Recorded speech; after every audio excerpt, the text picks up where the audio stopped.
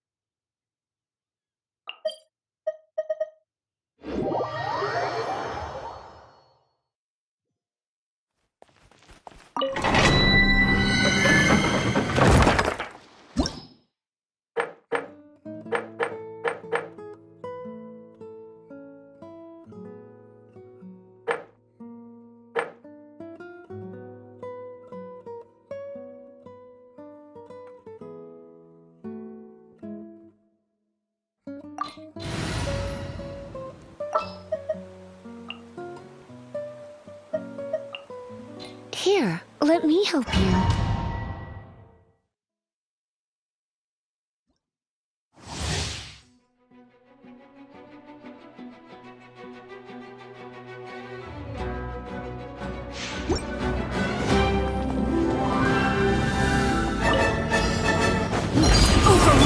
Don't be such a... Come a little closer. Strike a pose! Extinguish power!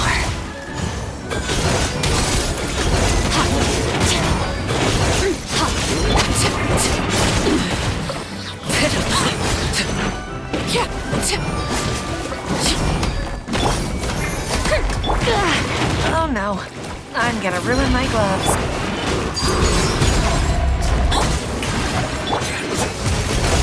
Mine to wield.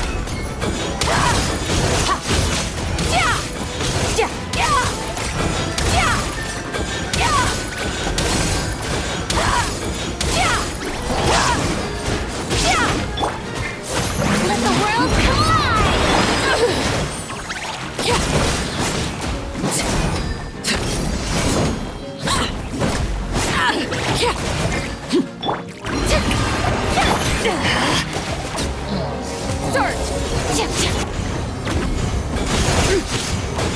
Power.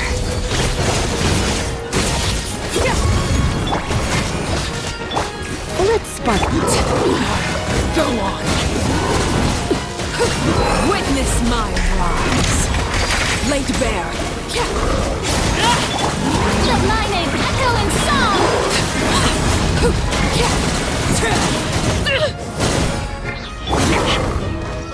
Annihilate!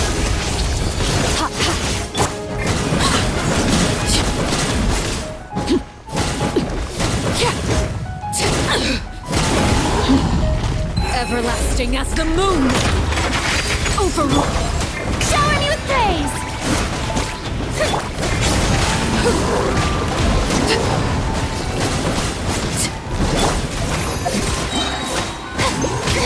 Stop that! Let the world collide!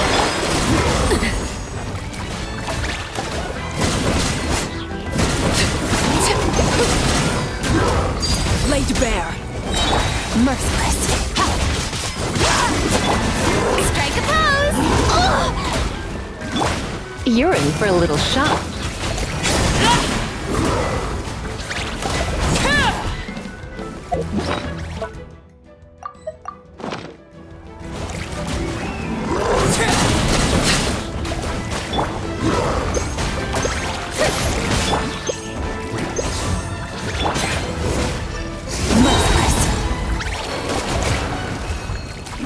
Overruled! Time to shine!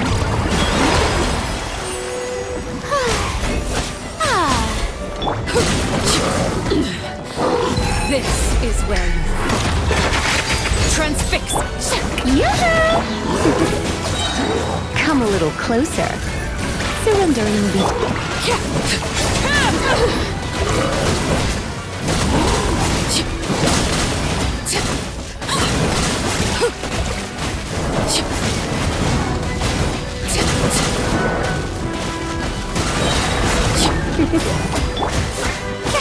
Shower me with praise!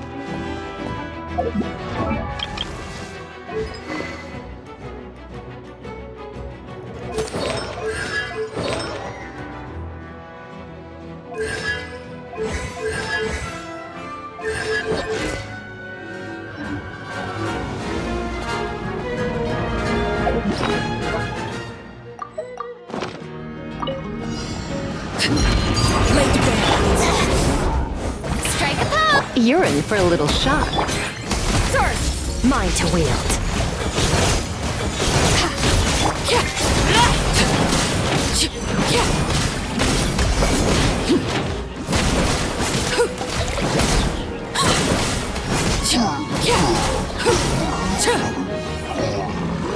Transfixed! Shower me with annihilate power.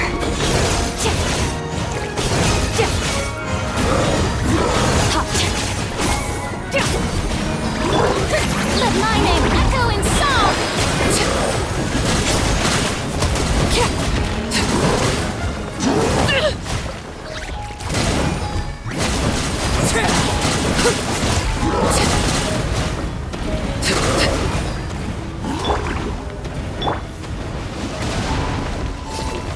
Try not to. How dare you! Witness my rise! Mine to wield.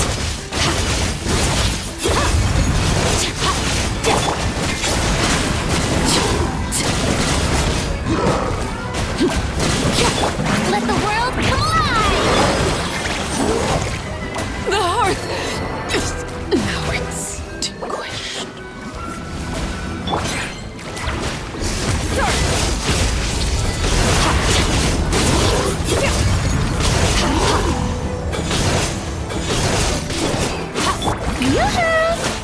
Come a little closer.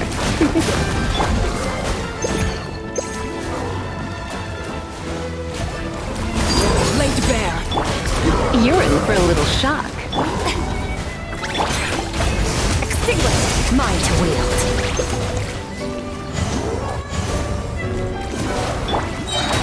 Strike a pose!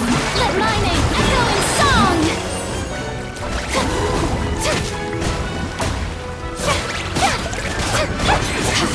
Am I still too weak? This shall not be my fate.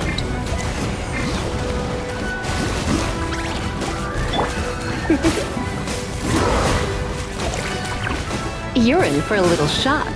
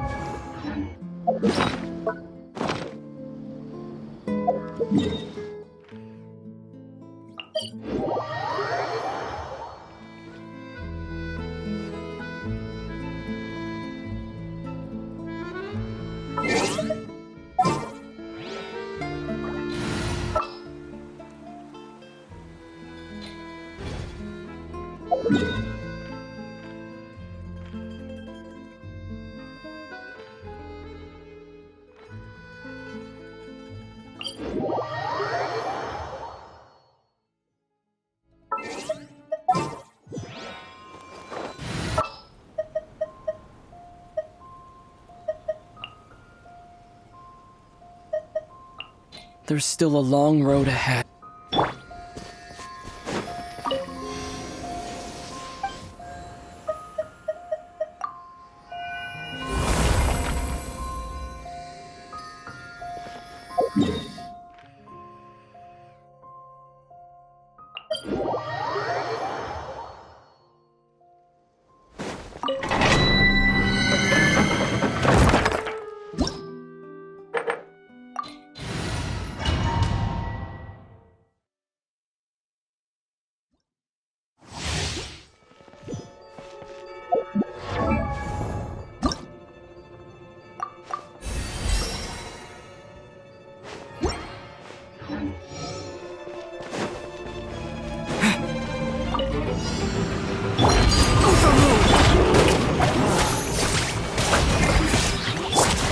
Terra Smash! Come a little closer. You're in. Time to shine!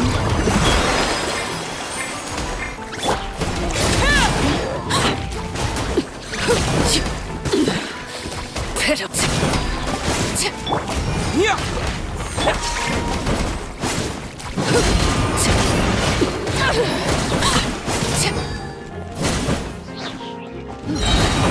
Laid bare.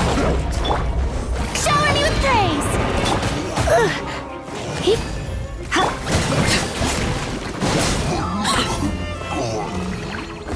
This is where you fall. Overruled. Let the world come alive! Surrendering.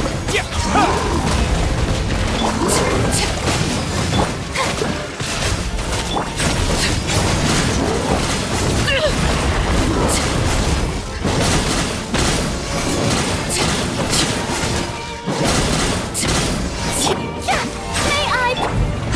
Come on.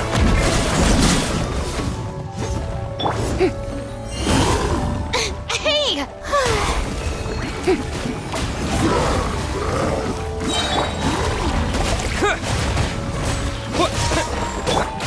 Let my name echo in song!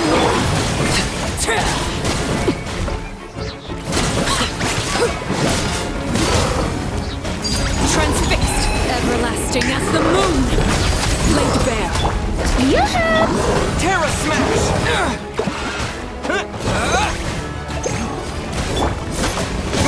How dare you!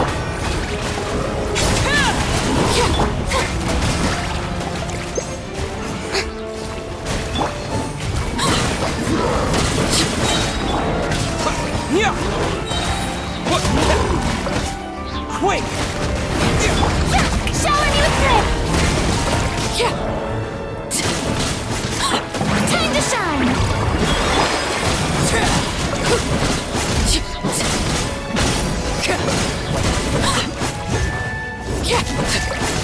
Overruled. Witness my rise. Laid bare. Strike a pop! Yeah! Try not to.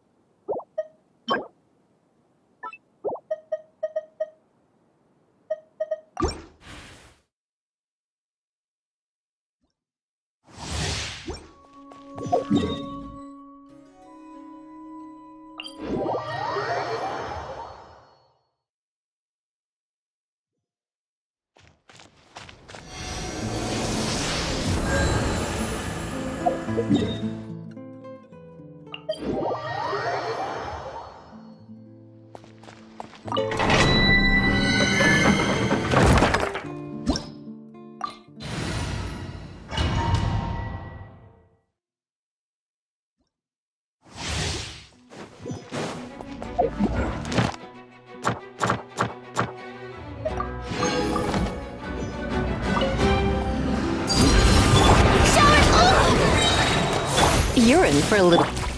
Terra Smash!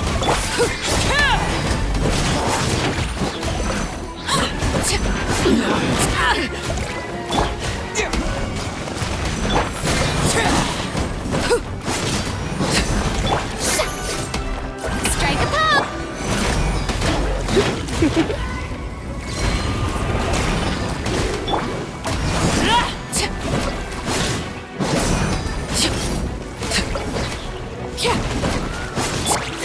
Let my name echo in song!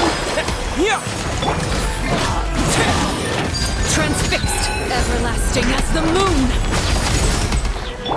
Shower me with praise! You're in for a little Pitiful.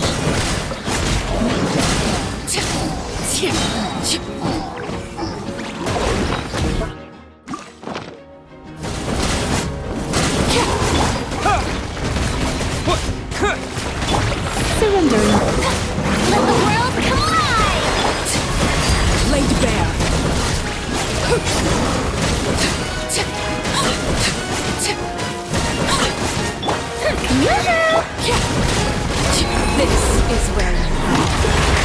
transfix.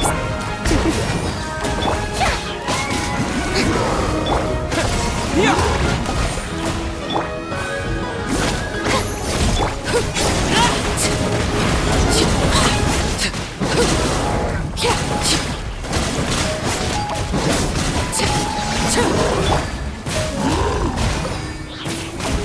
Come a little.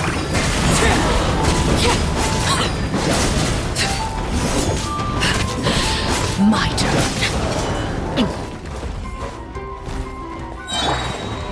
Strike a pose!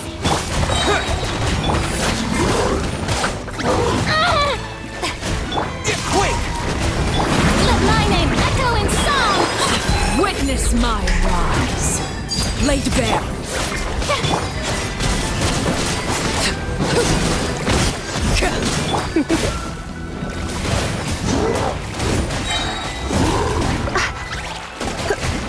Try not to enjoy.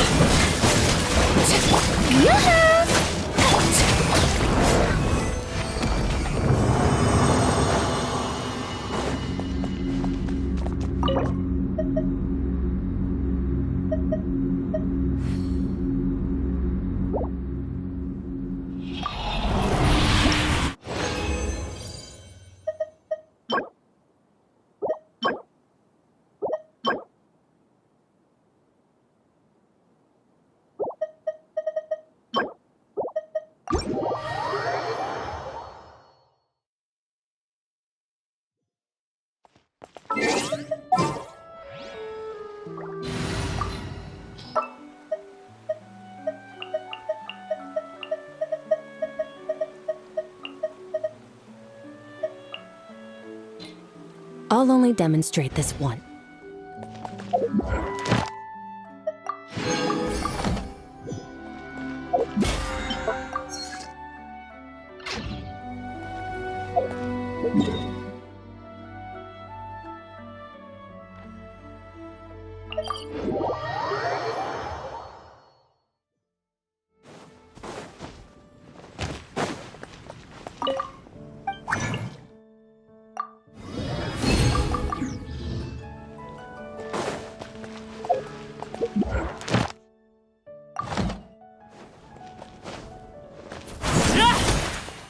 Ad Astra Abyssosk.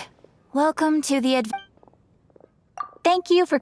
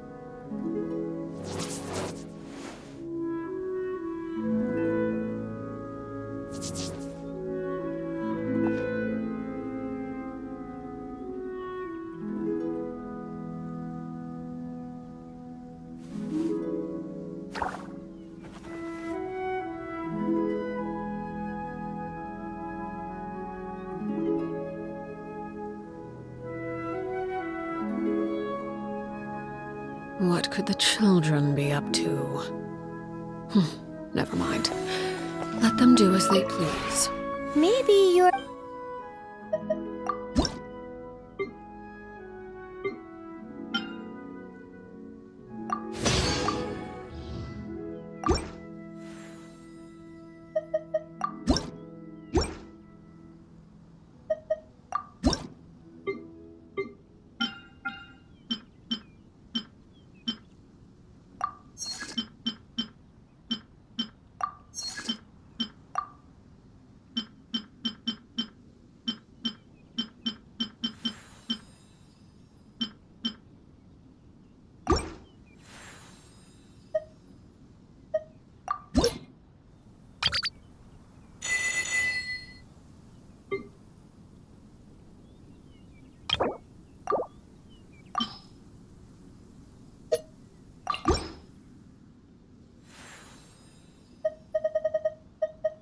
If you ever had...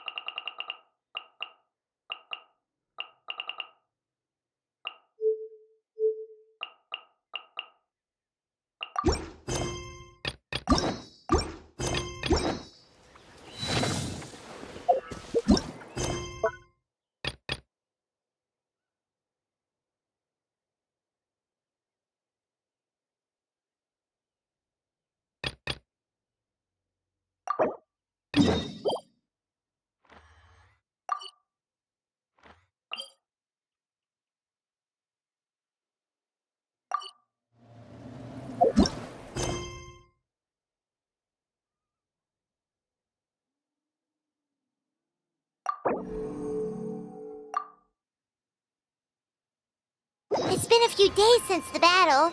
Hopefully the tribes are getting back to normal. The Flower Feather clan was hit the hardest.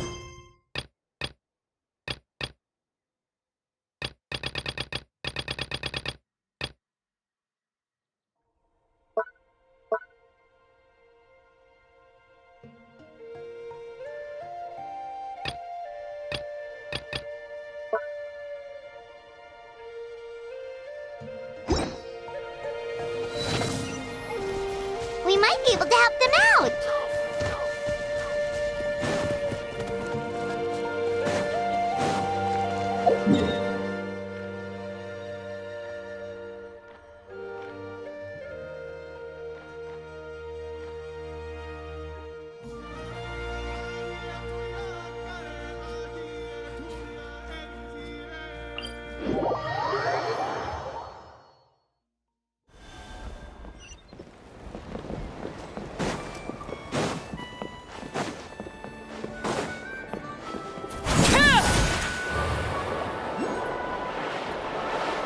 Wait, isn't that Yansun?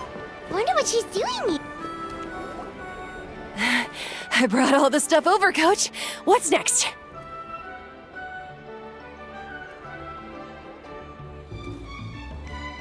Just take it easy before the real work begins. You two are in charge of repairing the houses to the north. The rest of you should go west. The road practically crumbled beneath my feet on my way here. The whole thing will need to be reinforced.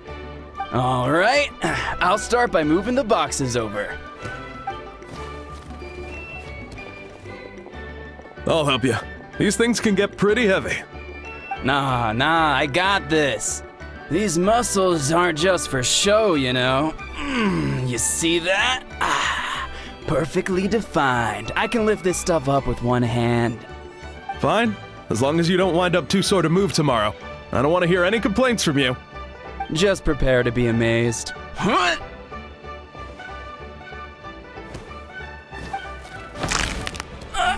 My back!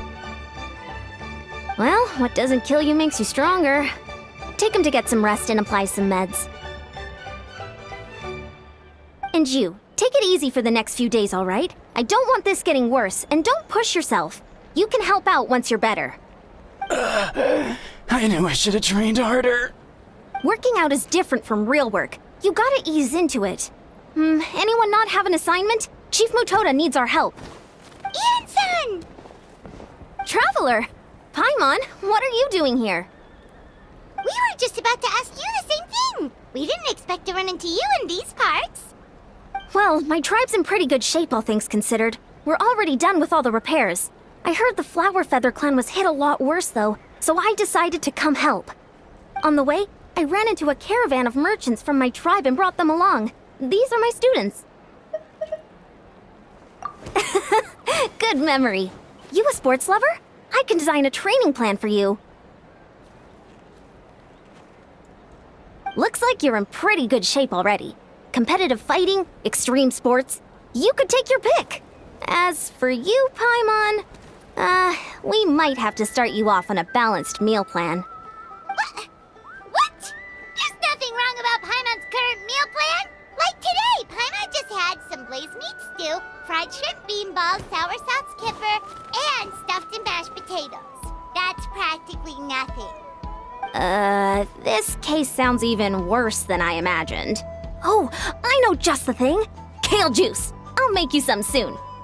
Kale juice? Wait, isn't that your favorite drink, Traveler? If Eon-san's going to make some for free, Paimon would feel terrible if you won't get to try it. Anyway, that's enough idle talk for now. A little while earlier, the chief asked me to bring a few people to help with something. Are you two free? As you can see, due to unforeseen circumstances, I'm short a few people. Of course, we're also here to help. Let's go see the chief. Perfect. Then follow me.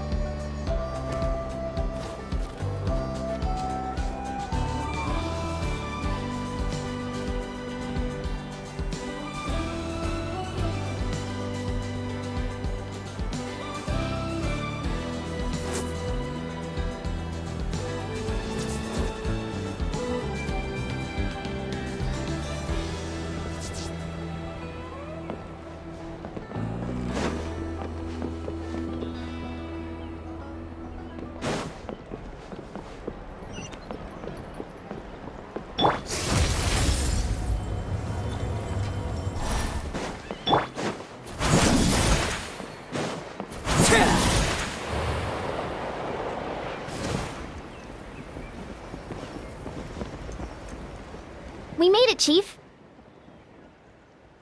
You're here, Eon-san. And you must be the traveler in Paimon.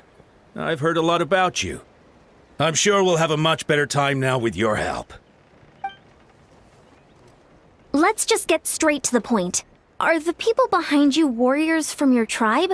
Did something bad happen to them? Cold. So cold. Duarte, are you there? I'm drowning, and there's something in the water! He's on the ground, but it almost looks like he's trying to swim.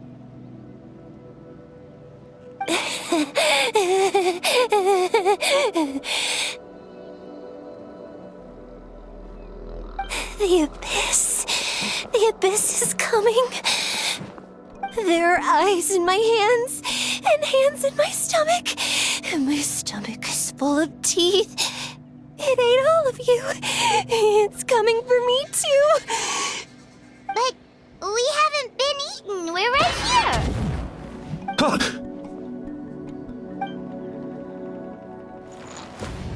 Monstrous beasts!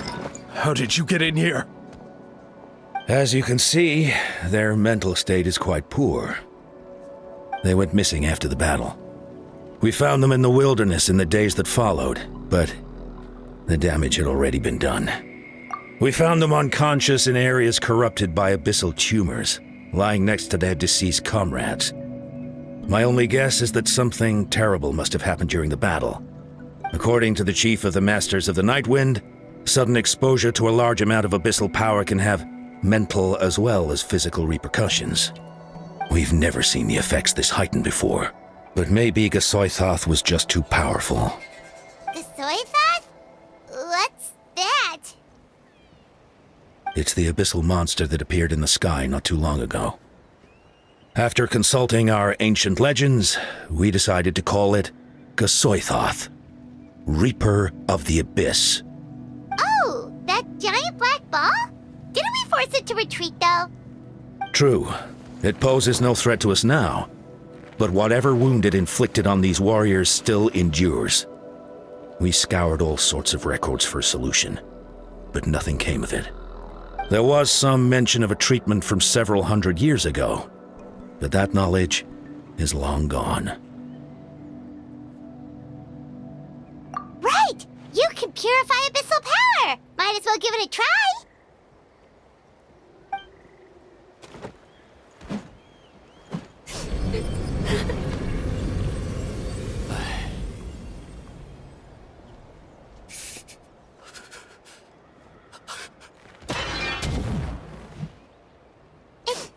It didn't work? That must mean purifying the abyssal power within them still isn't enough. In any case, thank you for trying. So, what can we do now? Don't tell me my friend is just gonna be like this forever? Come back to me, Gogeta! Please, don't leave me like this! We beat Gasoithoth! They survived the battle! Are we really just gonna sit back and watch them lose their minds? Of course not. What is it, Aeon-san? We'll take it case by case. First of all, we shouldn't keep them cooped up in here. The environment isn't doing them any good. Let them go where they feel comfortable, and the Traveler, Paimon, and I will talk to them. But, Are you sure about this? I know you're worried, but we don't have any other solution, right? Maybe it works, maybe it doesn't. But we won't know until we try. Well, don't just stand there. Let them go. Send someone to follow them, but don't stick too close. We just need to keep tabs on them.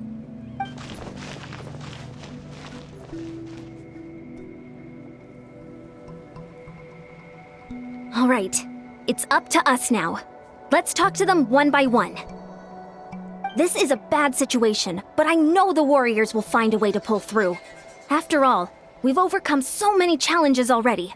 What's one more? Let's see. One of those guys was talking about being cold.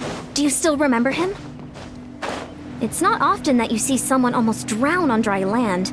Let's go talk to him.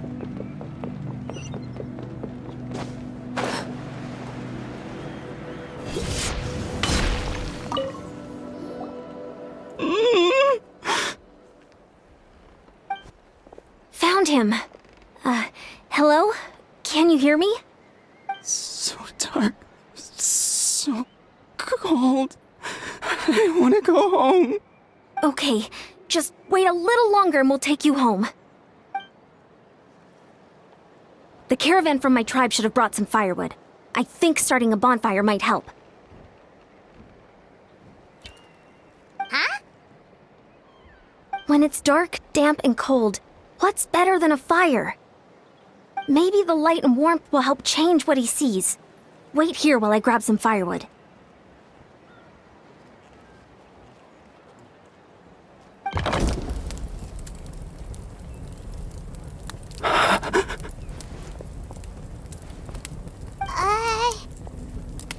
Light.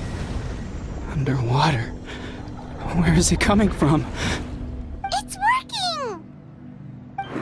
Is someone there? Please save me. No, wait. You have to leave this place. The water's too deep. You won't make it.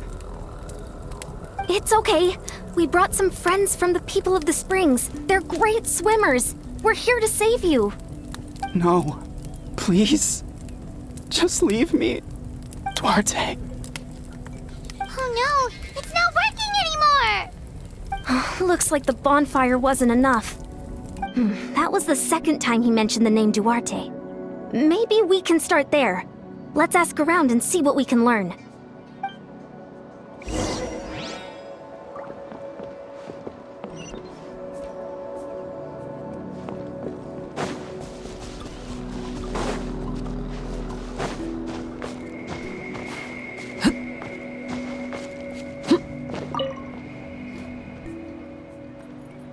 My friend.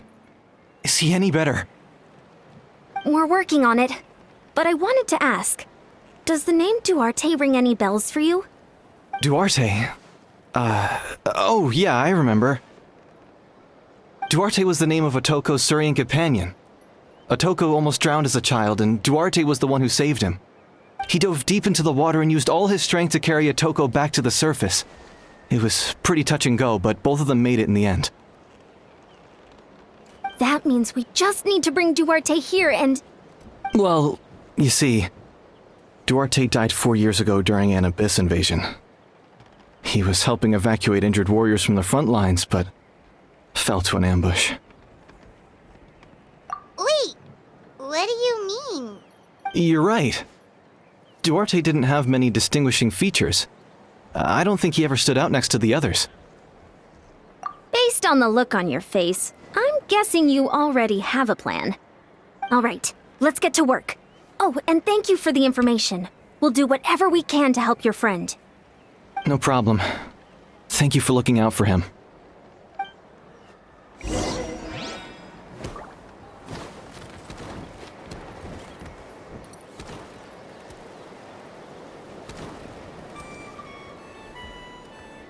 Staring into my eyes is ill-advised. I can't promise you'll like what you see.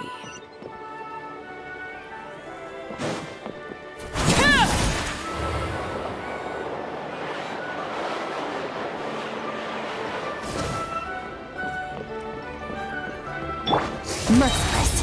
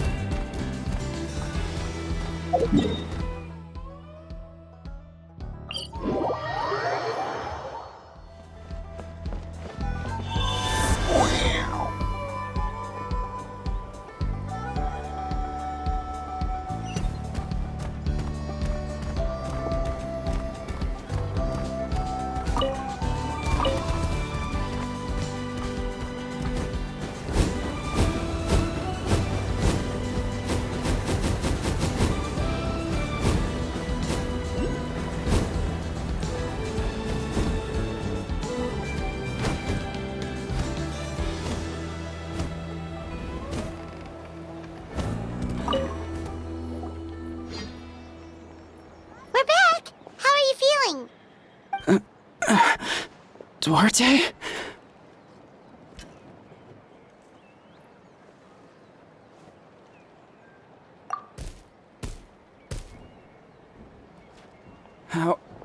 How did you get here? Are you here to save me? It's working! Shh! What now?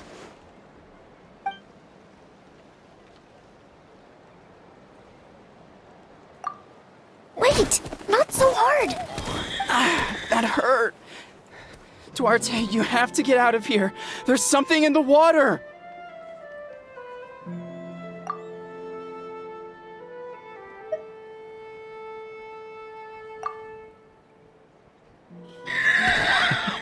You sense it, don't you? This place is dangerous. Still. Hearing you make that noise reminds me of our first few battles together. You were such a little thing back then. And I also had no idea what I was doing.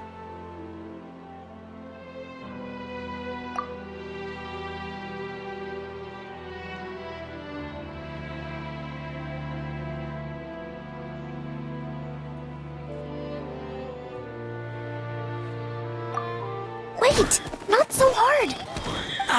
That hurt. Duarte, you have to get out of here. There's something in the water.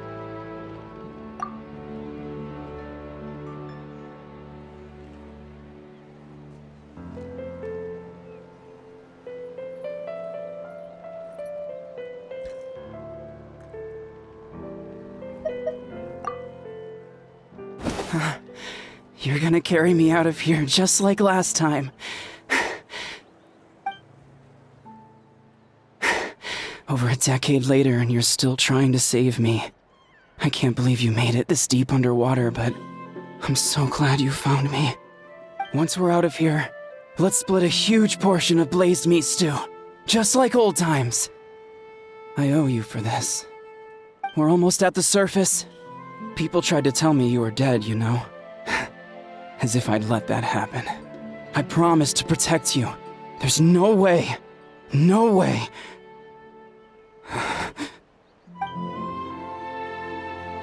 No.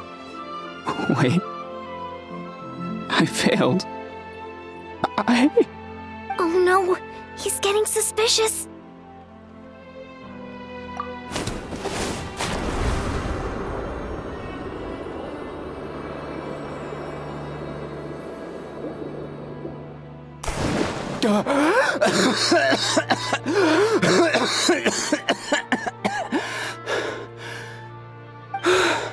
Duarte? Wait, you're not Duarte. How did I get here? Who are you people? Toko! He's Kaylee. What's going on? All I remember is the battle against the Abyss, and then I was drowning. And a Saurian that looked like Duarte saved me. How did I get here? You went through all that for me? While all I did was cause trouble for everyone? I'm so sorry. None of this is your fault. Maybe it's not my place to say this, but go easy on yourself. You deserve to move past what happened here, and what happened to Duarte. Thank you. I appreciate that. Go on, get some rest. East Kaylee, we'll leave him to you. Seems like the key to getting through to them is whatever they cherish the most. Kind of like their last spark of hope. Now we know how to help the others. Let's take heart from this and keep going.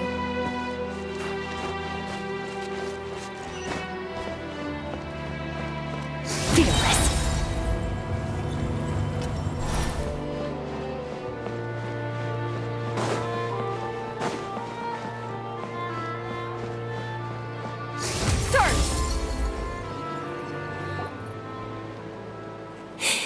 It's coming for me. It's gonna eat me. It's okay. There's nothing to fear. Gasoithoth has lost. Nothing can hurt you anymore. It's no use. It'll just come back. Nothing can stop it. Nothing can stop the abyss. It will devour everyone. One day, we'll all be reunited in the pit of its stomach. Maybe it's just Paimon, but she seems to be in even worse shape than Atoko. She can talk to us, but nothing she says makes any sense. She also seems really afraid. Afraid is right. I wonder what triggered it. The battle against the abyss? Or maybe like Atoko, it's some deep-rooted fear, and the abyss just made it worse. Alright, just like before, let's go see what we can learn about her past. Ion-san, I heard you cured Atoko? I'm so relieved. Is there anything I can do to help? If you need extra hands, I can... Chifu Tota! Perfect timing. I was just looking for you. I wanted to ask you some questions. I think you're onto something. The mental distress does seem to be connected to pre-existing fears and anxieties. Kochita doesn't like it when people talk about her past. But the situation is urgent.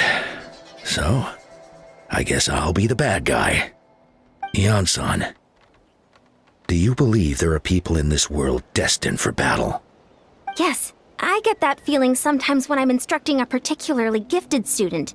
It's something like, wow, you were born to play this sport. Then, what about people destined to be unfit for battle? Huh? What do you mean? When Kochita was little, her parents died fighting the abyss. She was only 11 or 12 at the time, and her brother, even younger still. The two saw their parents collapse in a pool of blood as flames roared and spread all around them. Kochita trained hard to become a warrior, but still found fighting abyss monsters too difficult to handle. She and her brother were left with severe trauma after the incident. Pain and fear that they could not get over no matter what. But isn't Kochita one of the warriors who fought the abyss? Didn't you find her unconscious out on the field? Yes, we did. You see, something changed within her several years ago when the abyss attacked our tribe and broke into her home. By the time the guards rushed to the scene, they found her standing there, weapon outstretched, hands trembling. Her brother huddling behind her for safety, and the abyss monster dead at her feet. She didn't even look at it, and just kept repeating the same thing over and over. You're the only family I have left. I won't let anything happen to you. She became a completely different person after that. She earned a reputation as a very capable warrior, and fought countless battles against the abyss.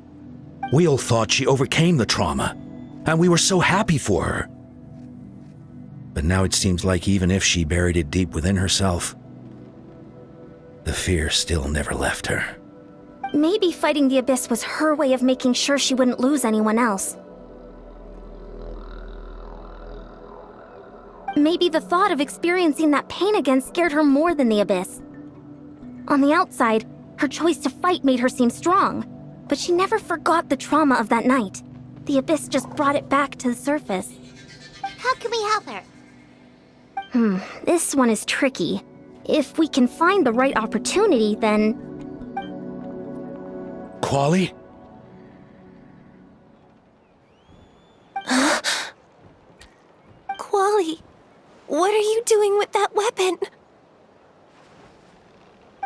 me the monster that hurt you! I'll make it pay! I'm going to protect you this time! Calm down, Quali. That monster is already... I can do it! I don't care what it takes! I just want her to get better. She's the only family I have left. Family? Oh, hold on, Chief Mutoda. Looks like Kochita's responding to his words. If Quali goes to battle, the Abyss will devour him. I can't let that happen. I have to do something. But it's useless. No one can beat the Abyss. It's a death sentence. Just like what happened to Mom and Dad. But I'm no warrior. I'm just a coward. Still, I have to protect Quali. What should I do? Kochita.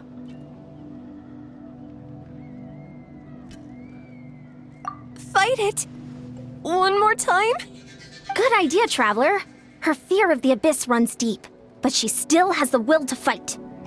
She just needs to defeat an Abyss monster by herself, and we can prove to her that the Abyss isn't indestructible, just like you said.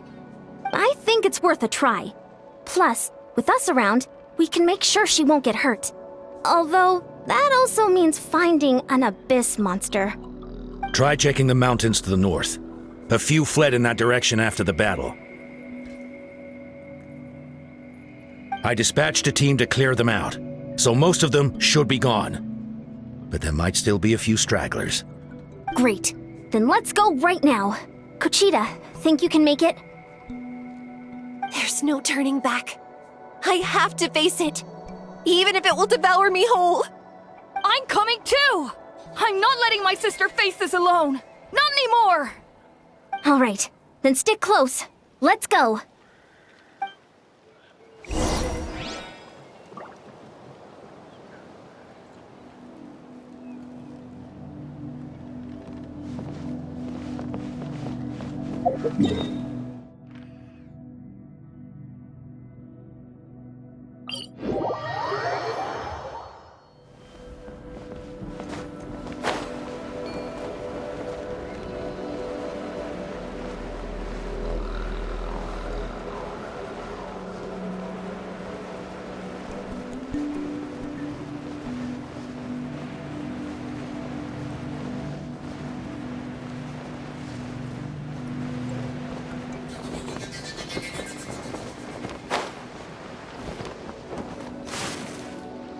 Found him.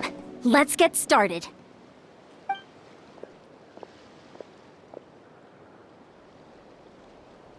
Everything all right, Kochita? You don't have to force yourself to do this. How can we make this easier for her? I guess we could wear them down first, but I think it's better to stand guard for now. We should wait for the right moment to intervene. You were the ones who killed them! As a kid, I thought my parents were invincible. They were always so strong and gentle. They seemed like the most powerful people in the world. But I can still see the image of them collapsed at my feet that night.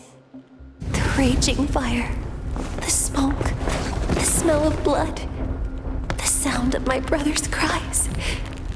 It's all burned into my brain. They told me to run, and I could see the fear in their eyes. I've been running from my fears ever since. But why didn't my parents run? It must have been because... You can do it! Because of our family. When you have someone to protect, there's no backing down. No matter...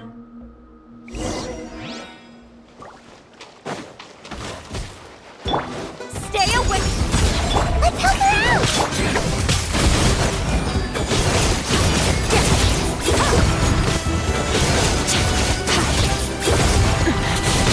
Go away. I can do this. I have to do this.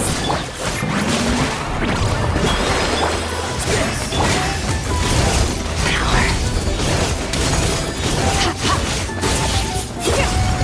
Go away!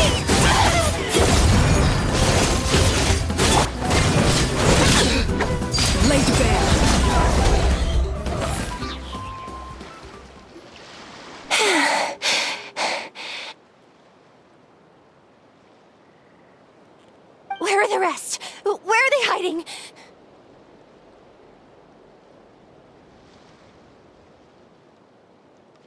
That last strike was absolute perfection. You pulverized them in a single hit. That's impossible. They were gigantic beasts crawling with eyes, ready to devour everything in sight. No. Wait. What am I saying? Abyss monsters are not actually that scary. I've defeated them before. I know I have.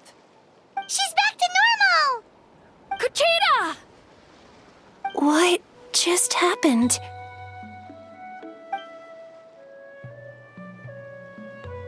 That is quite embarrassing. Sorry about that. I've always envied warriors who don't get scared or feel lost.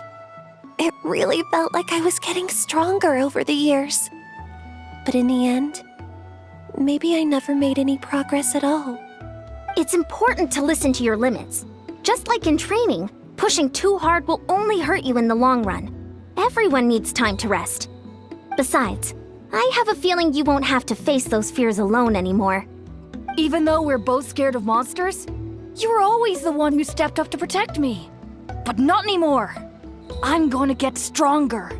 From now on, we're in this together. Is that so? Then I'll look forward to the day when you'll be all big and formidable. I finally feel like myself again. I couldn't have done it without you all. Thank you for everything. I think I'll rest here for a bit. I don't think I can make it back to the tribe just yet. I'll keep you company. All right, then we'll head back. I made sure to check the surrounding area for monsters, and it's all clear, so take your time. Sometimes, our fears never truly leave us.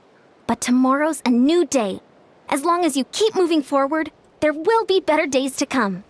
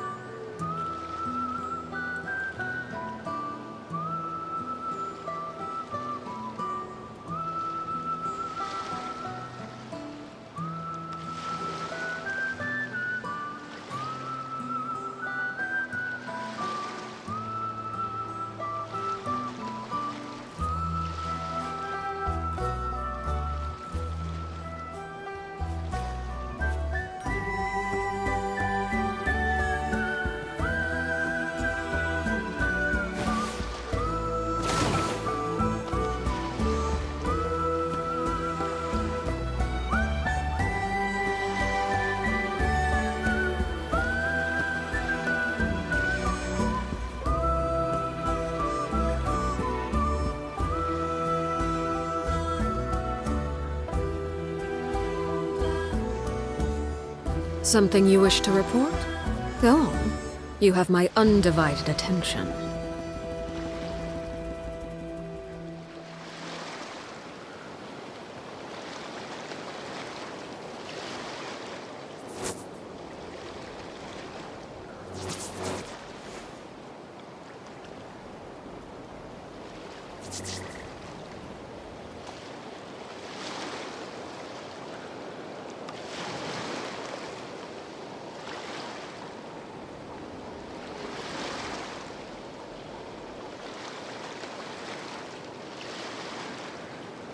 What could the children be up to? Never mind. Let them do as they please.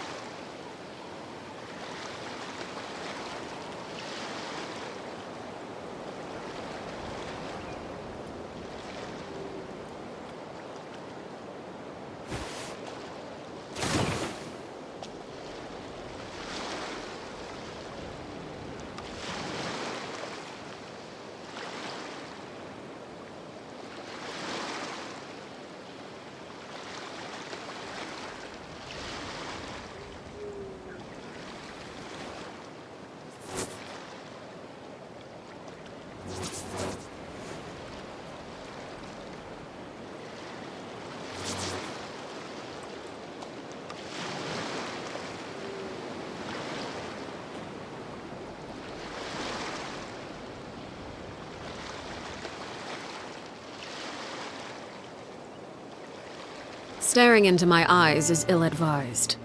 I can't promise you'll like what you see.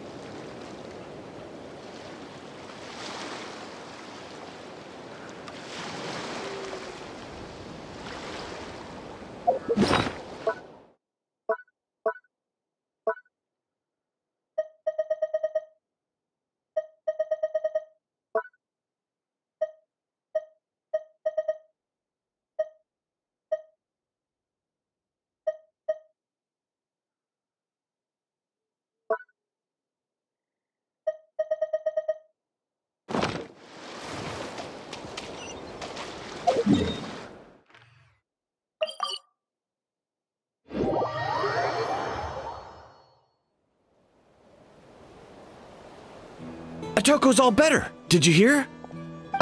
Really? Yes, really. It's all thanks to the Traveler and Eon-san. I see. I was wondering why the Traveler was chosen to accompany the Pyro Archon in the final battle. But I guess he really can do the impossible.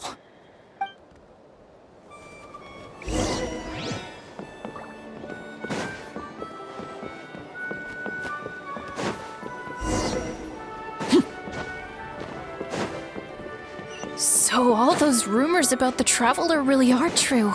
Kochide's getting better, too! Koichi, give me a hand for a sec. That's 2 people down.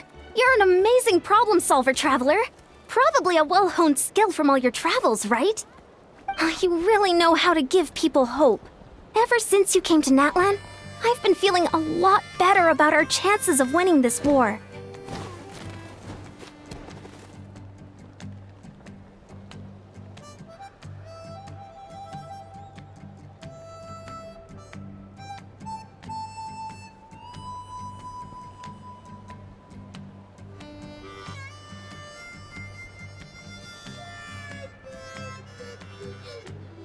Yeah, honestly, Paimon was at a complete loss when she saw so many sick people on the hot air balloon platform.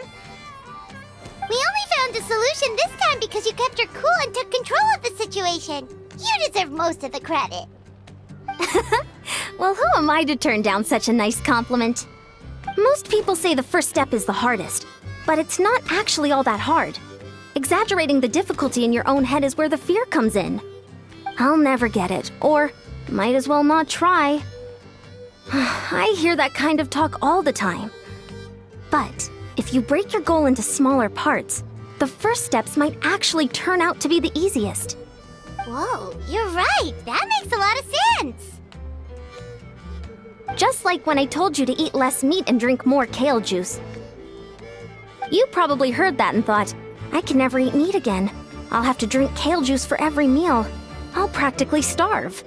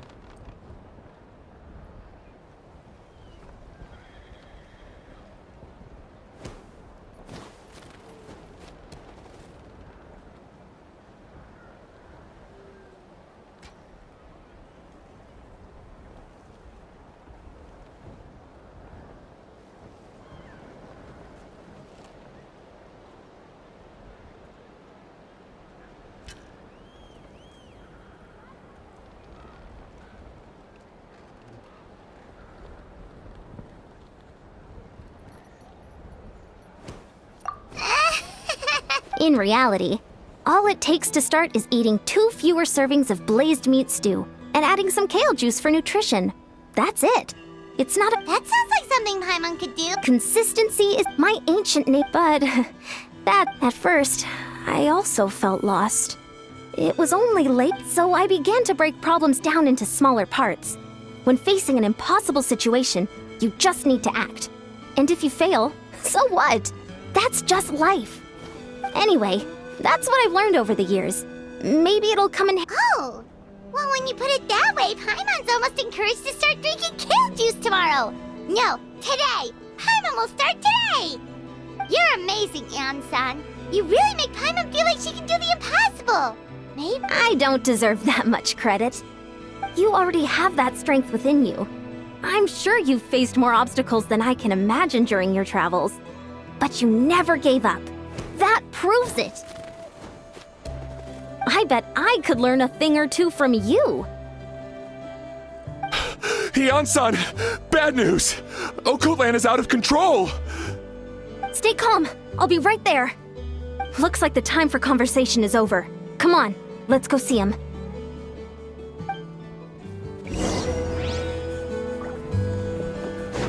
How's Okotlan doing?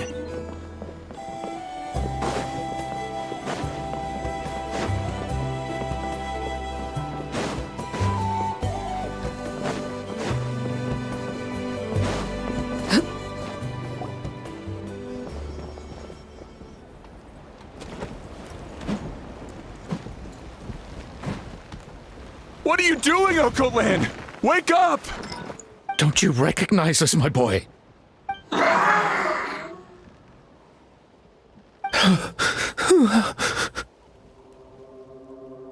The Abyss monsters are everywhere. Everywhere. They've taken over the tribe. No corner is safe. Did we lose the battle? No. It's pointless to think about that now. A warrior only has one job. Fight until the very end. Careful! He's not himself! Oh, Natlan! Get back! I don't think he can hear us right now. We need to get him under control. Let's go!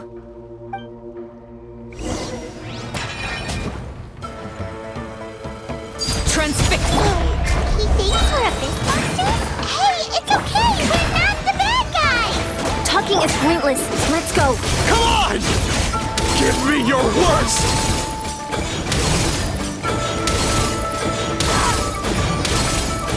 Wretched Abyss! Get out of my tribe!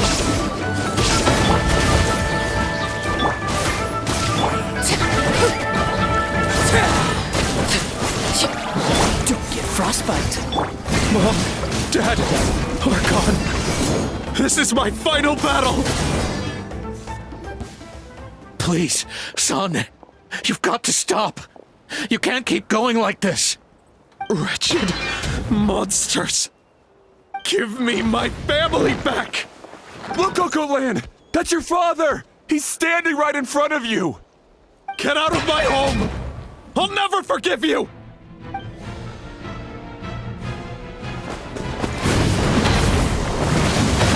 Watch out!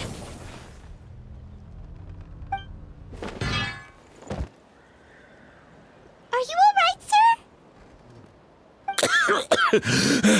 sir? I'm fine. Please, don't hurt my son. He's just trying to protect his home. Don't worry. We'll figure something out. But what should we do now? He's different from the other two. It's like he can't hear us at all. He keeps calling us monsters. We're basically enemies to him now. Oh, Natlan. He has a fighting spirit, that's for sure. But we can't keep him unconscious forever. I need to think. Abyssal corrosion syndrome. 500 years later, and it's resurfaced again. Huh? That voice, it's...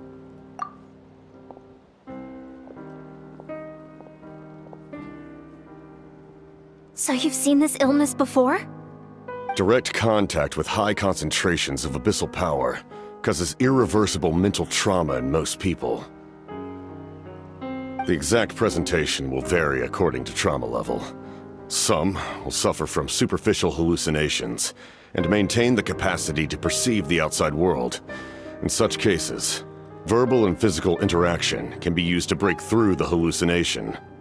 However, there are also those who are so far gone, entrenched in hallucinations so deep, that medical intervention is the only option. That's why we developed the Drought of Lucidity. The draft of lucidity? It's a kind of medicine that can dispel the psychological impact of the Abyss. The treatment comes with severe side effects, including chronic migraines for the rest of the patient's life. So, it's reserved for the worst cases. This man is a devoted warrior, one not easily swayed from battle. That is precisely why it's so difficult to pull him out of this hallucination. If you trust me to be true to my word, give him this.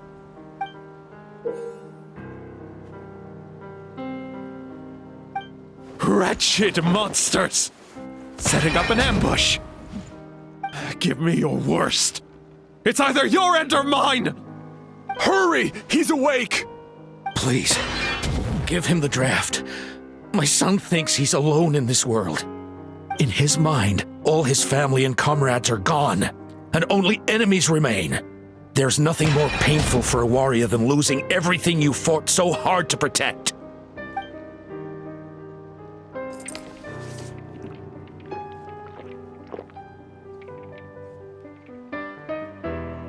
Monsters!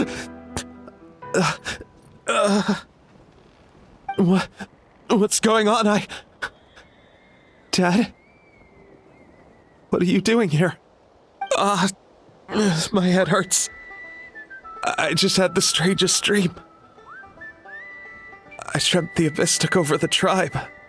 It's all right, my boy. It was just a nightmare. Let's go home. You need a good night's sleep. But first, I want to thank you for saving my son.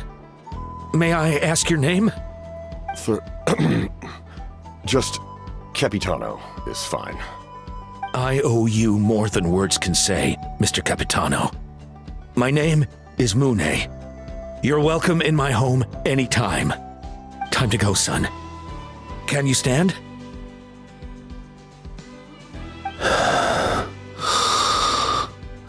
I'll help you carry him back. Traveler, let's meet up later.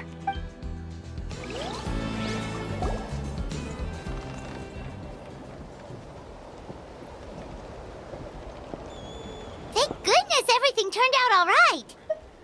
Think nothing of it. I agreed to offer you my aid, so this is merely a part of that duty. Besides, I care deeply about this land. Right! When we were with Moika, you told us you and your soldiers defended Natlan against the Abyss 500 years ago. That's right. My desire to protect this nation remains unchanged. When my platoon arrived in Natlan 500 years ago, like you, we were true outlanders. But as time passed, I encountered the people of this land and witnessed their desperate struggle against the Abyss. Though many of the warriors were rash and inexperienced, they were steadfast and fearless in battle, willing to do anything to protect their fellow citizens, oftentimes with complete disregard for their own survival. Just as I fought for the glory of Conria, they fought for the survival of their nation. We happened to share a common enemy, so I decided to offer my aid. We fought side by side to the very end. I traveled to many places after that, but I never forgot this land. Even now, my work in Natlan remains unfinished.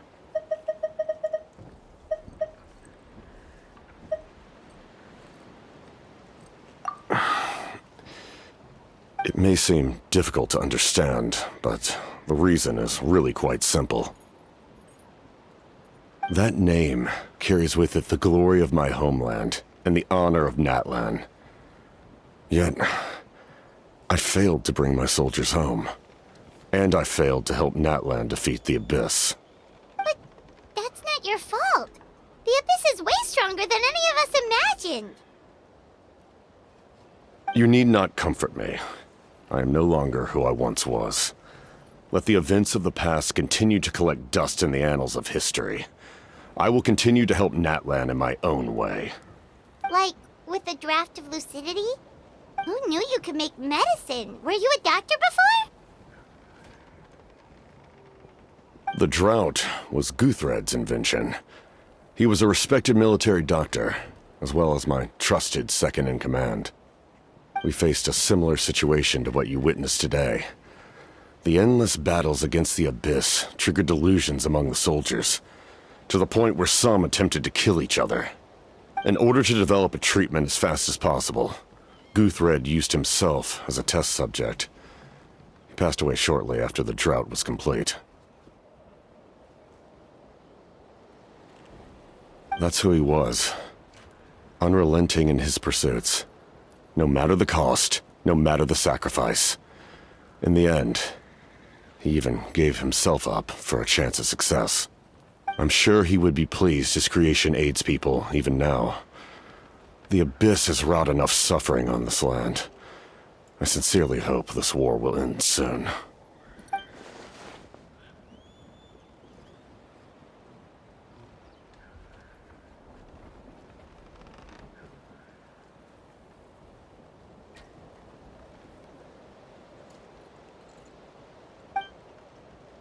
Stop worrying about other people's survival, about their losses and sacrifices. You just need to win.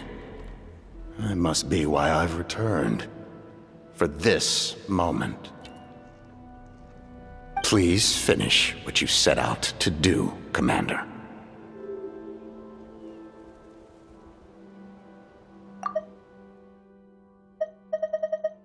Who knew you could make medicine? Were you a doctor before? Like, with a draft of lucidity?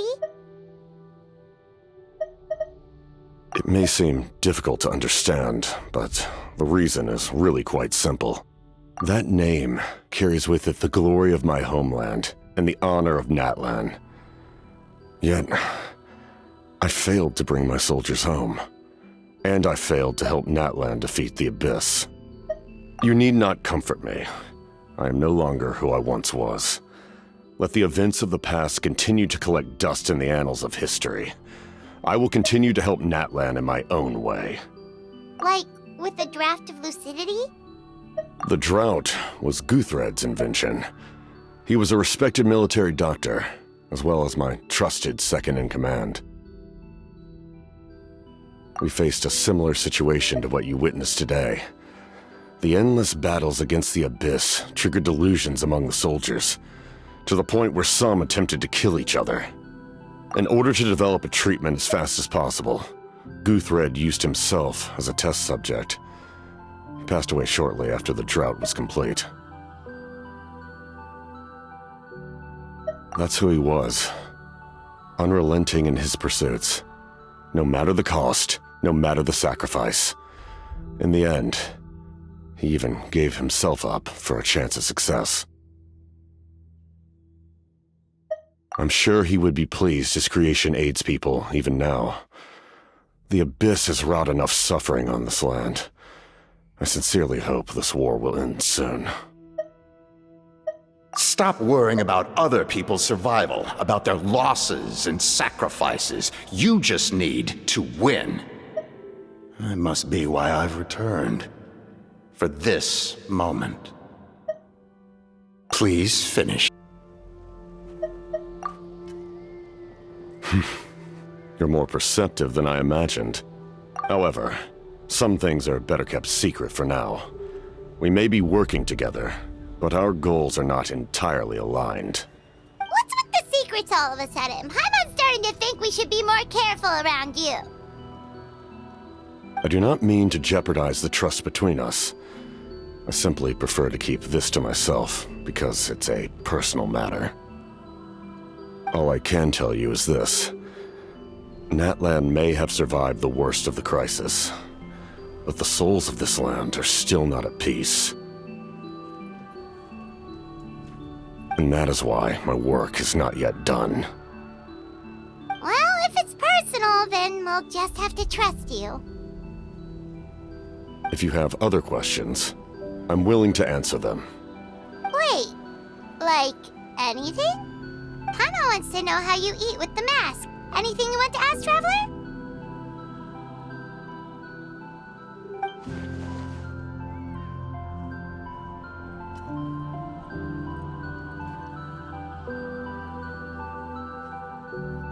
Natlan must pay the price for Mawika's use of the Ruler of Death's power. That price is death. And only Mawika's death can clear the debt. Even now that the war's over and the threat to Natlan is gone, it looks like that death is still set in stone.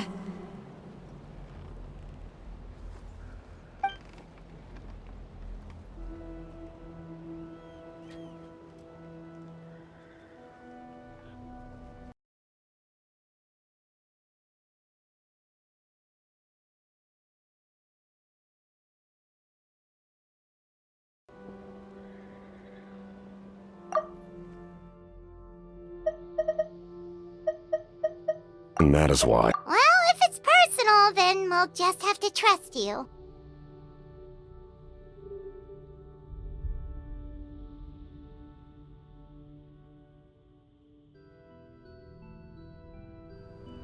In the garden cultivated by the gods, flowers and weeds grow side by side. When the weeds compete for nutrients in the soil, the gardener intervenes to inhibit their growth.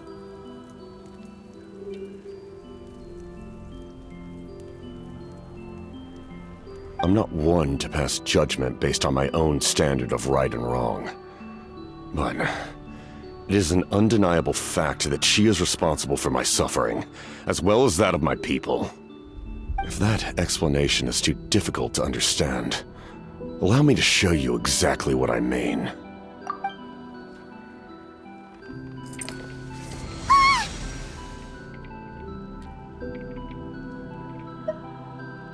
The ruler of death can freely define the form of death, or grant immortality to anyone she desires.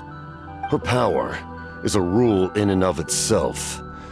Faced with such an overwhelming level of power, it can feel hopeless to resist. But I am of the belief that, in this world, no destiny is unchangeable, no death inevitable, and no rule unbreakable. So, before the final moment truly arrives, we must fight harder than ever. Hey, Traveler. Paimon. Sorry, hope I didn't interrupt anything. After helping Okot land back home, I went on a small walk and happened to run into a messenger from the Scions of the Canopy. He's been looking for you everywhere. Oh, did something happen? Apparently Shilonen's ready to start forging your ancient name. She needs to check the progress of your Pilgrim's Chronicle, that device she gave you before. She invited a bunch of people to be there, including me. So let's head to the stadium once you're done here. This is a critical time for you, Traveler. It's best not to delay, so let us end our conversation for now. Best of luck to you all. Goodbye.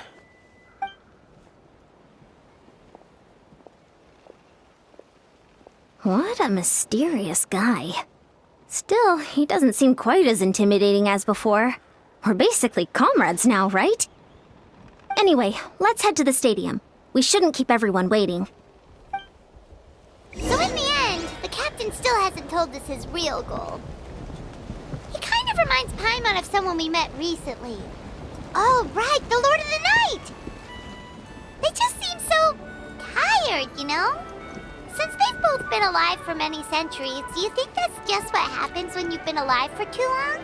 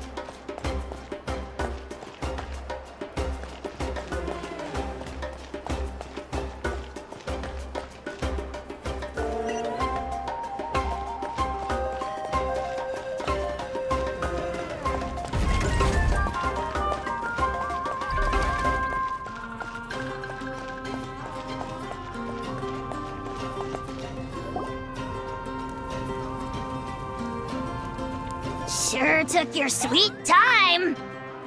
Wretched scoundrels! How dare you keep the almighty Dragon Lord, Kahulaha, waiting! Kneel before us and apologize, or we'll... Don't listen to him. We just got here too. Kanich, Kachina, Mualani? Woo! Everyone's here! Reunited at last. Did you miss us? I brought candy and cookies to share. Of course we missed you. Ooh, you brought Source crackers too? Score! Just in time, Traveler. It's so stifling in here. I was just about to go outside to get some air. It's the same temperature outside. Anyway, how was the trip here? To be honest, I also didn't expect this many people to show up. A third of this amount is more than enough for my plan. I need to ask them about you. gather their thoughts and hopes. That will help the formation of your ancient name. Oh, you brought the Pilgrim's Chronicle, right? Yeah, let me take a look. Okay. The progress looks good. We have enough people, so let's get started. Sorry I'm late. Chaska showing up late for something? That's a first. I had to follow a group of monsters further than expected. When I got back, I heard about what you did for my tribe. Thank you.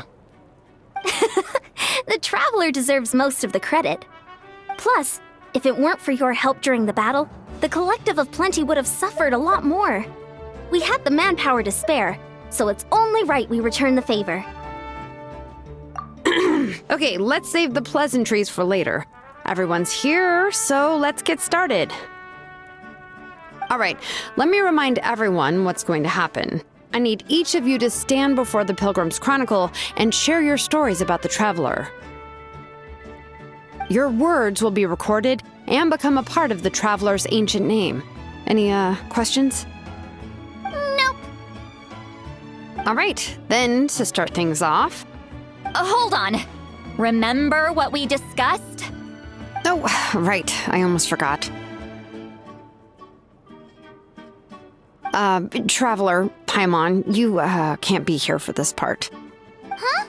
But why? We want to hear what everyone has to say. I need people's true thoughts and feelings. It's best if the subject in question isn't involved. It's much more difficult to express those feelings to someone's face. People get shy in those situations. It's just how it is. You're right. Just like when Paimon doesn't have enough more to pay for her meal, but she's too embarrassed to tell the Traveler, so she has to make up some excuse.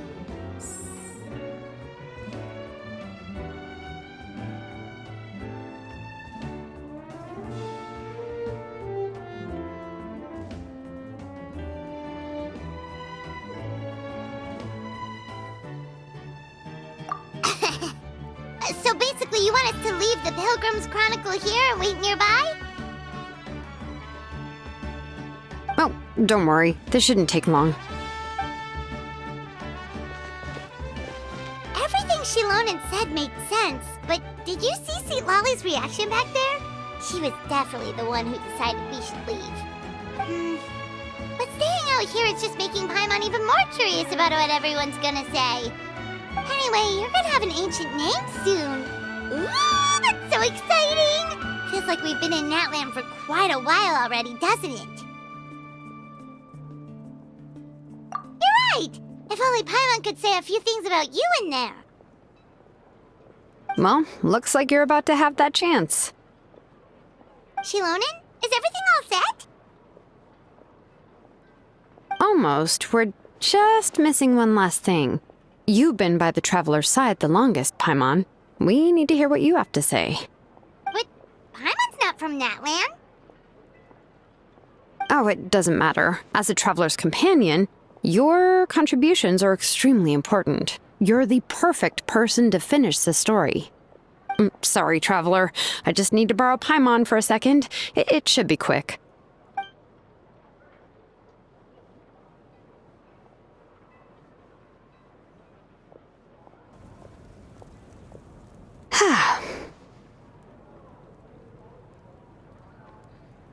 Paimon gave us a lot, and I mean a lot of information.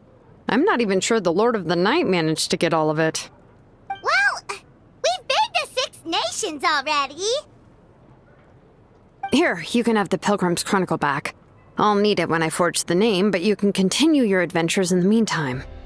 And when the time comes, I will forge you an ancient name unlike anything that's come before, so that you, Moika, and Natlan as a whole can finally put an end to this endless war.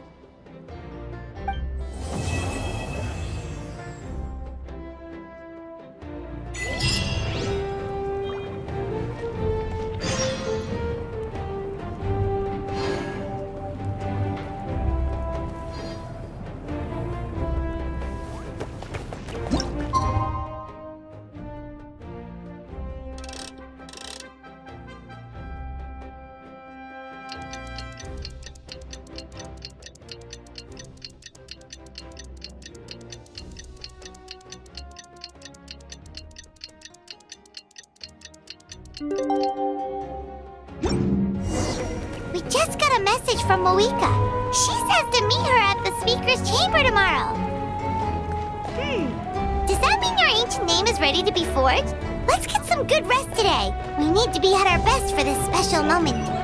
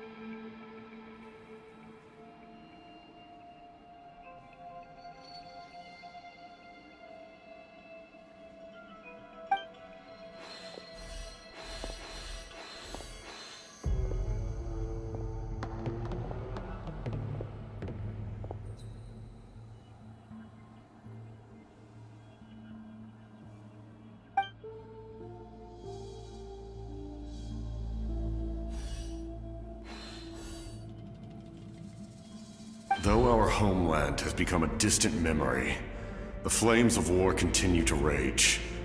We've long shed the last of our blood. Stay strong, my soldiers.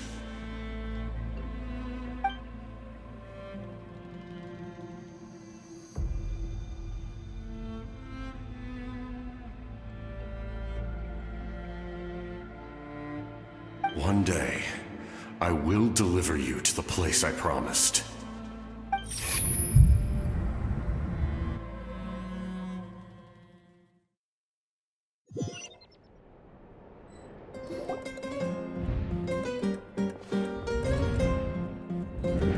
morning, Traveler!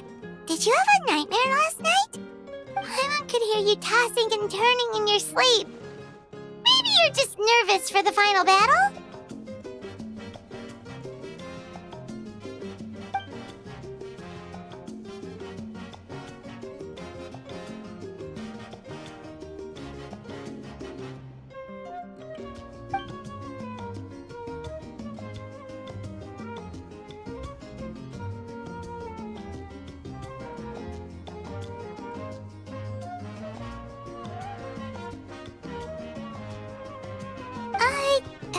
Just shake it off, Traveler. We're supposed to meet with Moika today.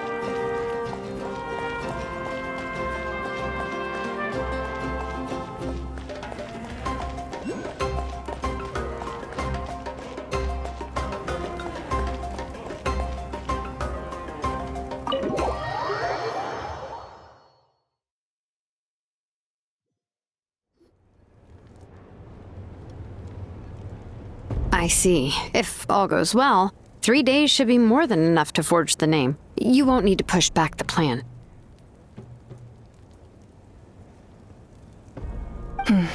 Thank you. I'd say the sooner you can finish it, the better. I still need to announce the matter to everyone. Don't worry. We should only need half a day. The Traveler has been in Natlan a while now. The Pilgrim's Chronicle should have enough records of his adventures. Come in. Hey, Moika! Oh, Shilonen and St. Lolly are here too! Hello! We were just talking about you. I invited you here for 2 reasons. First, there's the Traveler's ancient name, which is ready to be forged. Oh yeah! You need the Pilgrim's Chronicle, right? The device the Lord of the Night gave us? Perfect. Could I take a look?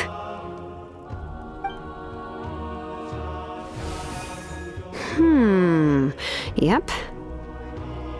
Well, it looks good. This is definitely enough to work with. Usually the first step in forging an ancient name is performing a ceremony to extract memories from the ley lines. But since the Lord of the Night gave us this record, we can skip that part. Still, I've never used something like this before. This is an entirely new material for me, so I need to look into how the process might change. I'll help you. My knowledge on the Lord of the Night and the Wyab might come in handy. That brings me to the second matter. As you already know, once your ancient name is complete, we need to venture into the deepest part of the Night Kingdom. That will happen in 3 days' time. 3 days? So soon? Wait, but... You're worried about the Traveler, aren't you? Well, Paimon gave it a lot of thought, and Paimon's not very good at thinking or fighting to begin with. It's just... This plan could save countless lives. Paimon understands understands why people would want to be a part of something so important. But all this time, Paimon has barely left the Traveler's side. Not to mention, we all know this will be a super dangerous mission. That's right. And as long as we win, the Ode of Resurrection will return us to this land. The Night Kingdom is a realm of souls and memories, where mental fortitude outweighs physical strength. All in Natlan are resolved to win this war. The sacred flame will connect us to their fighting spirit. We will do whatever it takes to win. So if you want to contribute, just cheer us on, alongside all the people of Natlan.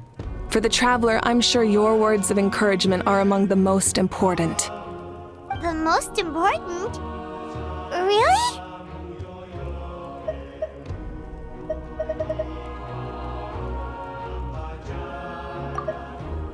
So if you want to contribute, just cheer us on, alongside all the people of Natlan.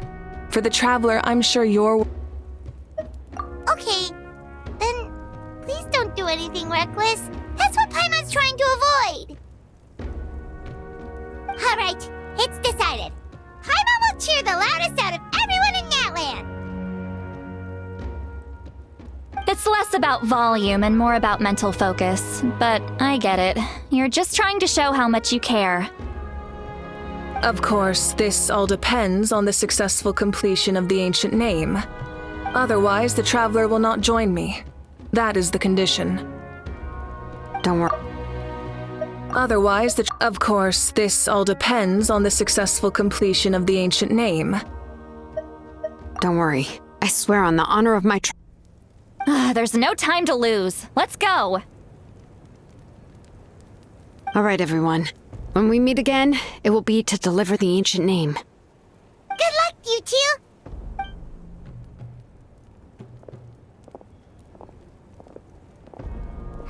3 days, huh?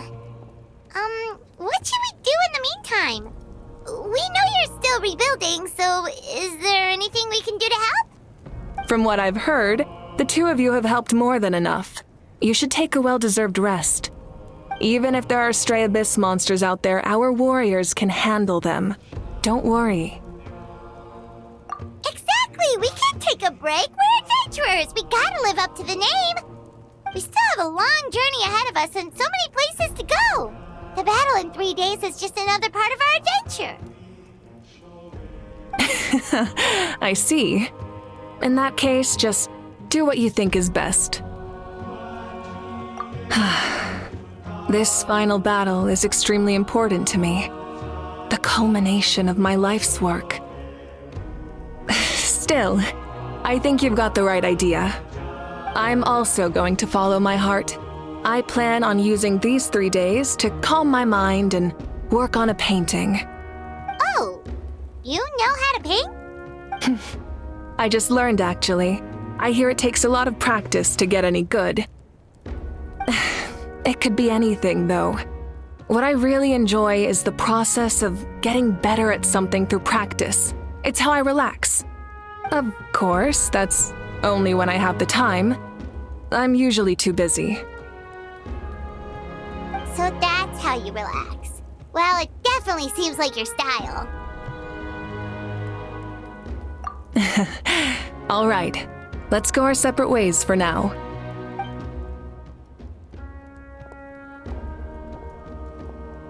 So, if Moika relaxes by working really hard at something, that basically means she never takes a break, right? Wow, she's definitely something else. Oh, hello! Sorry, Moika's not here right now. There you are.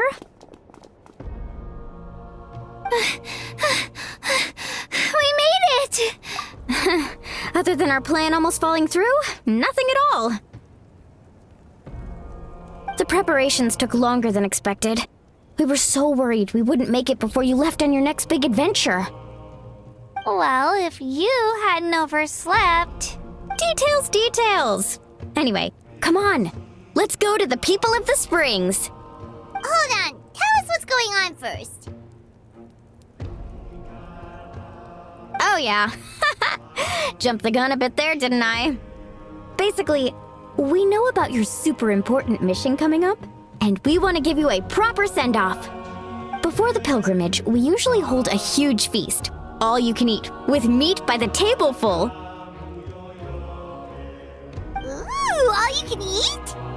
I knew that would pique your interest, Paimon. You can eat to your heart's content.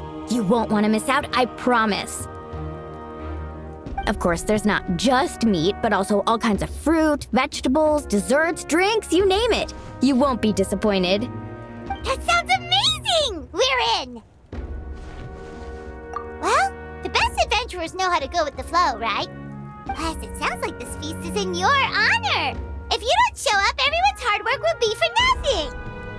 It's our fault for not telling you earlier, so it's okay if you can't make it. Still, if you're not busy, we'd really like you to be there. It won't take up too much of your time. It'll be super fun! Plus, all our friends will be there.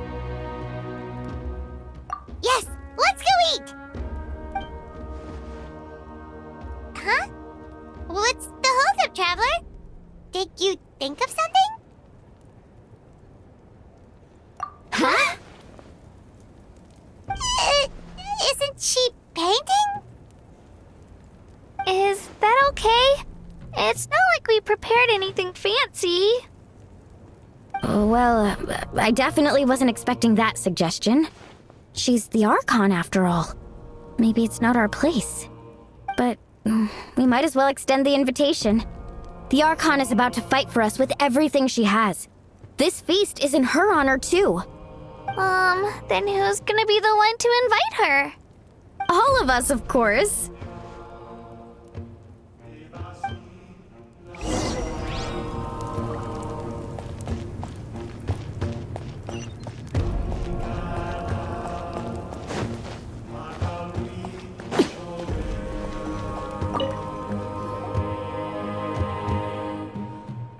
Come in.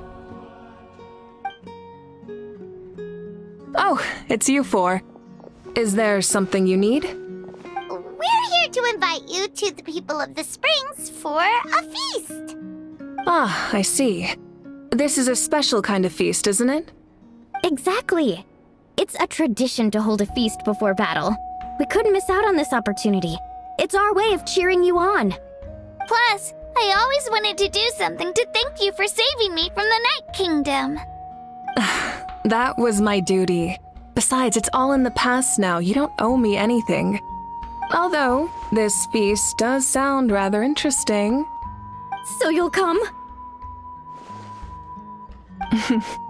Of course. No need to notify Amina in advance. I'll just surprise her. You don't need to turn this into some kind of grand banquet on my account. I'll try my best to attend as an ordinary person, not an Archon. It's not like you're the type to pull rank or something.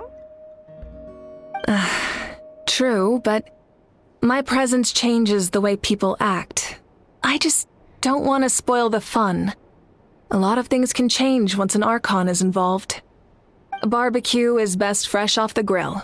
And still, people will insist on waiting for me to eat first. Oh, yeah, Paimon can see that. Don't worry, I'll jump in if that happens. I can throw manners to the wind, no problem. No need, I can take care of it. Anyway, thank you for inviting me. It really means a lot. I don't need to finish it. I enjoy the process, but now there's something more interesting to do. Then let's go together. The main dish should be ready soon.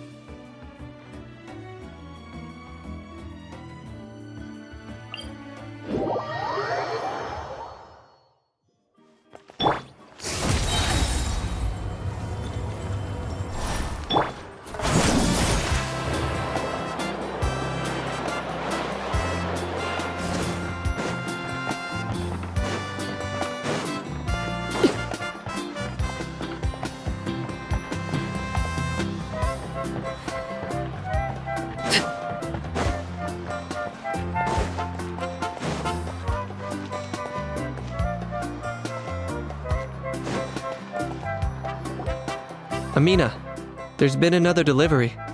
Ugh, you're kidding. Another one? Just like the others. They heard about the feast and wanted to send something to contribute. But this is just a small send-off. What are we going to do with all this stuff? Then again, I understand where they're coming from. I'll deal with it. What a headache. If this continues, half of this stuff's gonna go bad before we get to it. Huh? You're here already? And you even brought the Archon? What are you doing here? We invited her. She agreed to come as a surprise guest. Surprise is putting it lightly. Sorry. I'm happy you're here. It's just... No apology necessary. What's going on? Well, I started spreading the word about the send-off, just around the area like usual. A lot of people are still busy repairing their homes, so I didn't think many people would come. But the turnout has been overwhelming. Not to mention, we've received a small mountain of deliveries. There's no way we can use all this stuff. That's our Star Outlander's popularity for you. You're saying everyone's here because of us? Yep. The news about your impending mission with the Pyro Archon has spread all over Natlan. Plus, you were amazing in the recent battle. A lot of people are here just to thank you, or wish you good luck. Basically, this whole thing is happening because so many people wanted to see you. Still, we definitely weren't expecting you to show up with the Pyro Archon. Yeah, Malika and the Traveler are in this together. They both deserve a celebration. Well, this is the perfect excuse to throw an even bigger party. All this extra stuff was gonna go to waste anyway. No need to go to all that trouble on my account. That's not why I'm here. Besides, with so much of our nation in ruins, resources are still scarce. This extra spending for my sake is the last thing we need. That's true. Party planning isn't easy. I can handle the big picture, but I'm not used to dealing with the finer details. That was always Auntie Atea's job. Sorry. I'm just feeling a bit in over my head. Oh, speaking of Atea, how is she? Is she feeling any better?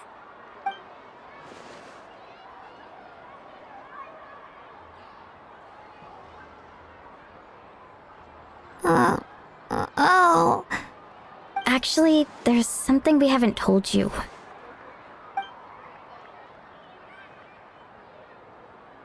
Auntie Atea passed away not long after the attack on our tribe. What? When you brought me her talisman, I knew her end was near. Luckily, I got the chance to see her one last time. She was a hero to the very end. Even though her body was at its breaking point, she showed no pain or sorrow. In her final moments, her thoughts were entirely with her tribe and her people. Gatherings like this remind me of her and the parties she loved to organize, so I decided to attend in her memory.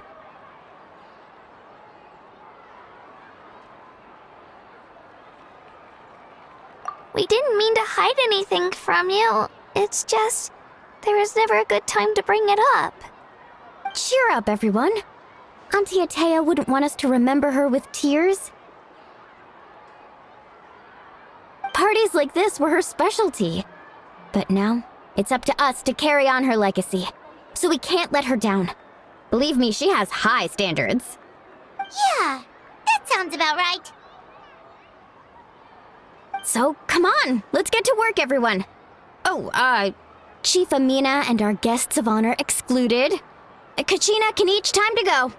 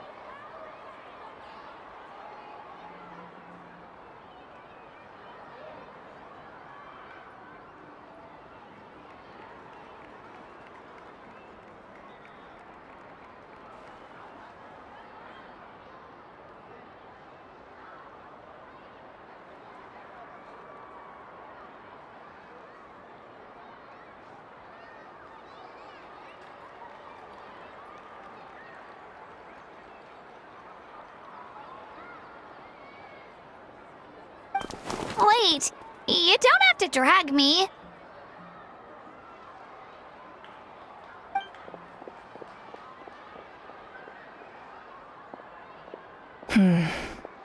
Amina, you mentioned something about a surplus of supplies. I may have a solution. First, invite anyone who comes to deliver supplies to stay for the gathering. If it's a caravan, ask them to extend an invitation to the sender as well. Make it clear in the invitation that anyone is welcome to attend, but you're no longer accepting donations. In addition, all leftover supplies will be purchased by the speaker's chamber, sorted, and donated to the appropriate areas. That would be such a big help, Archon! Thank you! I'll get on it, right away!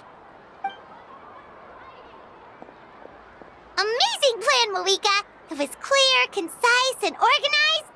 But, weren't you trying to keep this small?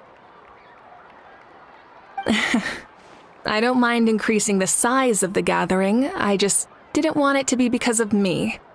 My approach to problem solving is always the same. Different solutions lead to different outcomes. The method may change, but the right choice is always grounded in logic and reason. Whoa. Hana feels like she just learned a thing or two. Well, should we take a walk while everyone finishes the preparations?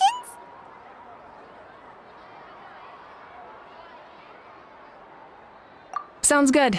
A casual stroll can be hard to come by. Let's go.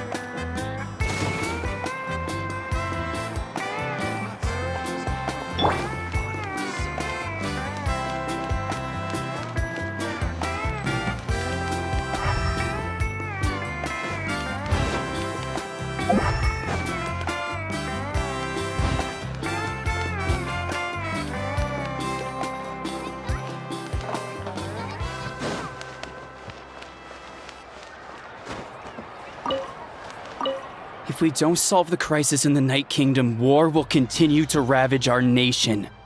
We've achieved a brief moment of peace, but we can't get complacent.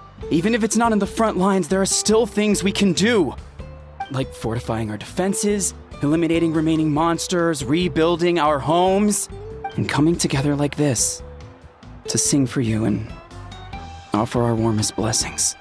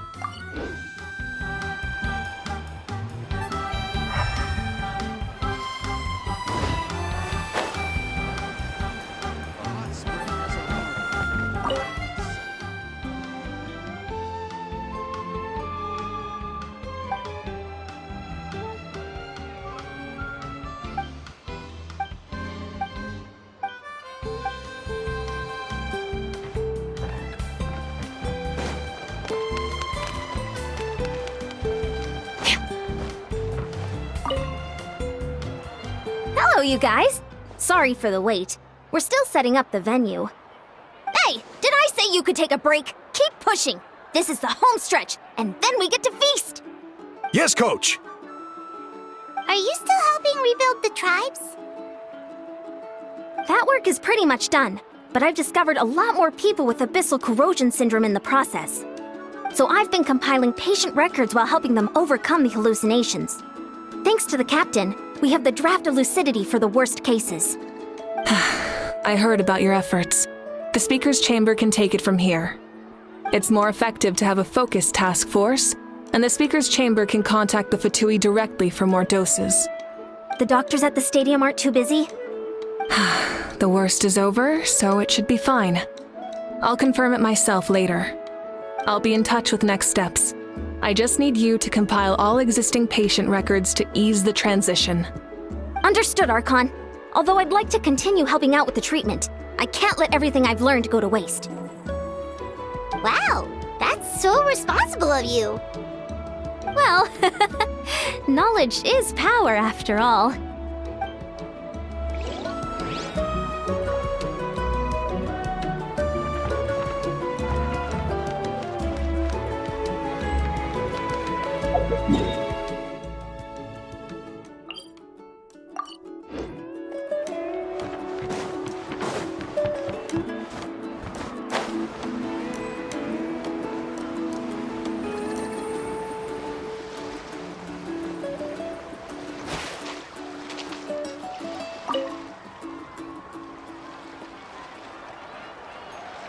Chaska? Hello, Archon. I'm, fishing. Oh, doesn't look like the fish are biting today. Yeah.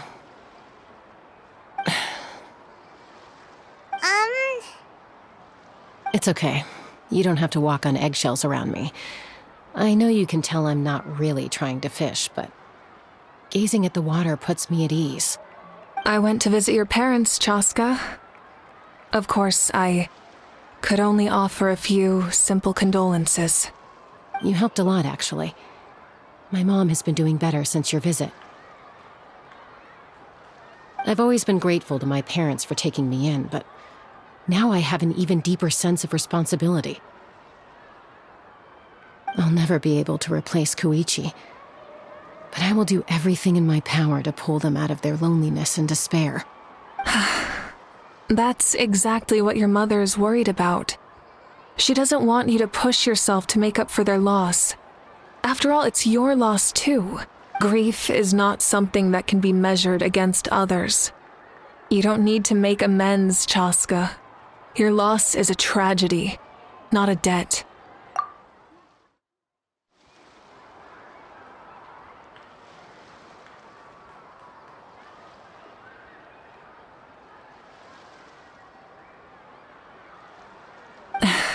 In any case, they've always loved both of you. There's no need for you to become Koichi when they love you just for yourself. Yeah, don't put too much pressure on yourself. Thank you, everyone. Sounds like I owe my parents a conversation.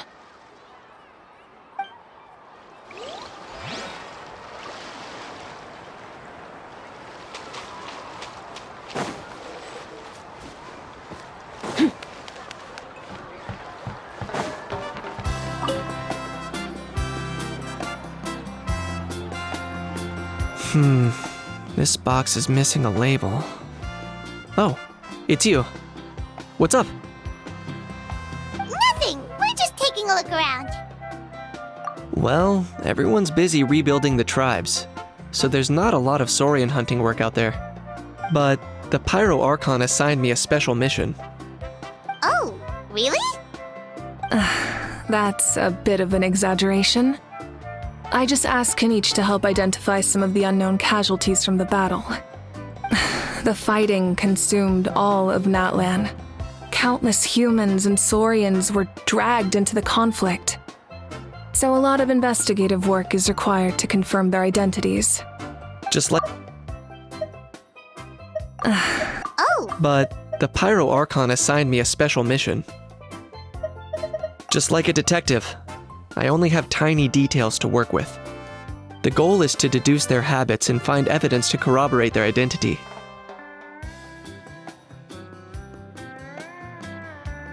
It's tricky work, but we have every reason to keep going. Because Natlan's heroes deserve to be remembered, right? Exactly.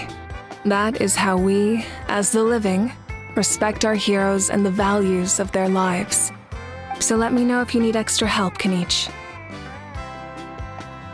I'm doing fine for now.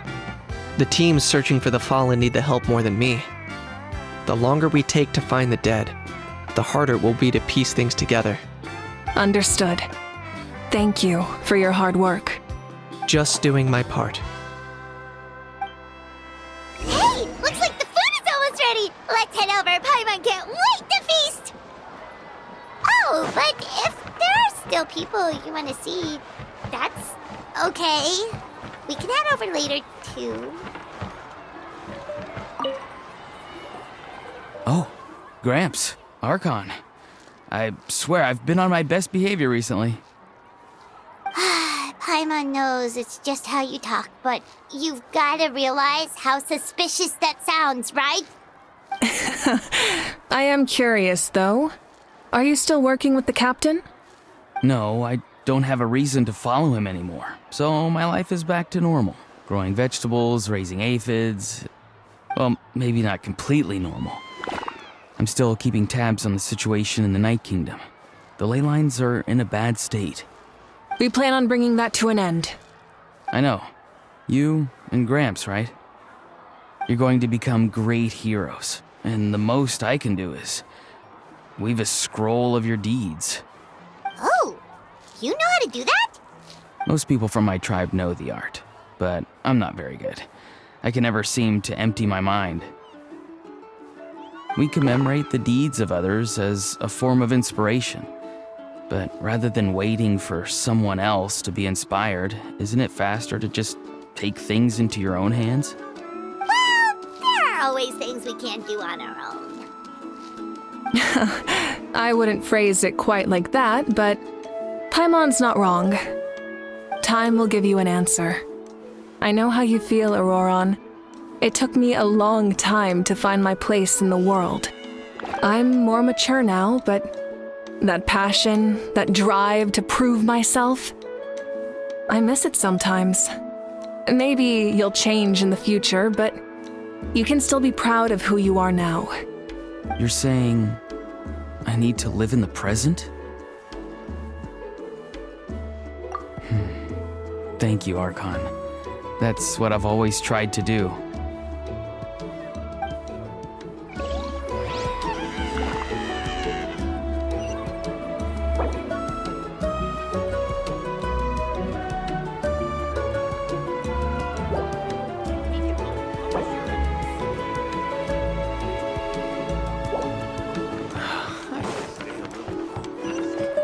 Merciless.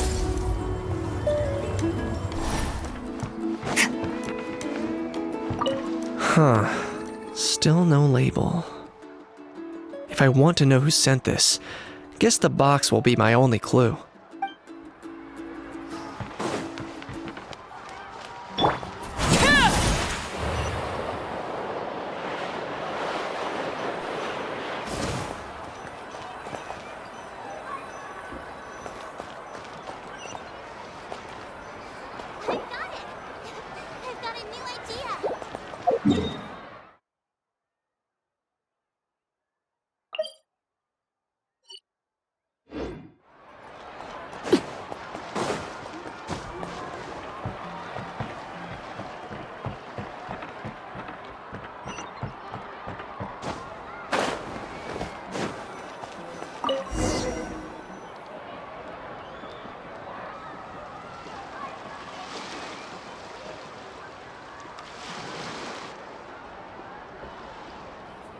So full. I'm practically a blubber beast. What's that? A creature from Fontaine with a super round belly. You've never seen a picture of one? Oh, it sounds so cute. Paimon can vouch for their cuteness. You can pat their belly and I'll even join in. That reminds me of my Saurian companion. Her name was Emila. She wasn't the sharpest Tatankasaur, but she was incredibly brave. When there was nothing to do, she would lounge around the tribe without making a sound, even if you bumped into her. Sometimes visitors would think she was all passed out. But she was completely different once we were on the move. When she was little, I took her on all sorts of adventures. But Saurians grow a lot faster than humans. Before long, she was the one dragging me all over the place. Wow, she must have been a great fighter to keep up with you. Yeah, she was tough. Veressa told me she was amazing in the final battle. I had to defend the stadium, so I never got the chance to see her one last time. It was a choice I had to make, but it was hard to accept. Sorry, I didn't mean to bring down the mood. I'll just get to the important part. I actually saw her in my dreams the past few nights. It felt so real, like it was really her. She gave me a ride, and we traveled all around Natlan together. We were both so happy. Wait, now that you mention it, I've had dreams of Auntie Atea. She was her typical self, brave and stern, always with that indescribable warmth.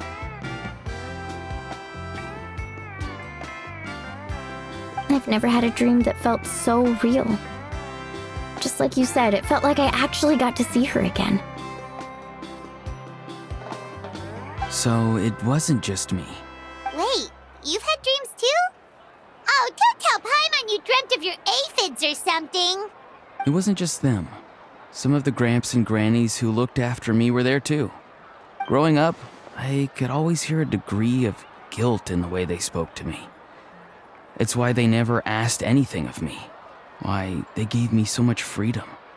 I never wanted things to be that way. But even in my own dreams, nothing changed. They sounded exactly the same, just like real life. The same thing happened to me. I dreamt of Io's grandparents. Io?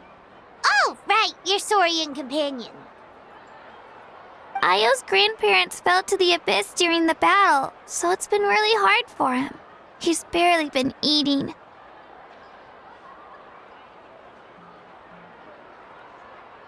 I set up a tent near his home so I could be there for him. And I had a dream that his grandparents came back.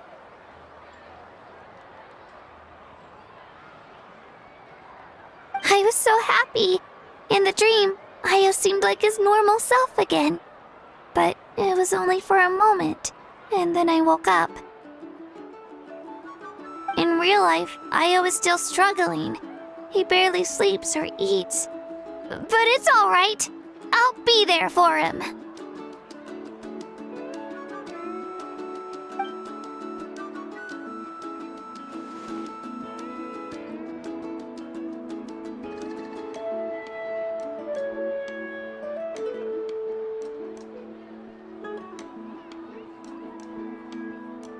Traveler? Chaska? Did you two... Oh, sorry, never mind. When did this become story hour? Still, I have nothing to hide. I dreamt about Koichi. She told me I felt like a completely different person. She said I'm going down the right path, so she doesn't need to pick fights with me anymore. Maybe your dreams felt real, but the Koichi I saw was nothing like her real self. She would never say anything like that to me. It was a dream. Nothing more. Sorry, I shouldn't have brought this up in the first place. It's fine. I'm the one being a buzzkill. Well, what about you, Traveler? Did you have a special dream?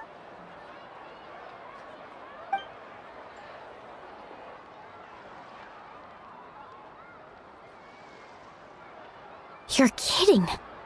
The captain? Does that mean you have some kind of secret connection to him? No, of course not. Maybe the Traveler's dream is a different kind of phenomenon. I may know the cause of the dreams. At the end of the battle, I launched a special kind of night war by using the power of the Divine Throne. Its great power allowed the Ode of Resurrection to bring back all casualties, independent of the time of victory or the possession of an ancient name. In addition, the power of the Divine Throne revitalized the souls and memories within the Night Kingdom, allowing them to take the form of their past selves. Even after the battle, that effect still lingers. That's why those you lost were able to reappear in your dreams. But I agree with Auroron. The Traveler's dream is likely a different matter. The shamans of my tribe often receive visions of the future through dreams. Is that what you're suggesting? Yes, exactly. So, the Traveler saw the captain's future? It's still unclear, but Granny taught me how to interpret dreams. Would it be okay if I tried to take a look? If I can observe your soul, I can find out the key elements of the dream.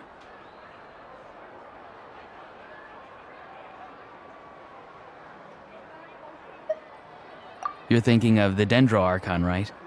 My tribe's power over dreams is nothing compared to that of an Archon. Observing the dreamscape requires a ritual and can only reveal static images. We also need the full cooperation of the dreamer. Otherwise, the process could be used to violate the privacy of others. I also have a fairly good understanding of the ritual.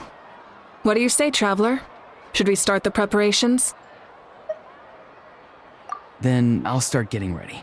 We'll carry out the ceremony somewhere else.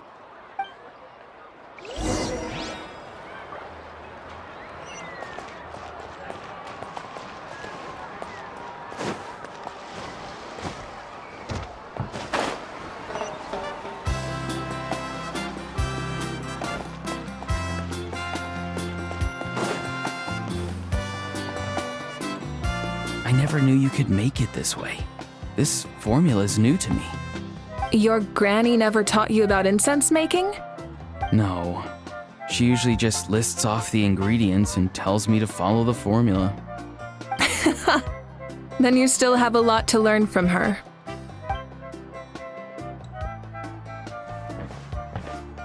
All right, we're ready, Traveler. Once you head inside, you'll fall into a brief sleep. Auroron will interpret the dreamscape, but you won't feel a thing. That's right. Everything's all set. So, you just need to take a nap? Sounds easy enough.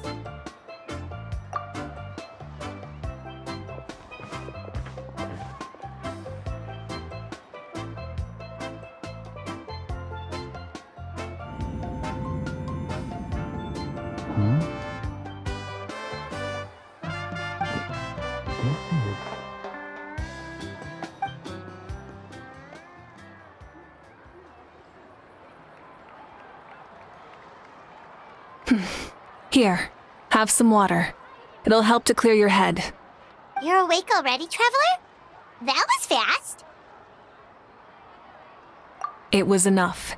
What did you learn, Auroron? The person next to the captain. I've seen him before. He was the one who tried to possess me back at the ruin. Huh? It was him? Guthrid, right? The military doctor? So you know that name too? Yeah, the captain told us about him when we were helping Eon-san.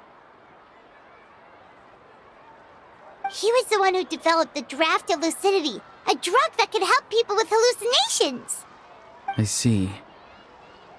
After the battle, I returned to my tribe and began searching through our records of the catastrophe 500 years ago. Even though my encounter with him was brief, I managed to track down some information. The record said he was cold and decisive. Like the captain, he was formidable in battle, but the two upheld very different ideas of justice. So, he didn't have the captain's sense of honor? That makes sense. The best partners are those who complement each other. Wait, if there are records of all this, that must mean the captain was famous in Natlan. Yes, But unless he brings up his past, few are likely to make the connection between a Fatui harbinger and Thrain, one of Natlan's legendary heroes. Guthred is also a respected figure in our nation. The story of how he sacrificed himself for Natlan is a pretty famous tribal legend. Yes, but unless he brings up his past, few are likely to make the connection between a Fatui harbinger and Thrain, one of Natlan's legendary heroes. The record said he was cold and decisive. Like the captain, he was formidable in battle, but the two upheld very different ideas of justice. So, he didn't have the captain's sense of honor? That makes sense. The best partners are those who complement each other. Yes, but unless... Guthred is also a respected figure in our nation. The story of how he sacrificed himself for Natlan is a pretty famous tribal legend. But there's still something I don't understand. I'm the only one who saw him. You shouldn't be able to dream of someone you've never met. And yet, the figure in your dream looked exactly like him. I don't think that's a coincidence. I believe what the traveler saw was Guthred's soul. But didn't he die hundreds of years ago? There's no way his soul could have survived that long. Maybe he found his way to the Night Kingdom for a little bit. No. The Night Kingdom only accepts the souls of Natlan. It's always been that way. The ruler of death likely wanted to prevent the Ode of Resurrection from being abused. When I was with the captain, I could hear something coming from him, souls that were not his own. I heard voices of sorrow and pain, sometimes faint, sometimes strong. Wait, are you saying the captain has had Guthred's soul inside of him all along? That's the part I don't understand. Ordinary people shouldn't be able to carry the souls of others. It's only possible for me because my situation is unique. And even then, you saw what happened. The Lord of the Night's voice triggers a violent reaction in those with fragmented souls.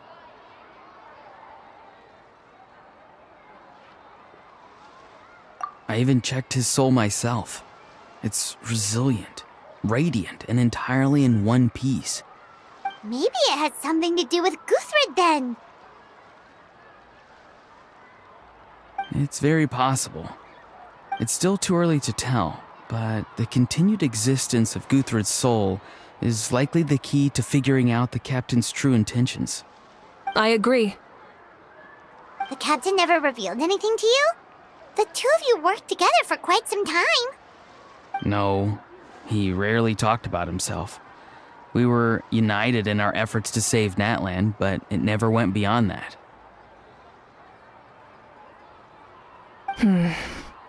Let's come back to this later. One final step, and we save Natlan for good. That must be our focus. I'll tell the officials at the speaker's chamber to monitor the captain. Nevertheless, I doubt his goal will interfere with our plan. Yeah, he's definitely up to something. But there are far more important things for Paimon to worry about. Like if Paimon had to rate her level of worry, the captain gets maybe 50 points. But considering the final battle, you two get at least 2,000! In any case, conjecture will only get us so far. It might be more useful for you to ask the captain directly, Auroron. With any luck, he might just tell you the truth. Huh? Me? Don't tell me you haven't noticed his respect for you. The first of the Fatui Harbingers doesn't work with just anyone. Fortune favors the bold. So if you ask me, posing the question directly is the wiser choice. I'm not so sure, but I'll give it a try. All right, let's head back and enjoy the party.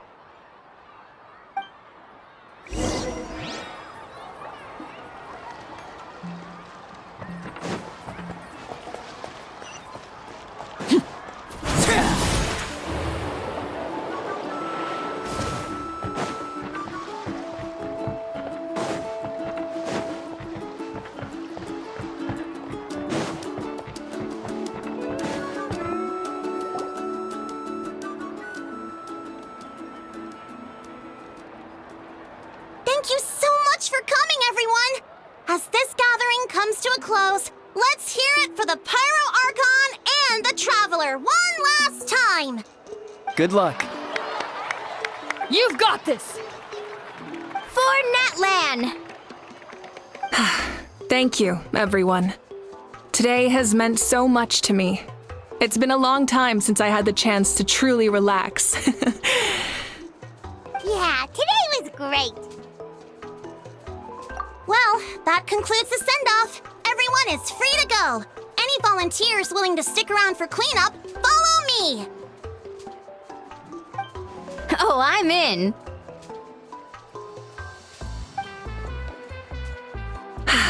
All right, I'm gonna head back to the stadium. I'm sure there's a lot of work to make up at the speaker's chamber. Wait, what happened to taking a break?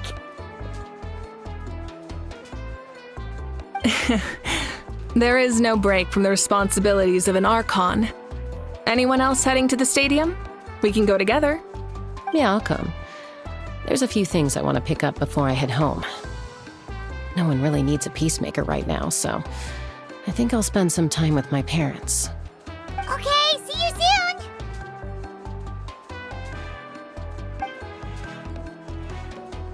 Time for me to head back too. Oh, wait. I should stop by Aoife's place first. I need to make sure he's taking care of my radishes. Of course you do. Well, safe travels. I should also get going. Bye for now, everyone. Oh, wait! Paimon wanted to ask something. Where was the How this whole time? A How's not exactly a good party guest. Unless you prefer parties with less food and more insults. What goes around comes around. I'm gonna go too. Good luck with your ancient name. Not sure if you already know this, but being the first bearer of your name is a huge honor in Natlan. It comes with a lot of responsibility. But I'm sure your deeds will be remembered for generations to come. I believe in you. Well, I guess I should head out too. It's gonna be super late by the time I get back. I think I'll go see Shilonin. She's probably done with your ancient name by now. I can check for you. Yeah, Shilonin is an amazing engraver. She usually works really fast. But your ancient name is a special case, so I can't say for sure. Well, we also don't have anything to do, so why don't we go together? Oh, it's okay. I'm not alone. Turbo Twirly's with me. Still, if you want to check on the progress, we should definitely go together. Getting an ancient name is such a special moment. Whoo! Let's go!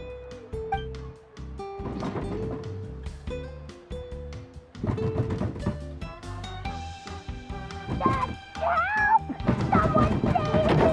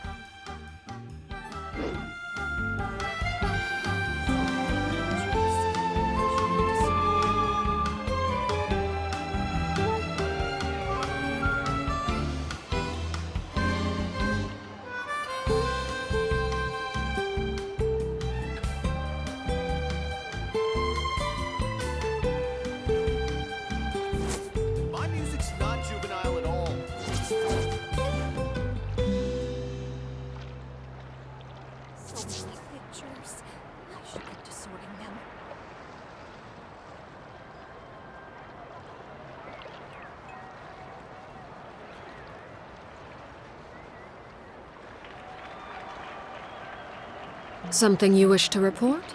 Go on. You have my undivided attention.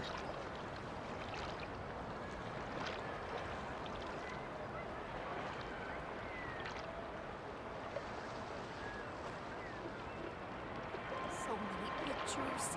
I should get to sorting them.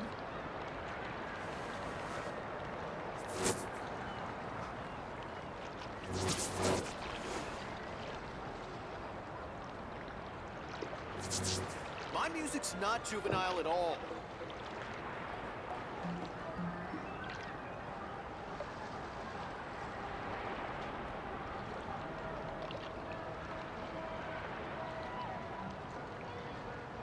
So many pictures. Just sorting them.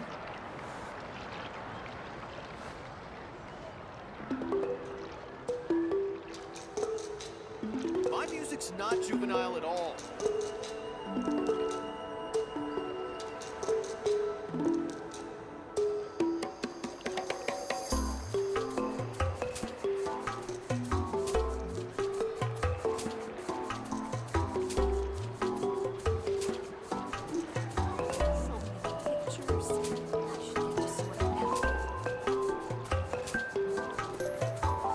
My music's not juvenile at all.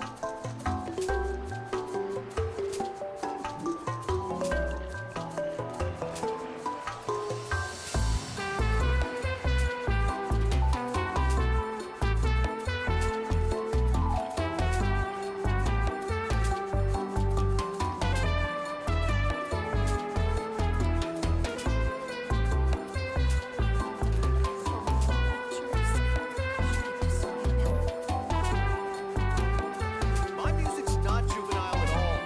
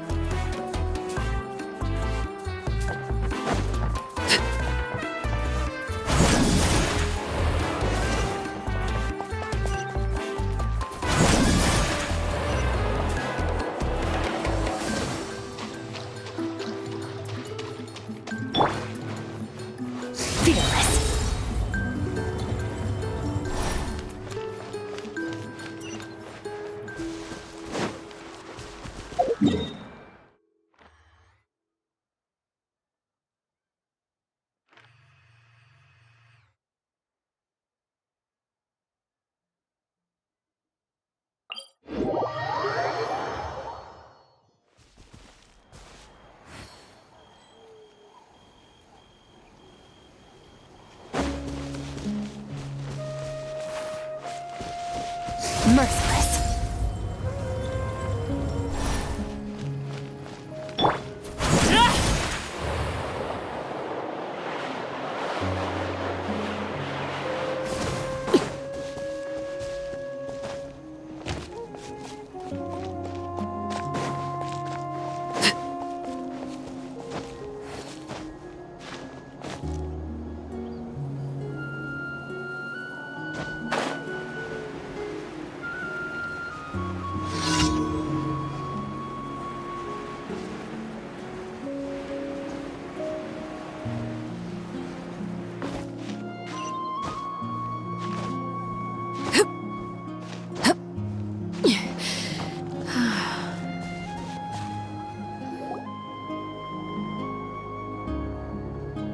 Hey, remember when you first arrived in Natlan? It was still light out, and we traveled on this road together. It was the day before the pilgrimage, and we met up with Kanich and Mualani. Wow, feels like it was just yesterday.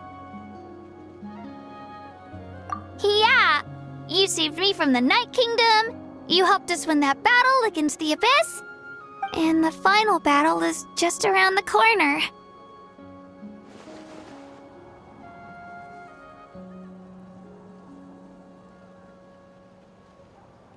Huh? Oh, yeah. You're right. I was so nervous the night before the pilgrimage, but your words of encouragement made me feel a lot better. I slept so well that night and earned the best score I've ever had in the pilgrimage. So, if you're nervous, traveler, maybe I can encourage you this time. I've learned so much from you, but I doubt I can return the favor. I knew it! I really look up to your bravery, Traveler. Alright, let's keep going.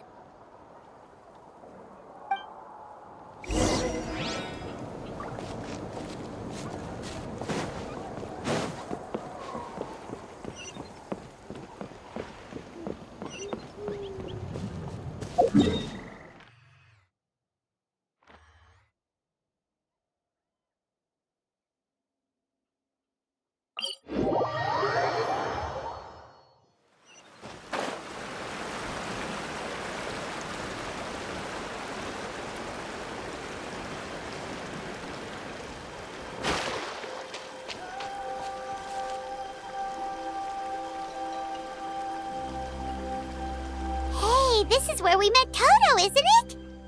Yeah, but Toto probably won't be able to come back here for a while. During the battle, Toto refused to leave this place. Monsters started closing in and he got really injured. But an amazing doctor saved his life! The doctor said he refused to leave because of his territorial instincts. I have a different idea, though. Toto is a gentle creature. He's not aggressive or territorial. He loves his home and wants to share that with everyone in the area. I don't like conflict or violence either. Toto and I are similar in that way. But we want to protect the things we love from being destroyed. So, we chose to fight. Love is an extremely positive and powerful emotion, but sometimes it comes with pain. That's what my dad always says. Now I finally understand what he meant. It's alright. This will all be over soon. The fact that I was born in this era, that I got to meet legendary heroes like you and our Archon, actually makes me feel really lucky. I've always wanted to see what Natlan would be like without the Abyss. And now, that day is just around the corner. I know you two can win this. Yeah, it's time to get this over with. We've still got a long journey ahead of us.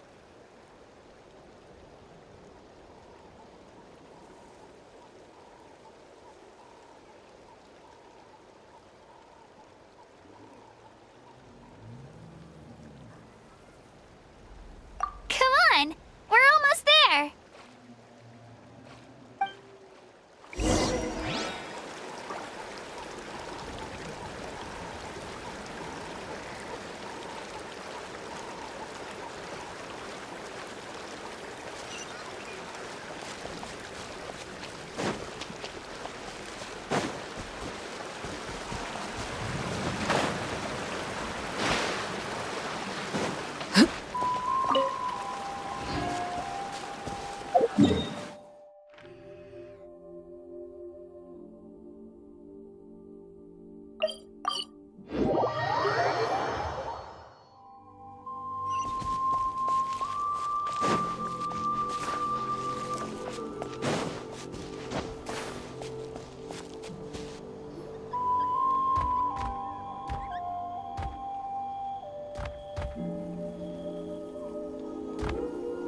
Wait, that's Hanwi.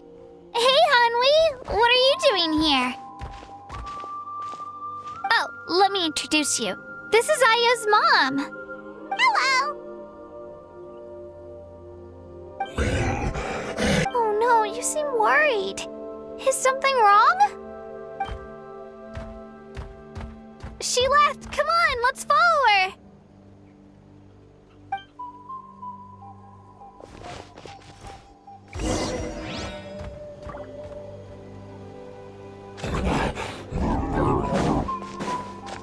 She's really freaking out.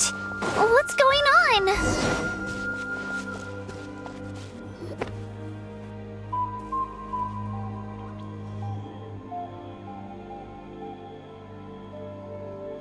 Oh, it's because of Io. Aw, still no change, huh? Poor thing. Oh, right. You said Io's grandparents died in the battle. Yeah. When the Abyss attacked, Io's entire family fought to defend our tribe. Io's parents made it through, but his grandparents weren't so lucky. The whole family was really close, and now Io barely sleeps or eats. All he wants to do is look for them. Maybe he thinks his grandparents are still out there somewhere, but there's no bringing them back. Hey, Io. It's me. Feeling any better? I brought some steak for you. I know it's your favorite, and it's still warm. Want some? Nope. It's like he doesn't even know I'm here. Traveler, doesn't this situation remind you of abyssal corrosion syndrome? Huh? What's abyssal corrosion syndrome? According to the captain, it's a kind of mental disorder that results from abyssal contamination, even after its power has been purified. It can cause hallucinations, mental breakdowns. It's really dangerous. That does kind of sound like what's happening to Io, but I don't think he was contaminated by the Abyss. It's hard to say for sure. Still, abyssal power was everywhere during the battle. Maybe it affected him indirectly.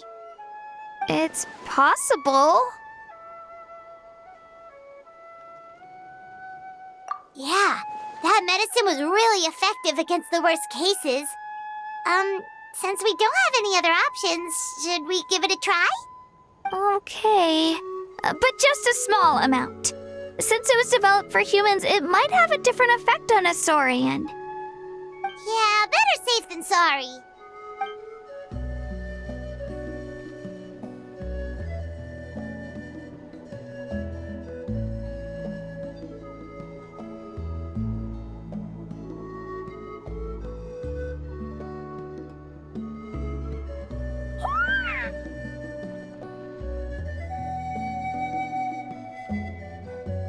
You're okay? I'm so relieved! Thank you so much! That medicine is amazing!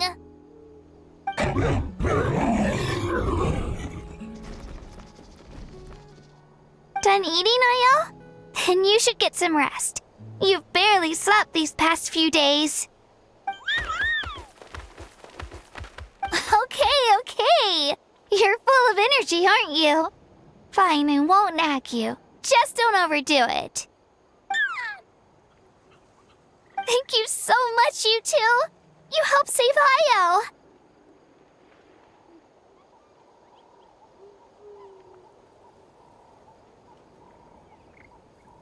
Could you share some of that medicine with me? I want to be able to help someone else if I were to run into a similar situation. Of course. You know, I used to take a lot of things for granted. Growing up, it's easy to think that everything around you will just exist forever. But the battle taught me that very few things in life are permanent. Like this path, for example. It's the same one we walked before, but now the view is completely different. It makes the things we love even more precious. So, I want to do as much as I can to defend my family and friends, so I can move forward without regrets.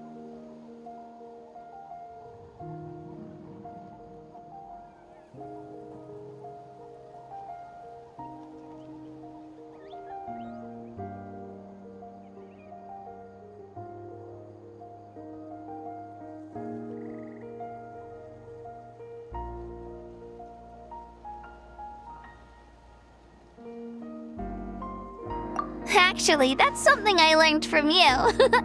You really taught me a lot.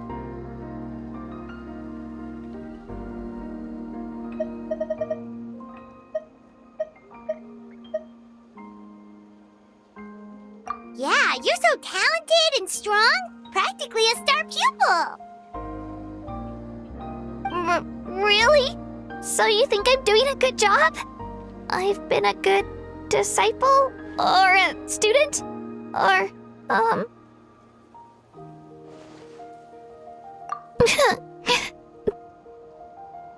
you. I won't let you down. I'll train even harder tomorrow. Alright, we're not far from the tribe. Let's go. Bye, Io. Bye, Hanwi. Bye, Onpeo.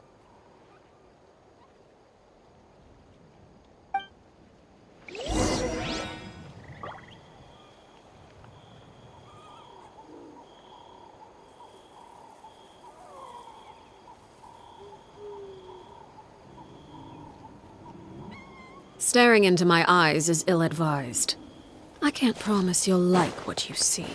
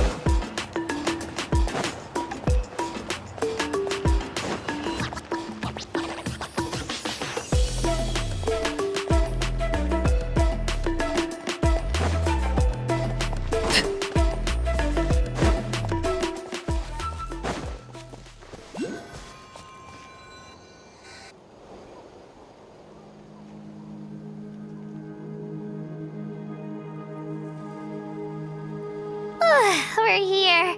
That was quite the trek. After you visit Shilonin, you should come over for dinner. You can stay the night, too. I'll help my parents get everything ready.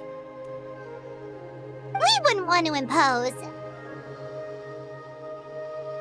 Let's see how things go with Shilonin first.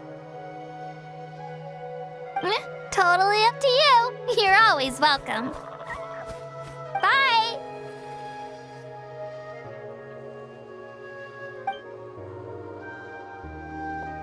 When you think about it, we actually haven't known Kachina that long. Our journey in Natlan feels like it just started, and now it's about to end.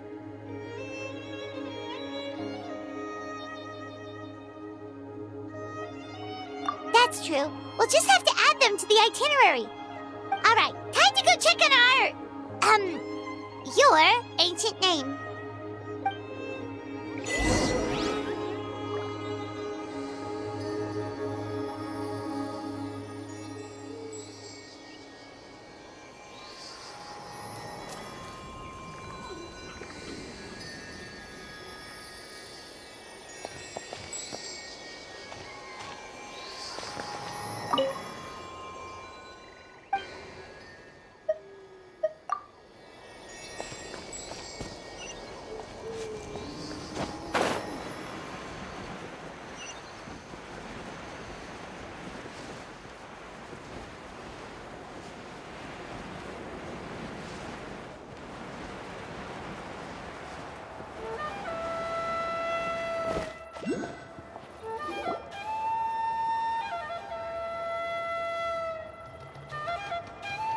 Oh, it's you two. The party's over, I'm guessing? You knew about that? Of course. Everyone in Natlan is rooting for you. Shilonin is working on the last part of your ancient name. It's best not to bother her when she's in the zone. Your name is a special case.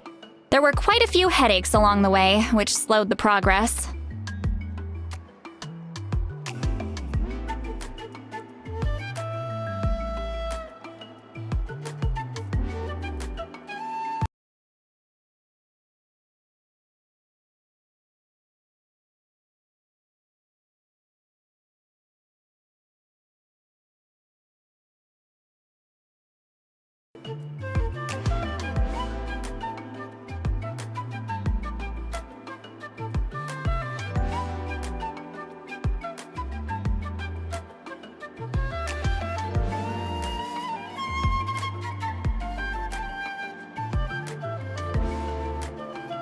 I told Shilonan if we hurry, we might make it to the feast in time to snag the last round of barbecue.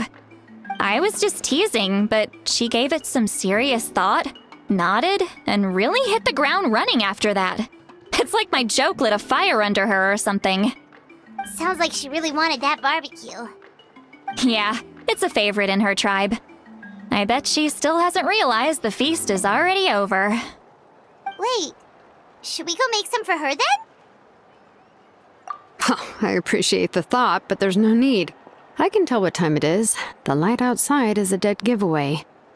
Besides, I knew it was a joke, but we were having a serious conversation at the time, so I decided to give a serious response.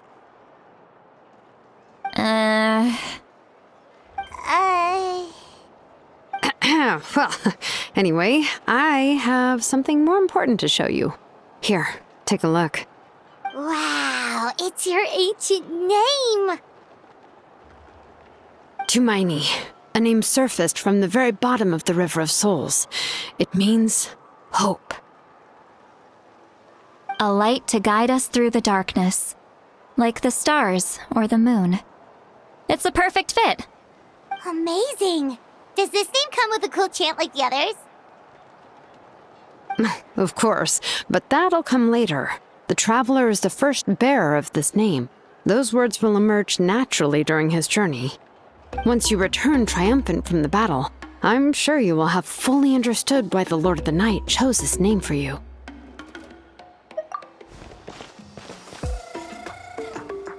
Well, getting this name turned out to be easier than Paimon was expecting. It all came down to the Lord of the Night's power. This situation is the first of its kind. Heck, I doubt we'll ever get a chance like this again. Imagine receiving that much help from the Lord of the Night only for our most trusted engraver to fail. That would have been so embarrassing for humanity. Well, success was never a question. You just like to make things seem dramatic. It's all those novels you read. Hey, it's not like I wanted you to fail. When you've been alive as long as me, you learn that anything can happen. Okay, it all worked out in the end. Your name was successfully forged, and it passed all my technical tests. But there's still one more step. We need to make sure the name has accepted you, and will function normally in your possession. An Outlander has never received an ancient name before. I wouldn't be surprised if something equally unprecedented happens when you connect to it.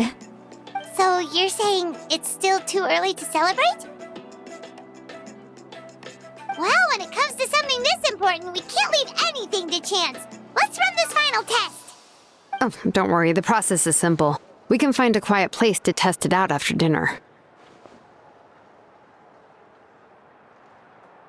Basically, I need to observe whether your soul can connect to the ley lines, and make sure there are no signs of rejection. Last time, you essentially barged into the Night Kingdom, but now we must make sure that it will truly accept you. Just leave it to me. I'm a professional. Oh, and you can have the Pilgrim's Chronicle back. Huh? It wasn't destroyed?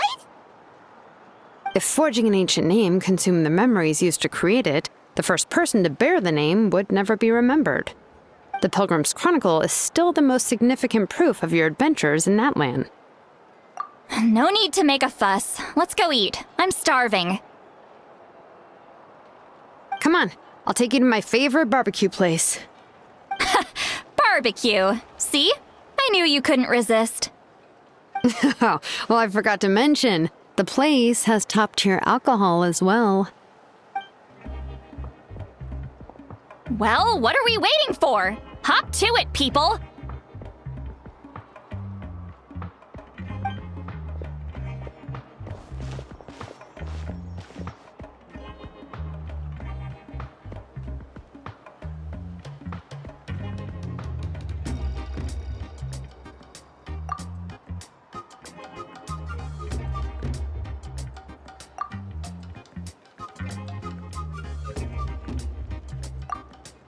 Is something on your mind, Sweet Lolly? You barely had anything to drink at dinner. I didn't think anything could shake me at this age, but the closer we get to the final battle, the more worried I feel. You have an ancient name now, but the Oath of Resurrection only takes effect if you win.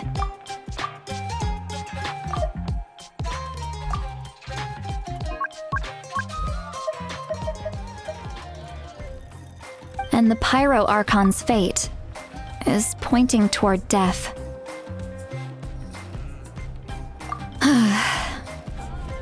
I believe in you. And thank you. Your words mean a lot. All right, I'm ready. Oh, is, something wrong? No, not at all. See, Lolly just ate too much. Yes, that's right. So I should really walk it off. Come on, let's run the final test.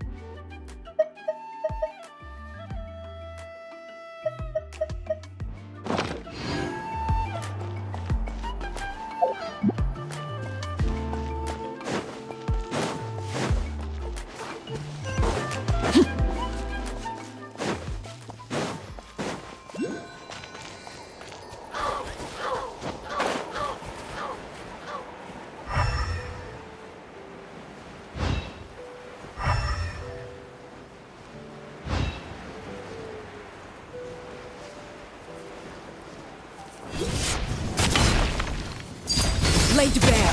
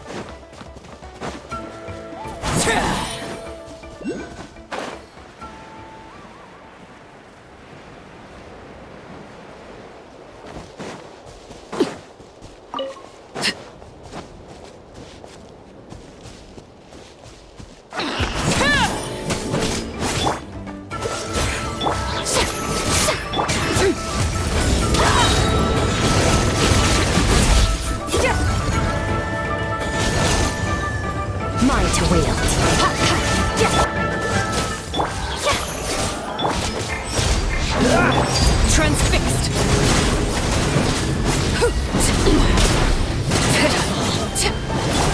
Annihilate. Mine to wield. Freeze! Shower me with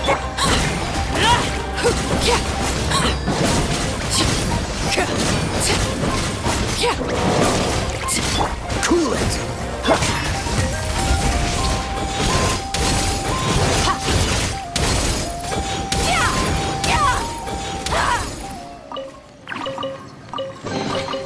A treasure buried in time.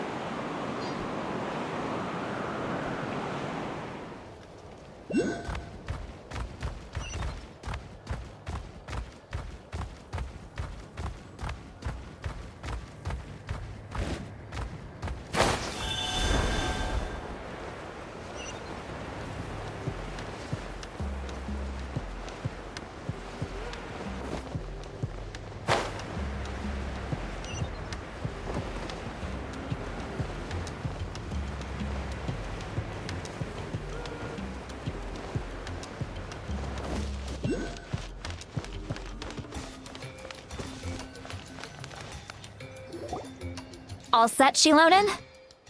Yeah, just need to check one more thing, and yeah, okay, we're good. All right, I'll stand next to you and monitor your connection to the ley lines. It shouldn't take long, but you need to look out for one thing. This test relies on the same principles as the Spirit Speaker Stone. I heard about what happened when you used it last time.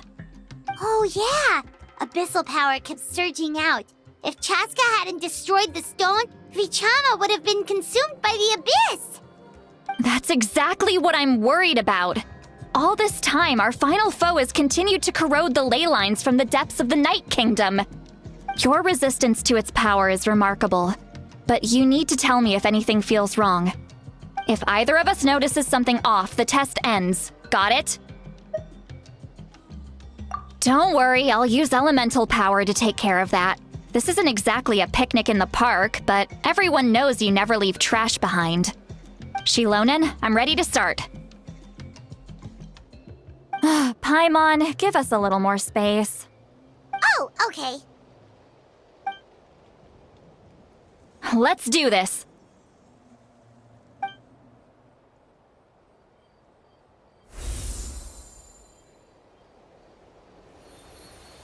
Whoa, that light is beautiful! It's exactly like when we used the Spirit Speaker Stone! Your connection to the ley lines looks good. I can sense the Lord of the Night. Your soul is remarkable. Such a strong presence. Even on par with the Lord of the Night. Looks like the Lord of the Night has accepted this name and acknowledged you as its bearer. No surprise there, considering we only got this far because of her. Stable connection to the ley lines, no unexpected fluctuations, both good signs. How do you feel, Traveler? Then it looks like your ancient name is good to go. That's great news.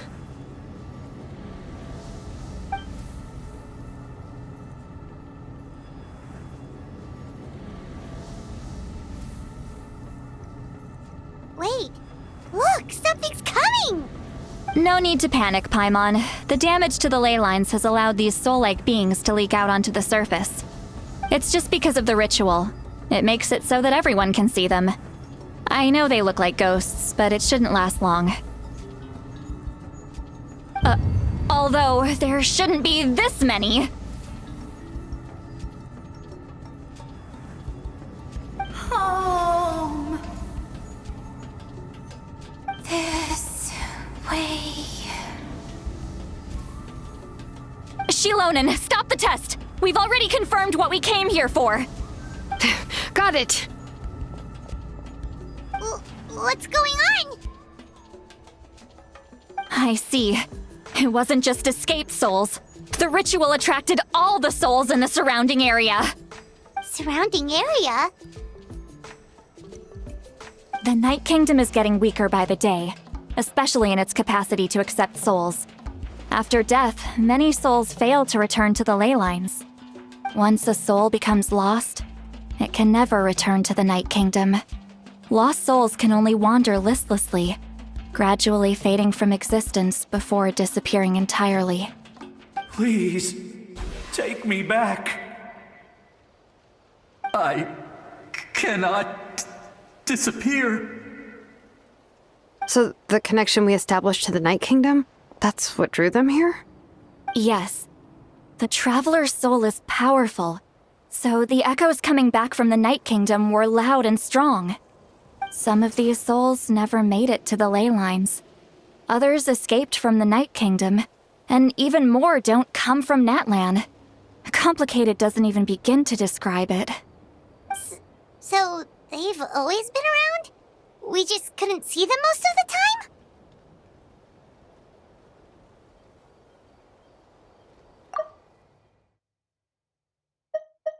Yes. The Traveler's soul is powerful, so the echoes coming back from the Night Kingdom were loud and strong. Some of these souls never made it to the ley lines. Others escaped from the Night Kingdom, and even more don't come from Natlan. Complicated doesn't even begin to describe it. So the connection we established to the Night Kingdom, that's what drew them here?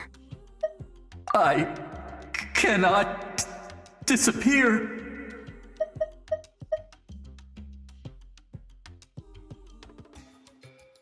The Night Kingdom is getting weaker by the day, especially in its capacity to accept souls.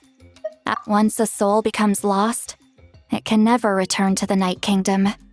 Lost souls can only wander listlessly, gradually fading from existence before disappearing entirely. So the connection we established to the Night Kingdom? Yes. The Traveler's soul is powerful, so the echoes coming back from the Night Kingdom were loud and strong. Some of these souls never made it to the ley lines. Others escaped from the Night Kingdom, and even more don't come from Natlan.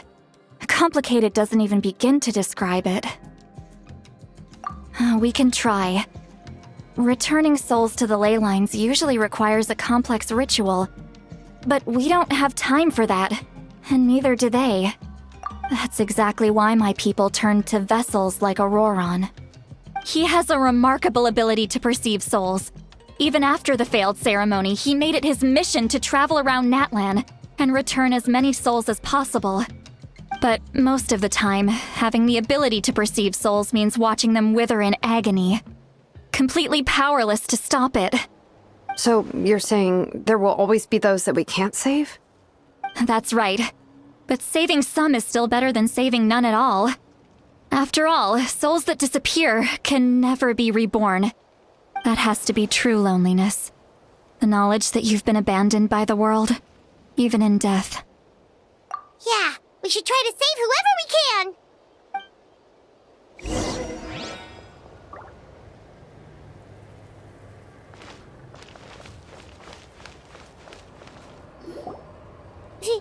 Vichama, is that you? Oh, I know you. I didn't think we would meet again, especially like this.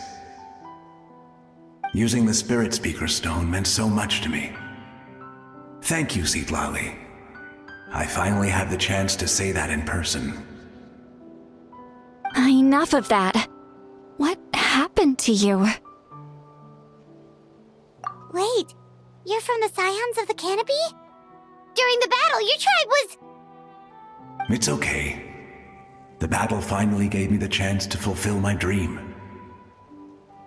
Back then, I missed my chance at the Night Warden Wars. I wasn't about to let that happen twice. I scouted the location and direction of the attacks, so I could tell Chief Wyna the safest way to evacuate.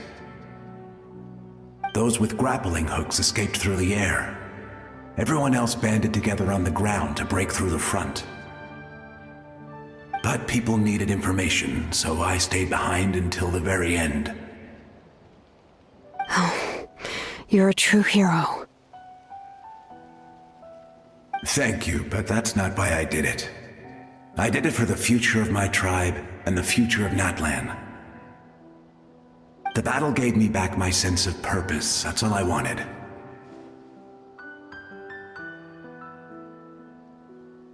And anyway, I was supposed to see Malco again. I thought we would witness Natlan's rebirth together. But the Night Kingdom rejected me. Even though you're a hero of Natlan? How could that happen? I'm sorry. The Lord of the Night didn't do it on purpose, I can promise you that. The ley lines are in terrible shape. Even the Ode of Resurrection is no longer working like it should. I know.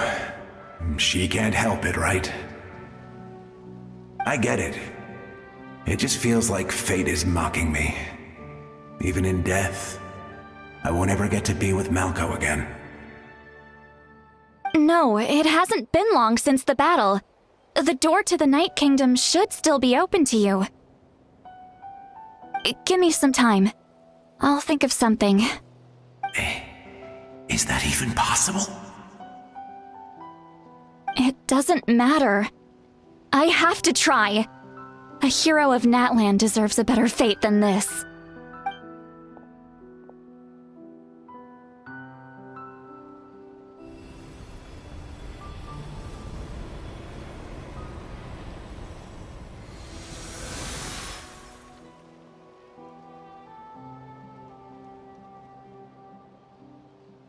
This feeling.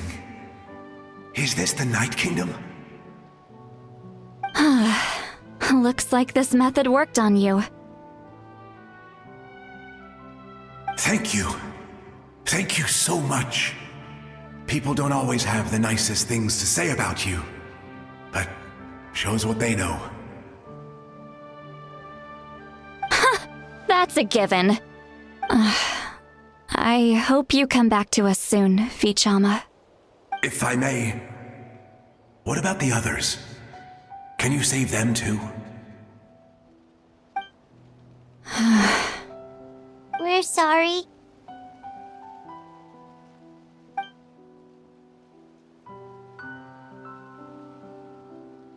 Don't apologize. You're doing everything you can. This isn't anyone's fault. Let this land bear witness to my final wish for this world. From now on, may every soul in Natlan find haven and home. I promise you, Vichama. I will not abandon the ley lines to their fate. Thank you. People like you are the true heroes. Goodbye.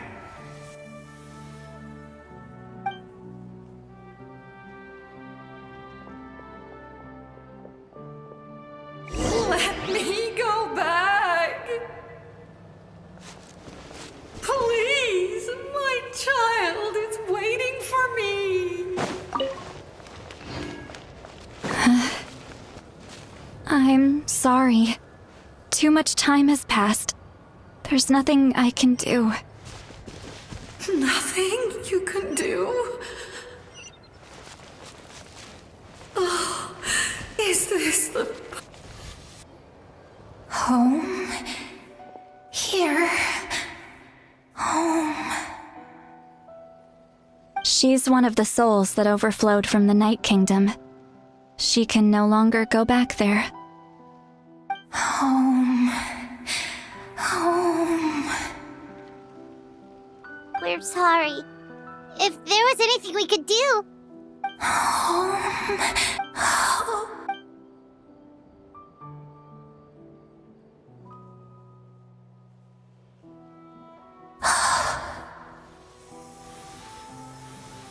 She's at her limit. Just getting here has taken all her strength.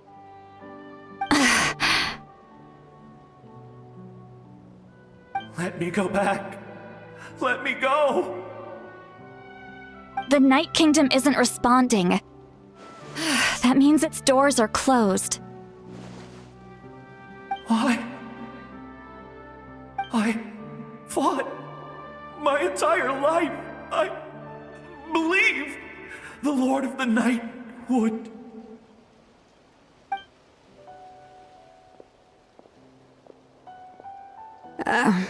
I'm sorry. The lane lines are overwhelmed, and the Lord of the Night has no strength left. Me. Who am I? Does it even matter who I am? Of course you matter! Wait!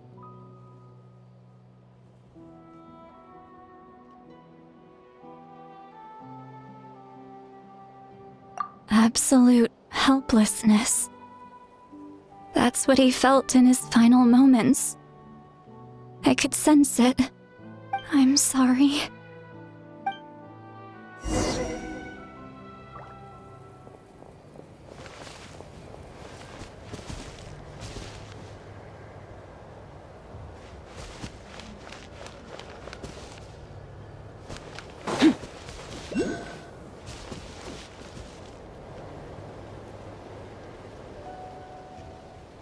Save me! Don't worry. I can help you. Just hold on.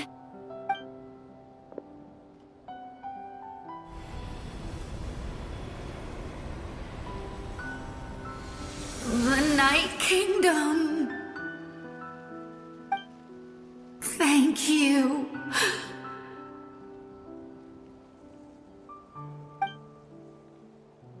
Oh, you must be from the Masters of the Night Wind. Would you tell me your name, kind soul? Lolly. Lolly. What a beautiful name. Dazzling, just like the stars in the sky.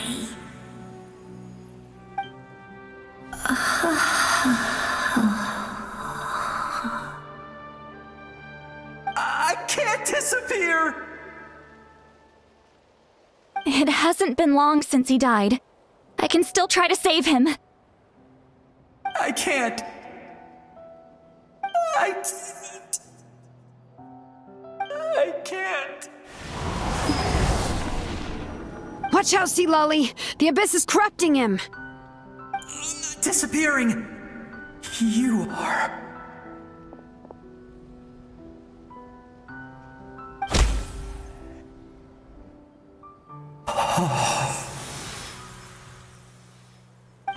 I'm sorry. The Abyss has corrupted his soul from the inside. Even if we could send him back to the Night Kingdom, it would only make the situation worse. I know. If we were just a little quicker, we could have stripped away its power. But it's too late. Let's go check on the others.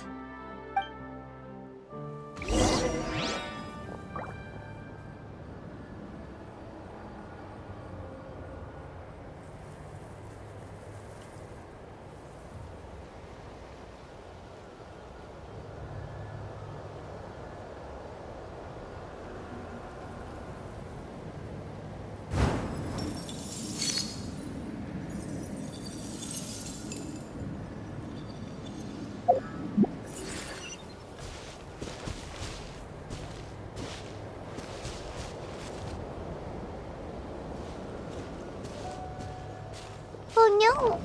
Saurian souls can be affected too? Their souls are still intact. I should be able to help them. Hold on! Is that?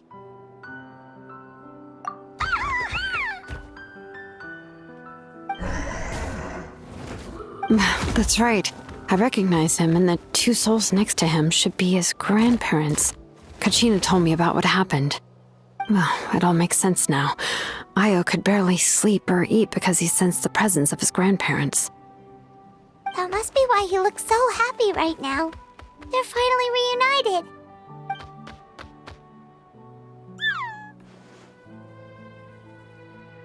When was the last time Io slept?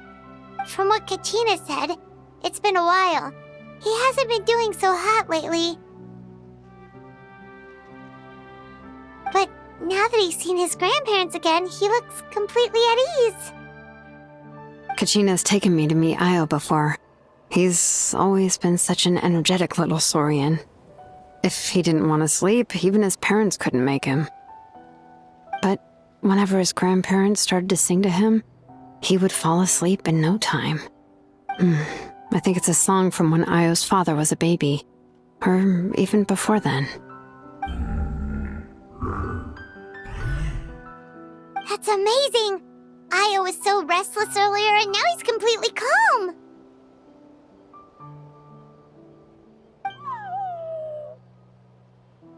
Io can finally get a good night's sleep. Still, it's not like this can go on forever. No, their time is running out. I have to send them back to the Night Kingdom before it's too late.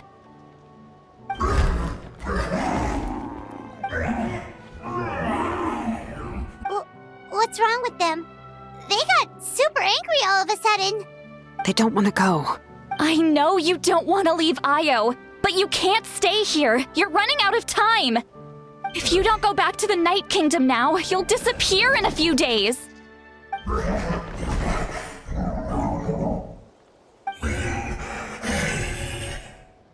They've made their position clear.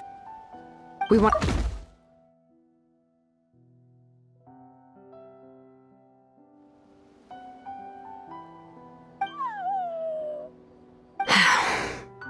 We should respect their decision. I don't want to leave them to that fate.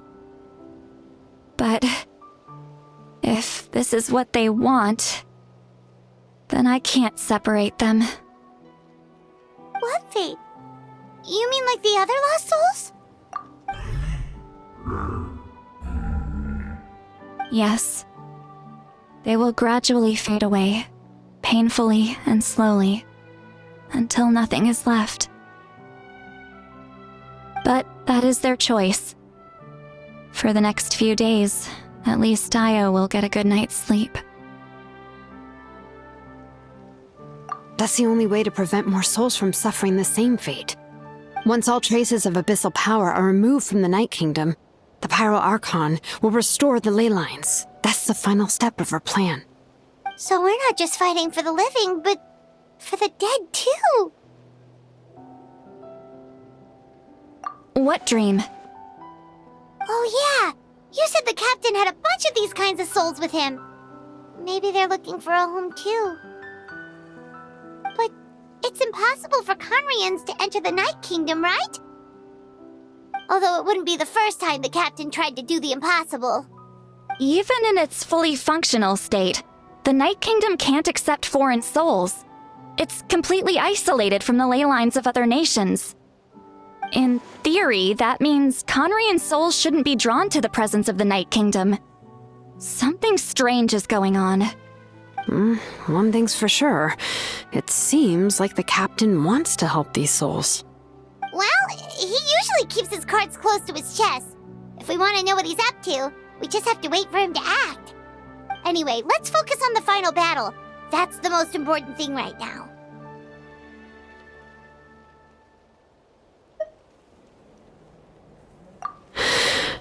I will. Good or bad, happy or cruel, we always have to face the truth. Reality doesn't change just because we choose not to face it. I just wish I could have done more. So many souls, and I could barely help. I'm so sorry. Hey, don't apologize. None of this was your fault. I guess you're right. If we want to end this, we have to tackle the root of the problem. The ley lines. It's just another reason why this battle is so important. Traveler, before you set off, remember to give your ancient name to the Pyro Archon. She will introduce it to our people and explain its meaning. And then, the rest is up to you. And don't forget, we're all cheering for you.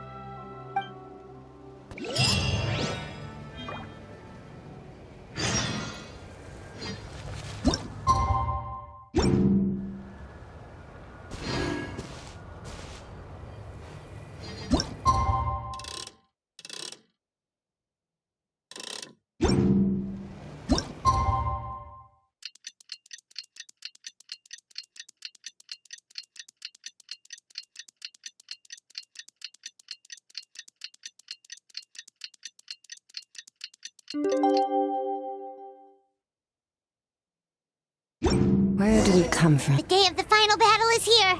Time to go to the Stadium of the Sacred Flame. You can do it, Traveler.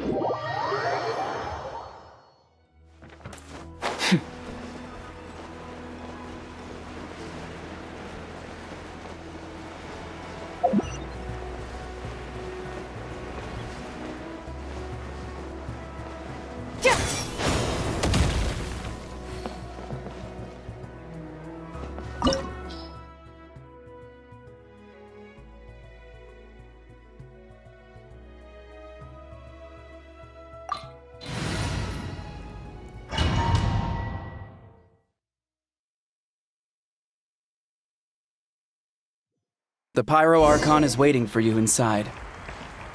The sacred flame is even brighter than usual.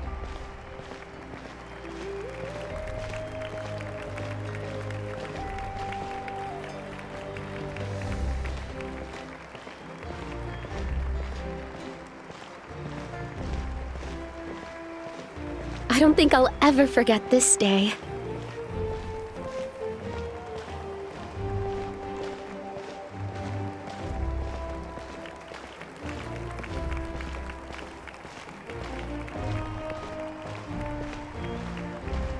On behalf of all who never lived to see this moment.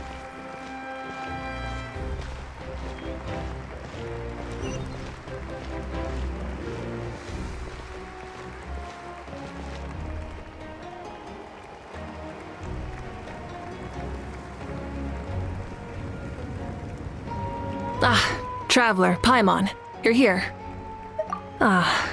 Judging by the confident look on your face, I assume your ancient name is complete? Yep, it's good to go. Shilonan specifically reminded us to show it to you.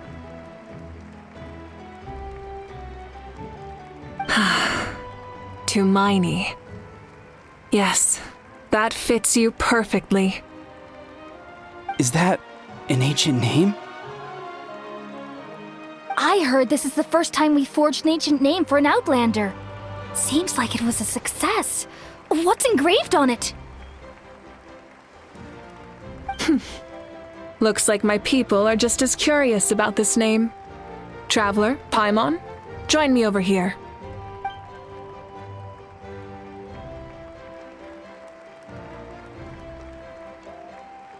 As you can see, I am holding the Traveler's ancient name. With this name, the Wyab entrust to him a monumental task, and this land binds us as kin. Tumaini, that is his name. Like starlight amid the darkness, flames amid the cold, it means hope. Tumaini. Hope. After all these endless years of fighting, we finally found it, haven't we? Ever since the invasion of the Abyss and the decline of the ley lines, the Ode of Resurrection has protected us for thousands of years. For generations we have lived on this land, following in the footsteps of our forebears, taking their place on the front lines. We all carry that struggle with us, and now, thanks to your efforts, the end is in sight. We have a chance to defeat the Abyss once and for all. This glory is one we share. It belongs to all of Natlan! For Natlan! For Natlan!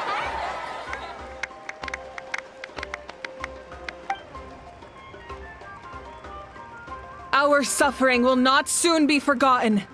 But there will come a day when we can proudly declare to our progeny that this war is won!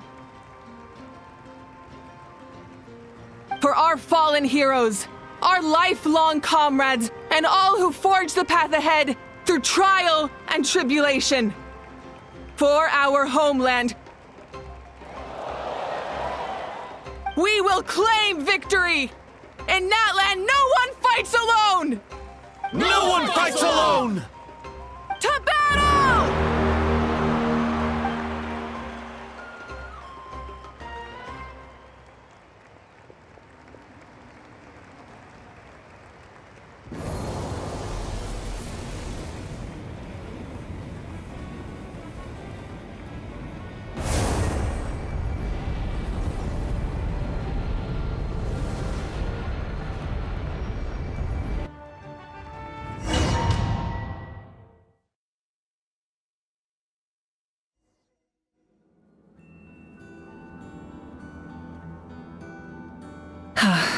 We're here.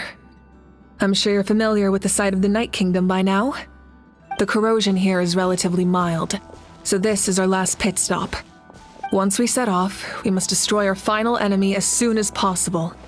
Otherwise, no amount of resistance to abyssal corrosion will save us from contamination.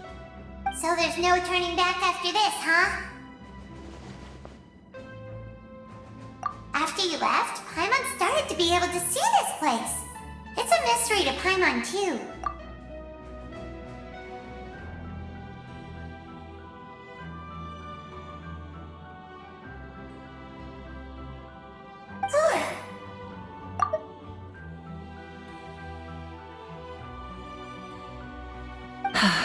The sacred flame is connecting us.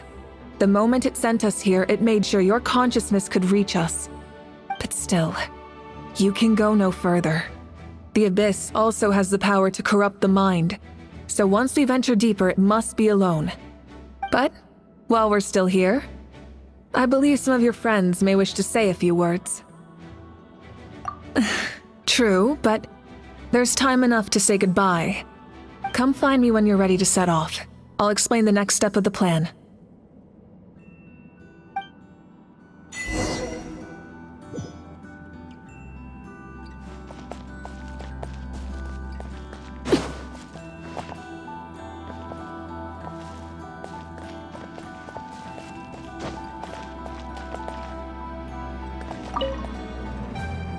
You're about to set off, right?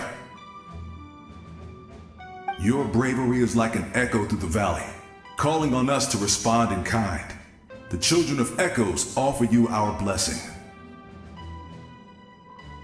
Everyone is waiting for you back at the stadium. We'll be cheering the whole time. The Abyss is powerful, but there's no reason to fear. We've defeated it before, and you can do it again. Go now, and forge a new future for Natlan.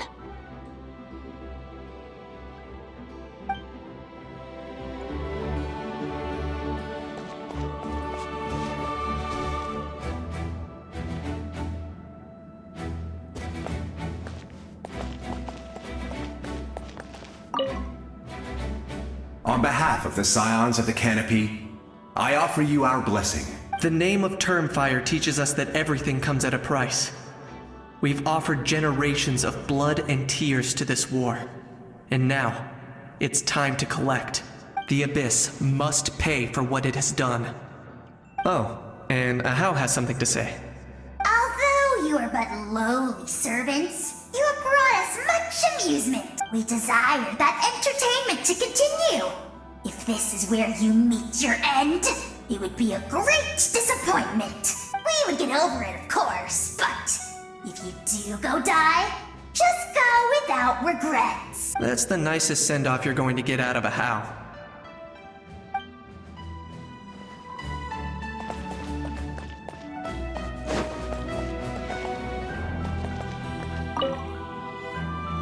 In this place where streams and waves converge, the people of the springs gather to honor your bravery.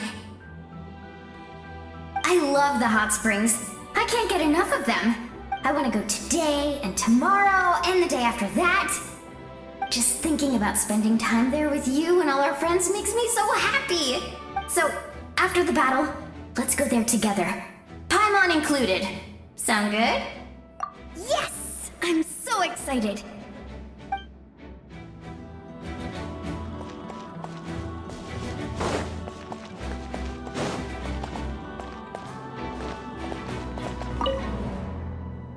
May the skies forever be clear and bright, and may we always be free to spread our wings and soar. For this wish, the Flower Feather Clan gathers here today. War is a heavy burden, and still, we never stopped moving forward. Long-awaited peace is now within reach. You have the opportunity to set that future in motion. It's taken a lot to get to this point. I know it will not be in vain.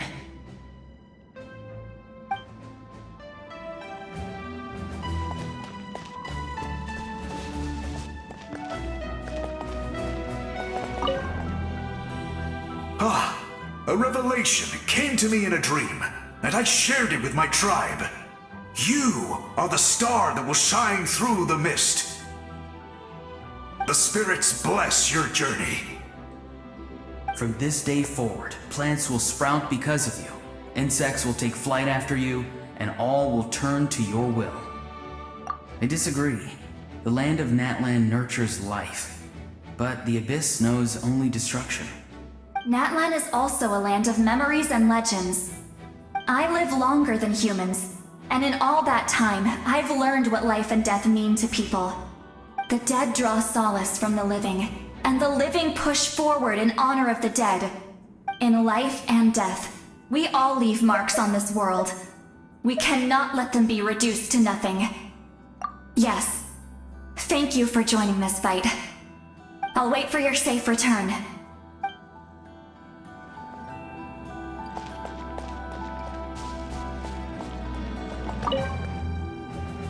At the end of the earth lies the primal flame. We have come from afar to offer you our land's blessing and the respect of the Collective of Plenty. True strength isn't gifted from the heavens. It culminates little by little from everything we do. Natlan's history goes back thousands of years. Every person who calls this land home, past or present, has a hand in this opportunity. Just like the Pyro Archon's concept of time, the past, the present, and the future exist at once. This moment is I have full confidence in the outcome of this battle. Victory will belong to Natlan.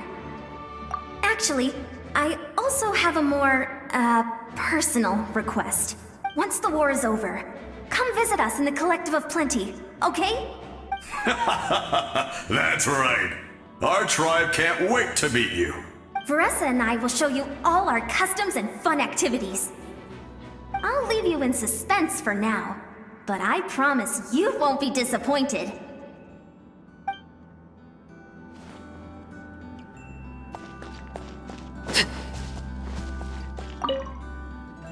Go now and forge a new future for Natlan.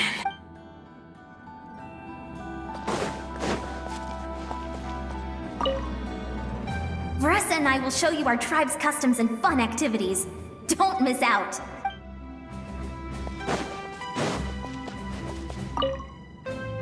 We're all awaiting your safe return. Thank you for joining this fight.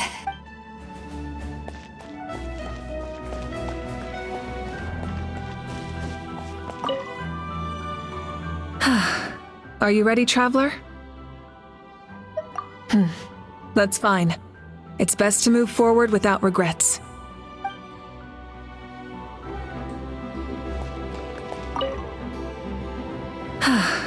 Are you ready, Traveler? All right. Before we face our final enemy together, we need to split up. I'm sure you remember the Abyss tumors from the previous battle. Eradicating them was crucial to stopping the endless onslaught of monsters. Our final enemy has a core that possesses similar qualities. It's hidden somewhere in the Night Kingdom. Since I'm more familiar with this place, I'll go find and destroy this core, while you go straight to the enemy's lair. We can reconvene there. All right, then it's time to act. All of Natlan is behind us, so let's gather our courage and march into the unknown without fear. No one fights alone.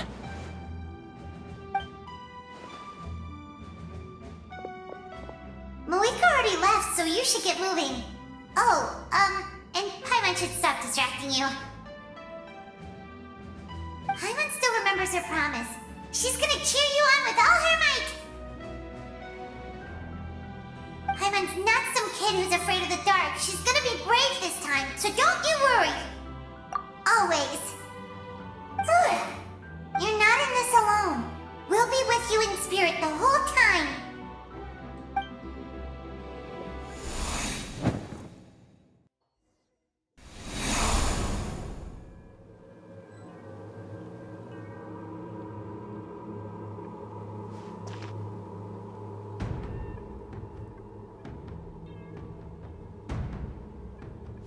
Full throttle!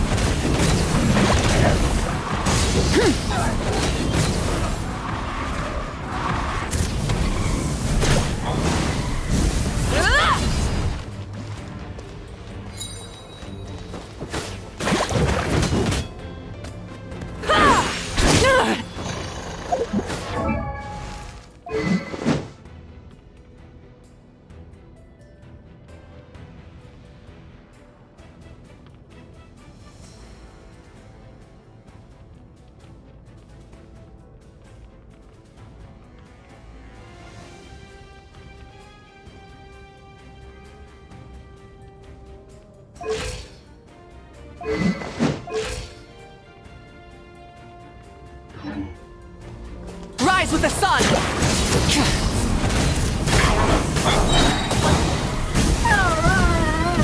Incinerate!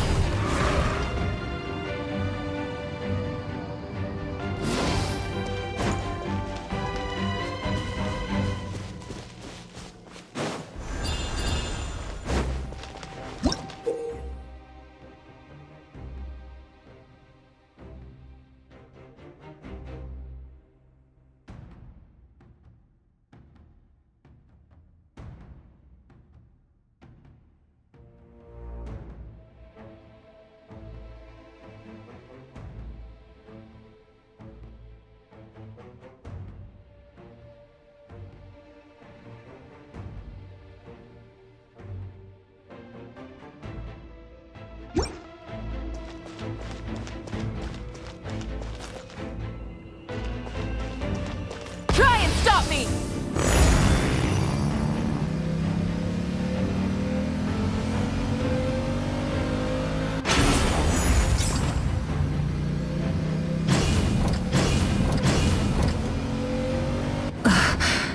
Something feels familiar.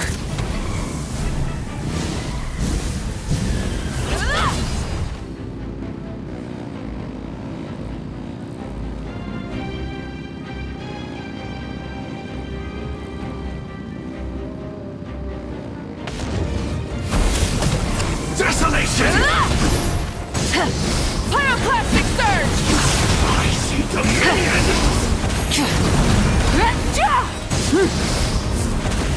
Let the frost flies!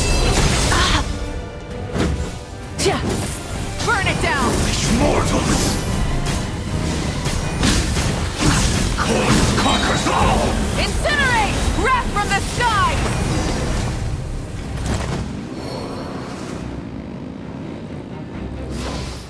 Light it up!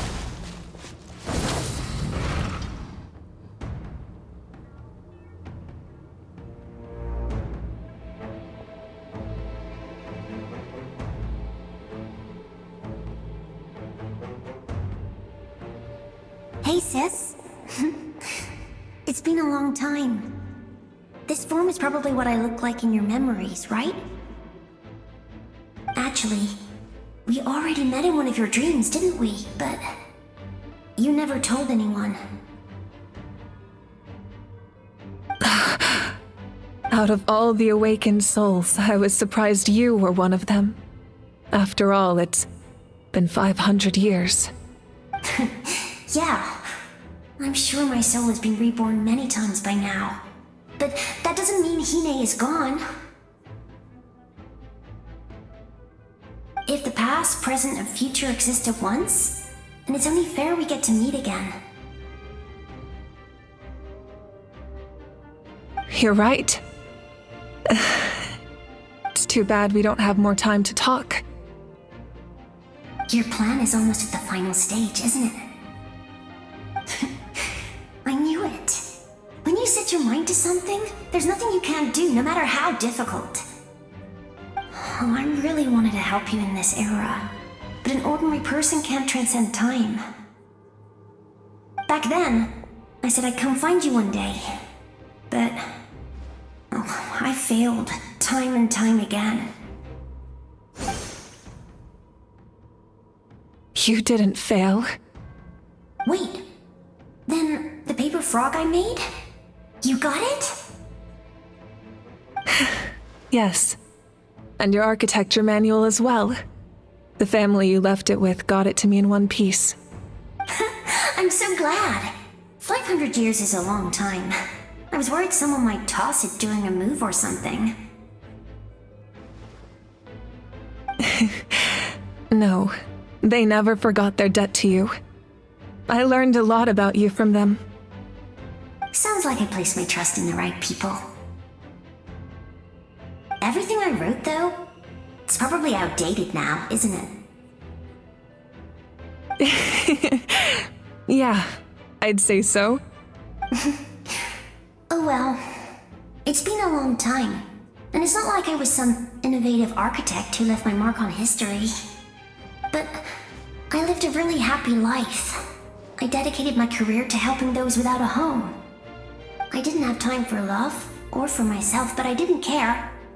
There are so many things in this world that deserve to come first. That's what you taught me. You never took time for yourself either, did you, sis? No, it wasn't necessary. Besides, I made my choice. And now, the end is near. Be it the enemy's end or my own. In the end, the method you used to transcend time was much more than a simple paper frog. You sent your love across time. So let me say this, Hine. I will love you. Forever and always. I know that. Mom, Dad, and I, we feel the same way about you. We're family.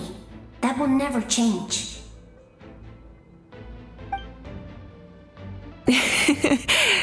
All right. I need to head out. Another hero is waiting for me. I believe in you, sis. For Natlan.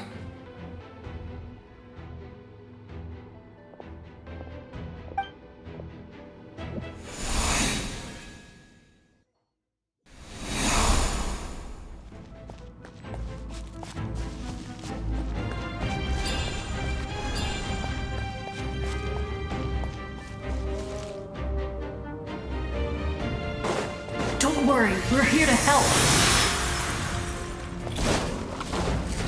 Overrule! Yoo-hoo!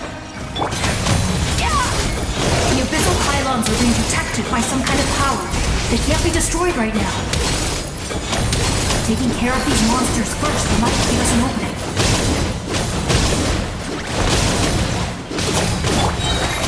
Let my name echo in song! Oh, so sorry.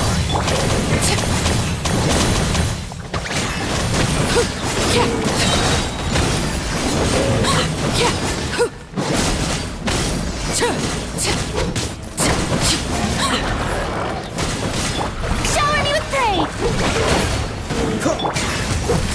Mine to wield.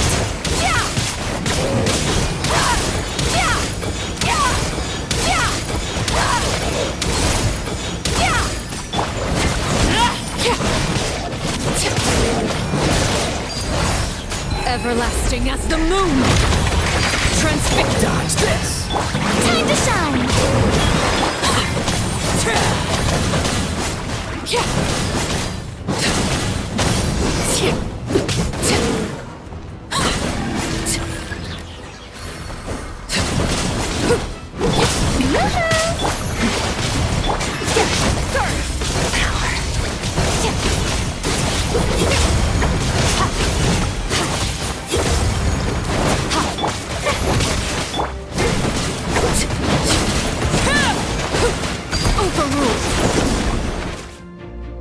I didn't expect to see you again so soon. You can leave this place to us. When the monsters attack again, we'll fend them off. We got to see each other in a dream, and that's enough. The square makes it possible to connect the living to the Night Kingdom. If the abyss starts to corrode the area, its forces could once again surge into the land above. It pains me not being able to see Mualani again. But if I can do something to protect Natlan, then that is the only choice. Mualani will grow to surpass me as a warrior and accomplish greater feats than my own, I have no doubt.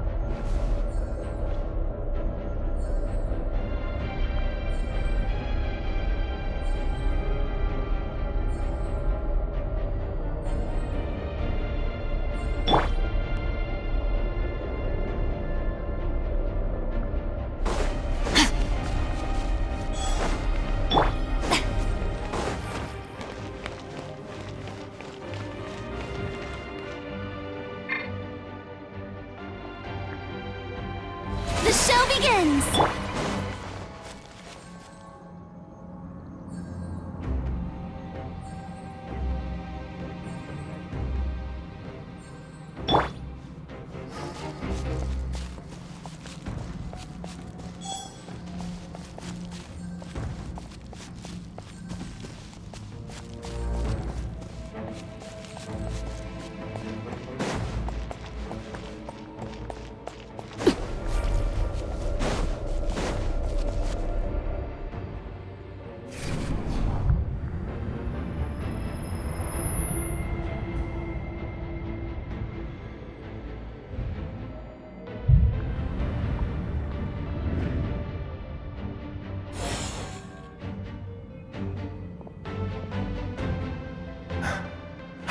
It's you! I knew you would come. We meet again. Remember me? I'm Malco. We met when you came to rescue Kachina. I could barely hold on to my human form back then. Vichama told me about the horrific battle on the surface, but now, the souls of the Night Kingdom have been revitalized. More importantly, after everything, we finally get to fight side by side again. It's all thanks to you and Sitlali. The path ahead has been heavily corroded by the Abyss. Navigation will be tricky. I can help illuminate your way, just like before. I'll take care of recon and combat. I was in a bad place when you met me, but I was a capable warrior back in the day. Come on, follow me. Of course. It's dangerous out there, so stay close.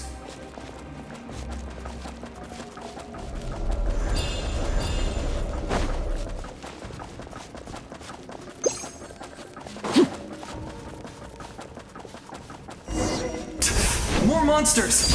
Leave them to me! I've got your back! Power!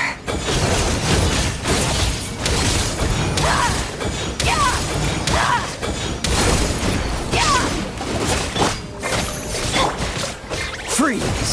Don't get frostbite.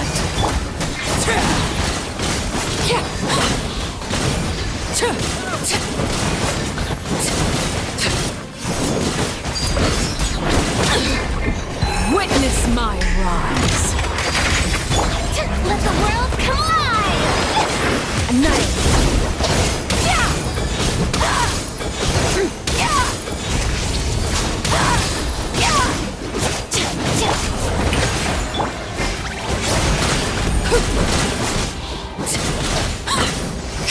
Dodge this!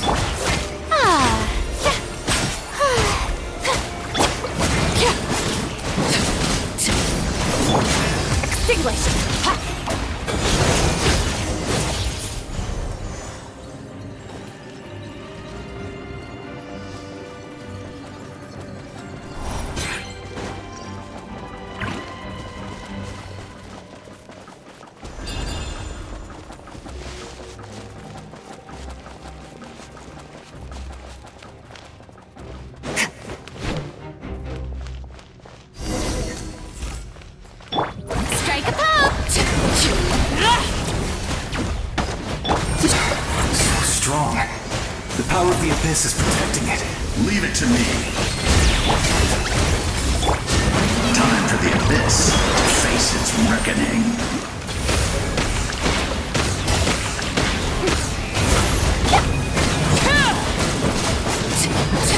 This is where you fall. Lay to bed. Cool it!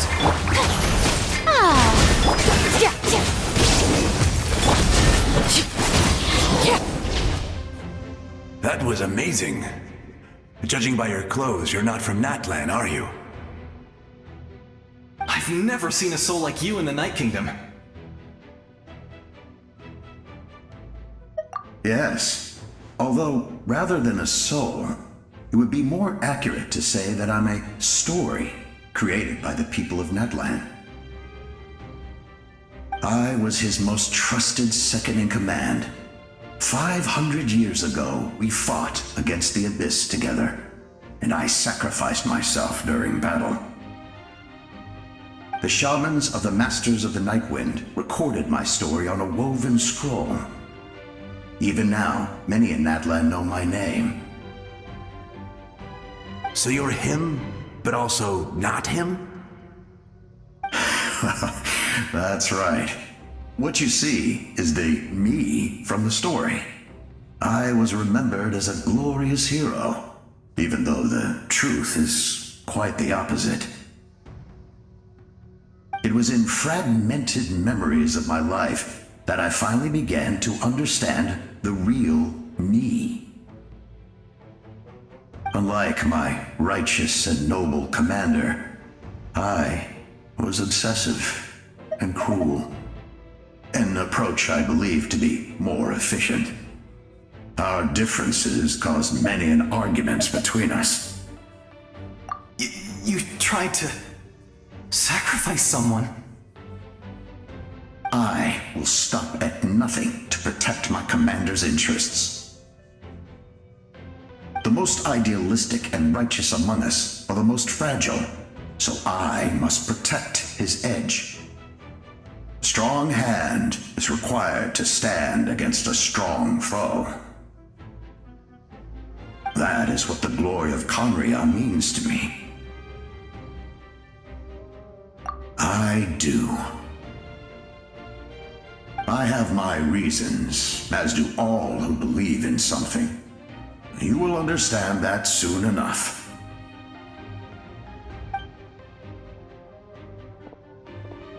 Due to the limitations of the ley lines, we can go no further. The enemy's lair is close at hand. But don't worry. All the souls of the Night Kingdom will lend you their aid. You will become the hero of a new era. Go now. For Natlan. And for all who lost their lives to the Abyss. This time, we shall prevail. Not for any single nation or faction, but for us all.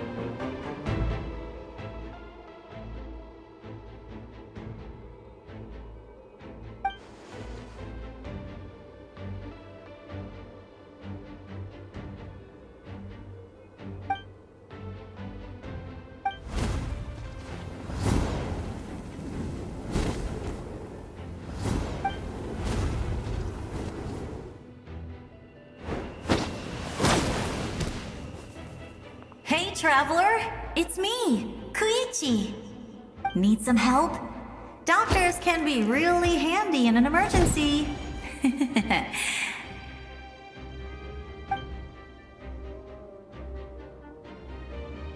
With your special powers, you should be able to make it through this place. Go now! Huh? What was that? I felt shaking all of a sudden. Oh, I was wondering where she went. Well, that just means we've got even less time to waste. I never liked causing trouble, and I definitely don't want to be the one who holds up the Pyro Archon's plan. Yeah. I'm really glad she fulfilled her mission. She seemed a lot more mature than before. All those years of worrying. But better late than ever, right? Anyway, that was enough for me. I won't show up in her dreams anymore. Back to the natural order of things. Worrying is supposed to be the older sister's job. All right, enough about that. All we can do is accept the past and continue to look forward. I would say our nation's future is looking very bright. Go now, traveler.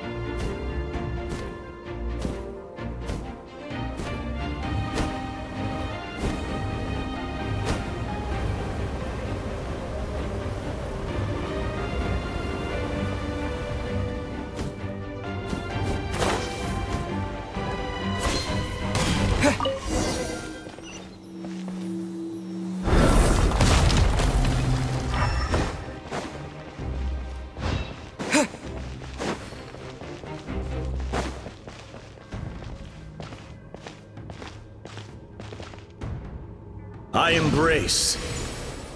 I trust. I acknowledge. I welcome. I follow. I walk with. Tenoch, the one and many.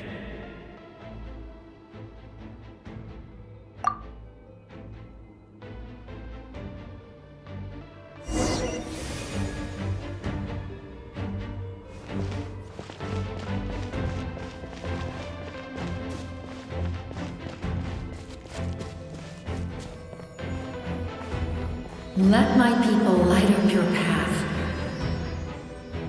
Mawika is just up ahead. Now, go and bring forth a miracle reserved for the divine. You, the kindling we know as humanity.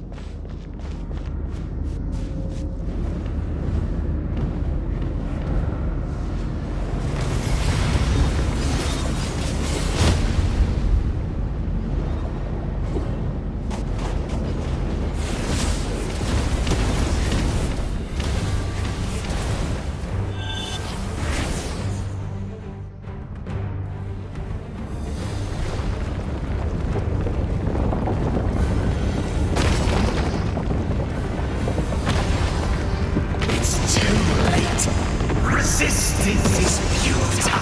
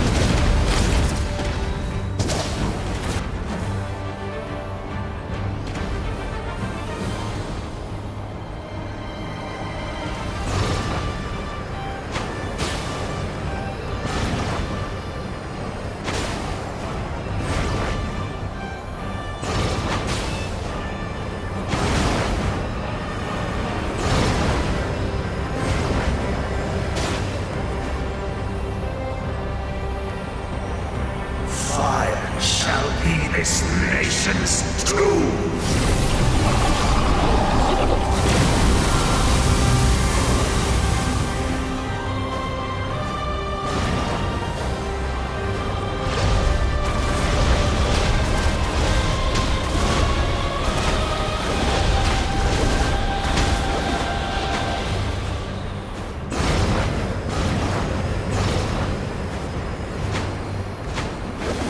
War is nothing but a hopeless struggle.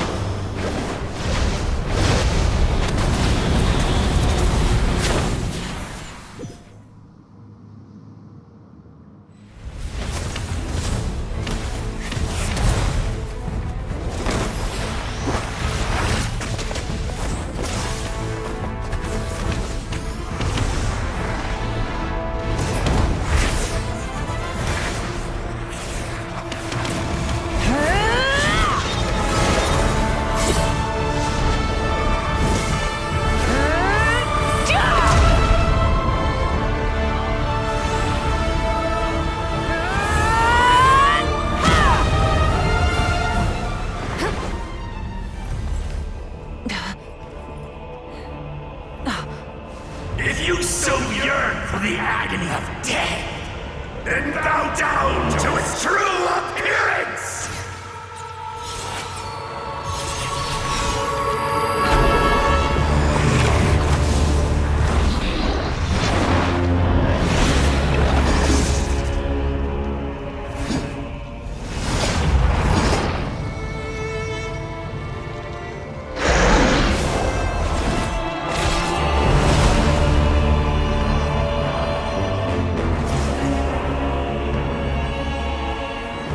You who traverse the stars, fear not.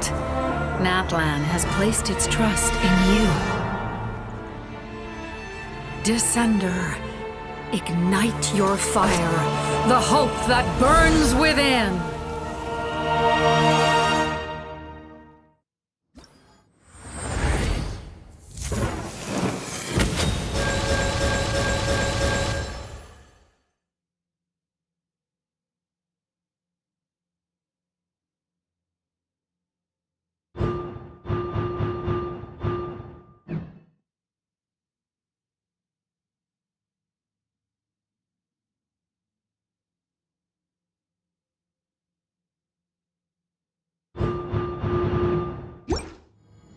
I have witnessed the light of this flame dozens of times. Once the earth is set, night will return. Failure.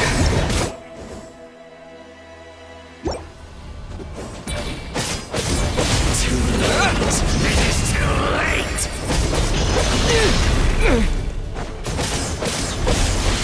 Bow to the abyss, or be destroyed! You are loyal to the wrong master.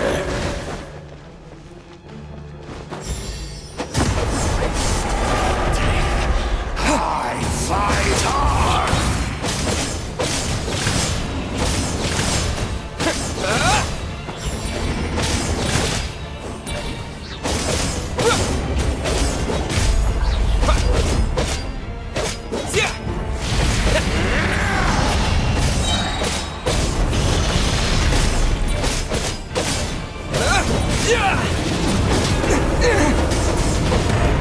Delay the inevitable!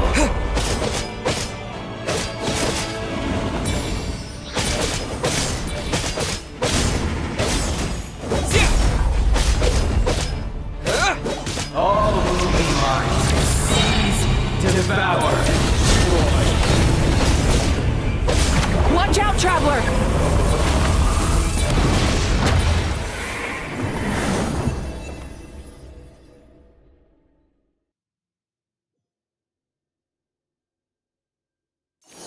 All will be mine to seize, devour, and destroy.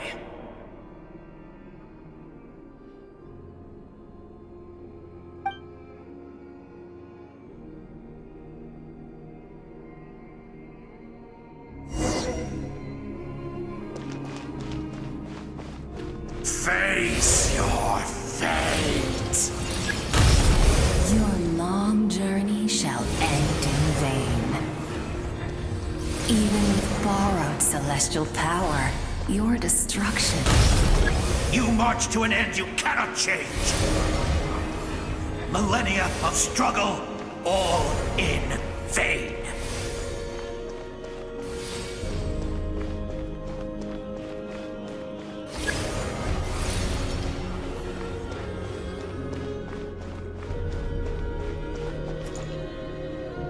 The lives of the Descenders are more valuable than you can imagine.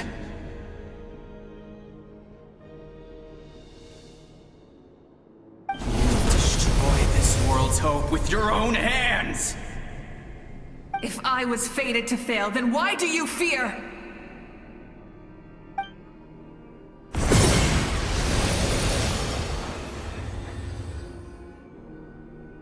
Ah!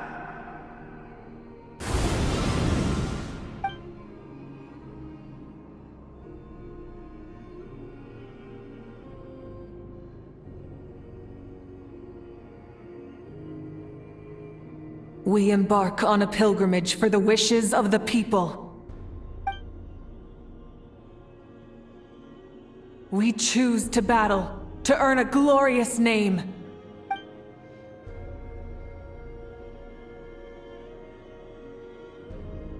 And in the end, we burn to cinders for a dream.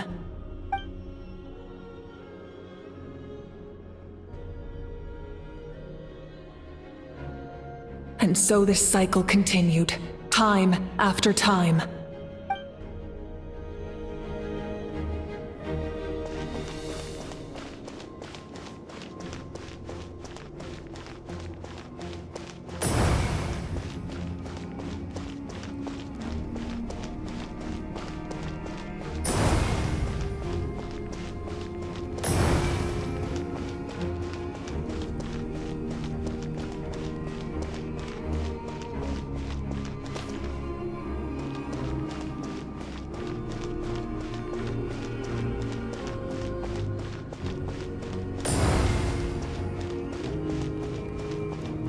My fate is to bring this journey to an end, once and for all!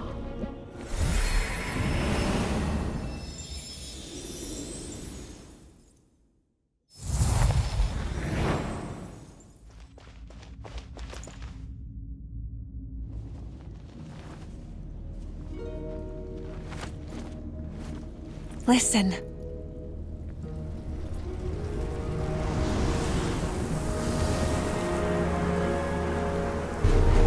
Did they lose? No, it can't be.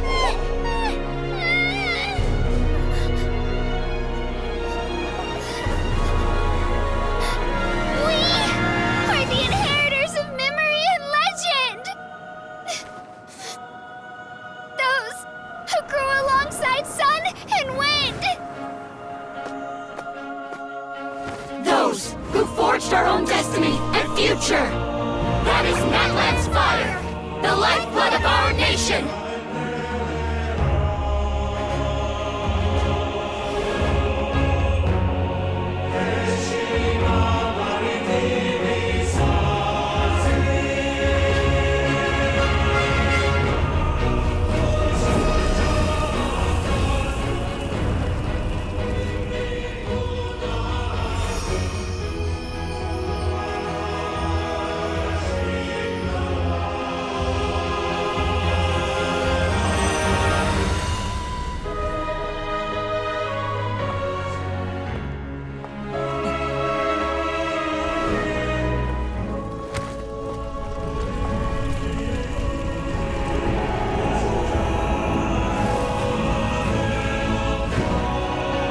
We won't give up hope. This is where we forge our future. With our own 2 hands!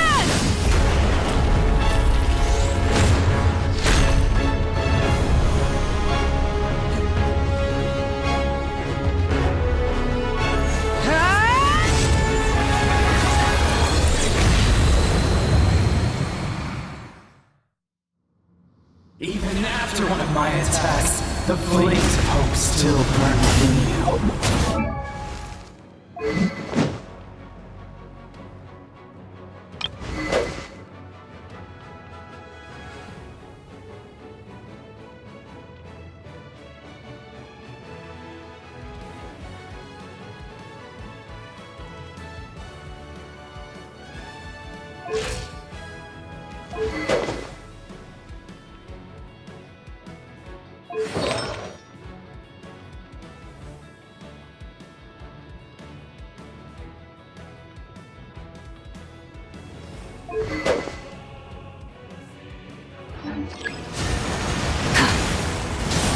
But with fear comes darkness, and with darkness comes dominion.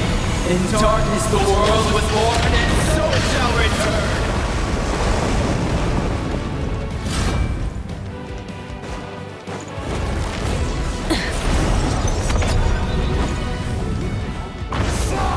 Before the final blade! Rev the engines! Pyroclastic surge!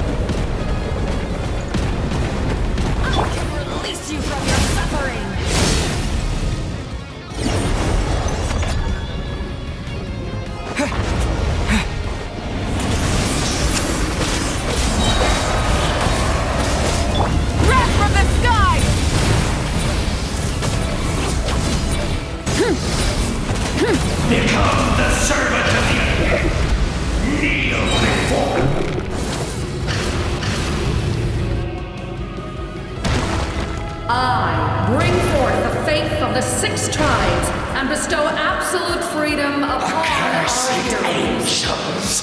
Vanished creed! You should have long since been.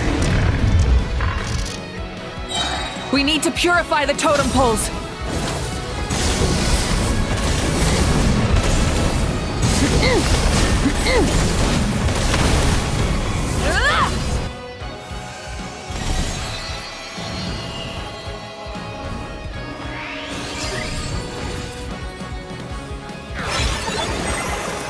His soul is noble and pure. Hero is just his starting point.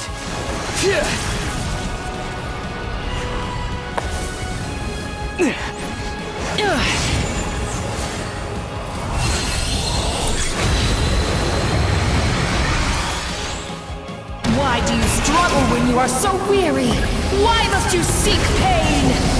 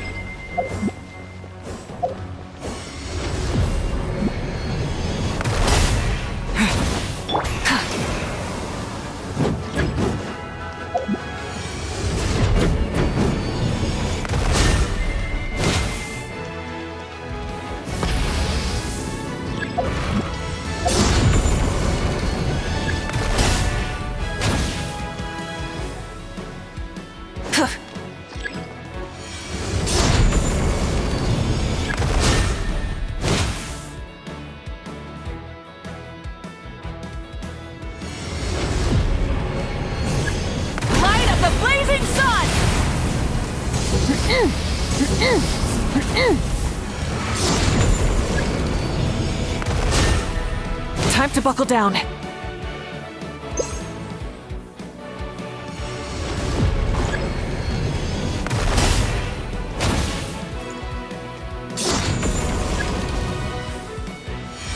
No one fights alone!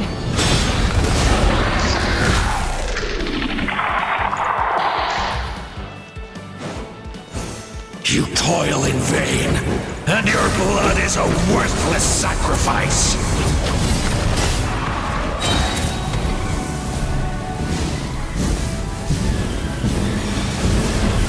Incinerate!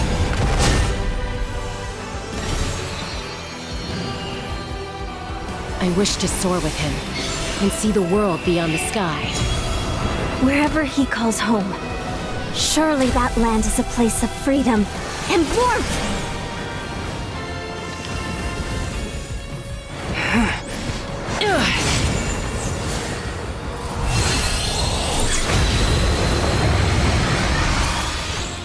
You toil in vain, and your blood is a worthless sacrifice.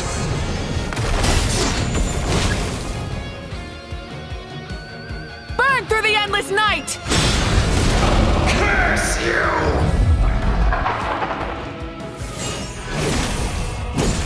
Enough, you foolish pests! Incinerate!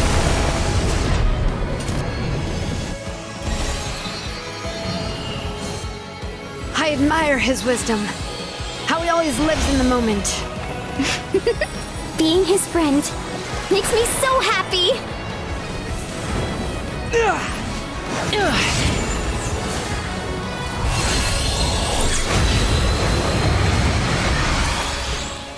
Enough, you foolish pests!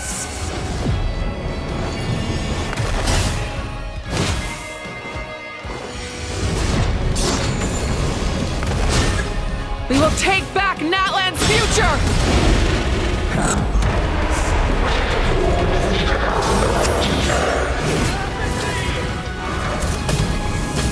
Every adventure can be stressful and scary. But with the Traveler around, there's always hope! There's no challenge too great! As long as we're together, we can do anything! We will never, ever, ever stop moving forward. Because that's what it means to be best friends.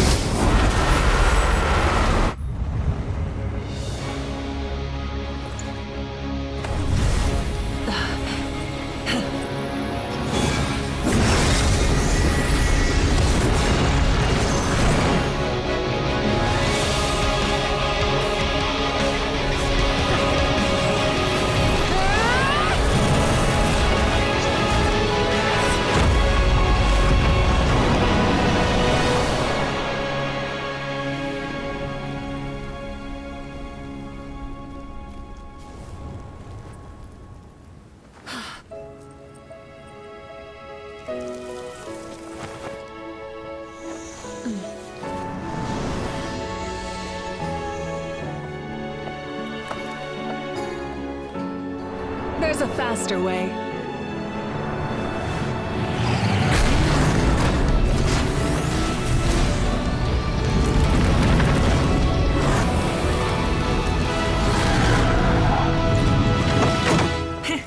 Hop on!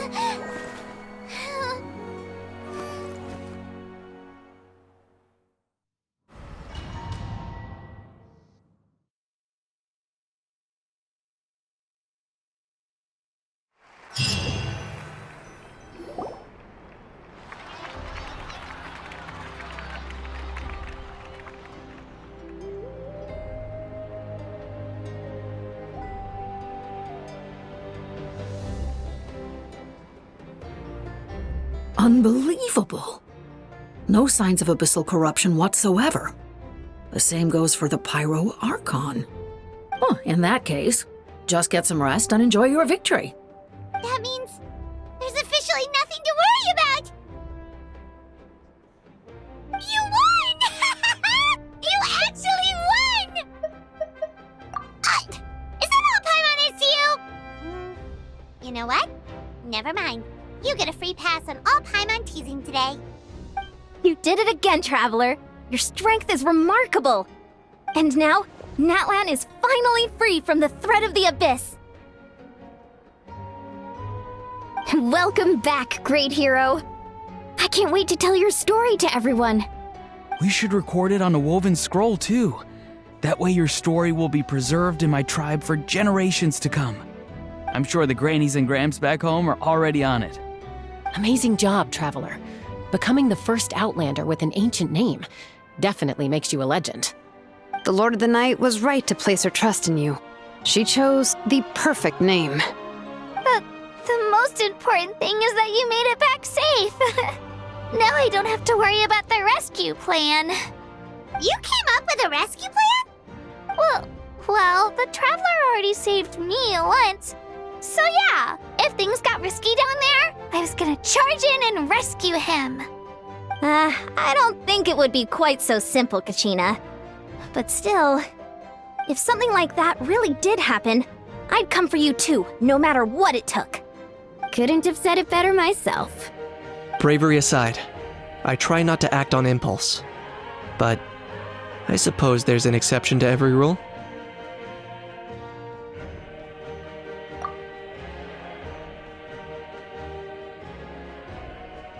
Wait, really? Who did you see?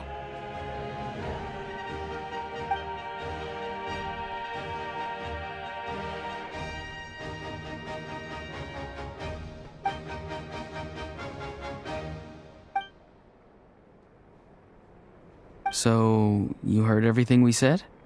Those messages became part of your name during the forging process. I just didn't expect them to come in handy at such a crucial moment. To think that you heard them, though, That's a little embarrassing. Hey, what's embarrassing about that? I'll say it again right now. Being your friend makes me so happy. Good one, Koichi. Things are looking lively over here. How you feeling, traveler? Great. Just what I wanted to hear. The preparations for your celebration ceremony are almost complete. Celebration ceremony? According to tradition, we hold a celebration ceremony for our most outstanding warriors after their final pilgrimage. In most cases, outstanding means warriors who earned more than 20 victories in the Night Warden Wars. It's an exceedingly rare honor. You can think of it almost like a lifetime achievement award. We haven't held one of those ceremonies in a long time, though. True, but given the traveler's exceptional contribution to this victory, I think he's more than worthy of the honor. Let's head to the center of the stadium and I'll announce the honor to everyone. You deserve a formal round of applause for this achievement. Ooh, then I'm gonna grab the best seat in the house. Wait, I'm coming too! Camera! This calls for a camera! Slow down, there's no rush. Moika, if this ceremony is to celebrate defeating the Abyss, don't you deserve the same honor? What's the point of holding a victory feast for yourself? Besides, I'm already the Pyro Archon. That's enough honor for a lifetime. Let's go. Everyone's waiting for us.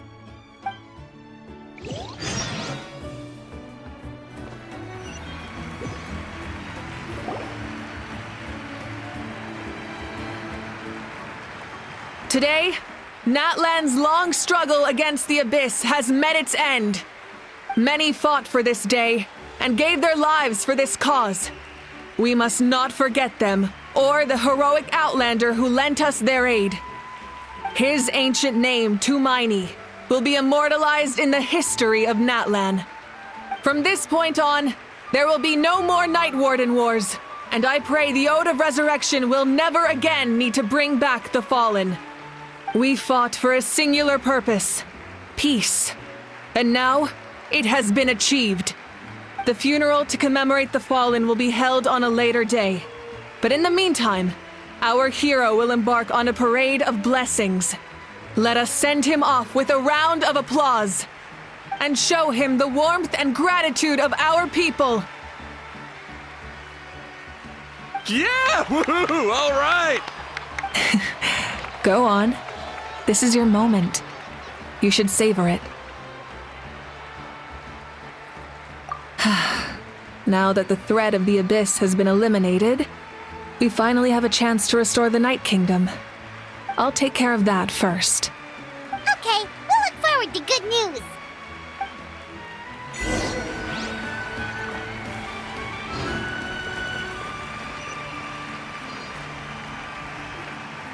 Just a moment, great hero. Before you set out on the parade of blessings, please accept these feathered accessories. We bestow these gifts to every hero who receives this honor. They are proof of your bravery and strength, and mark you as a role model for all in Natlan. Thank you for everything. Thank you for saving us from the Abyss. Now, the person who has the honor of adorning you with these gifts is none other than one of Natlan's most outstanding warriors, Chaska. Oh, it's just someone we know. You sound disappointed.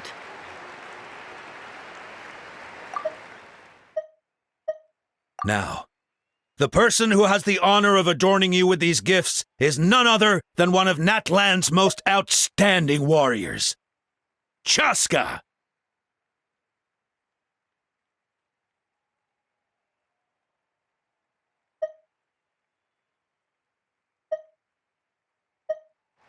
Exactly! It, makes this moment even more special because we're already friends. Well, both in a personal capacity and as a representative of all warriors in Natlan. I bestow upon you this blessing. May your flame forever burn, pure and bright. With us by your side, you'll never fight alone. Time to embark on your parade of blessings.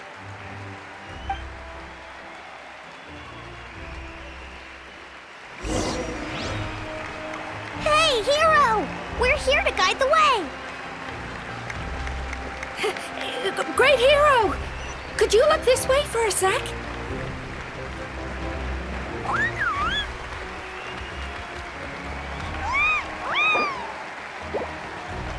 Yeah! Enjoy the parade! Over here! Can I take a picture of you, please?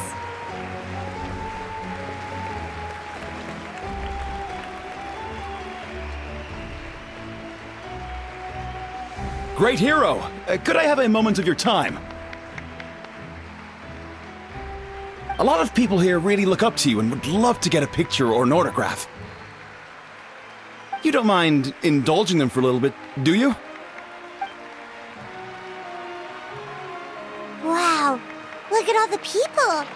They must have been waiting here for a long time. That doesn't sound like too much to ask, right, Traveler? That's right! The photo booth is this way and the autograph area is over there. The parade of blessings will continue in that direction, so head to the next area whenever you're ready. We'll be cheering for you! Over here! Over here!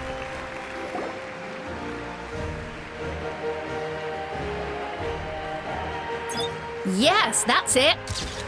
Thank you.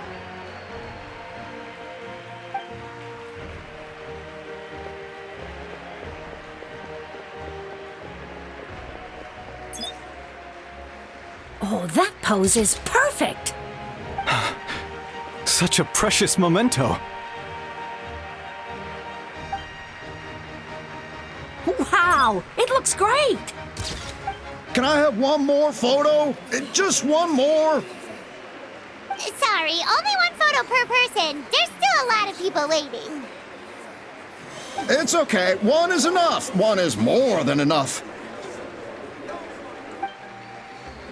Oh, look over here. Perfect. This is going straight into the next issue. Thank you, Hero. Thank you so much for everything you've done for Natlan.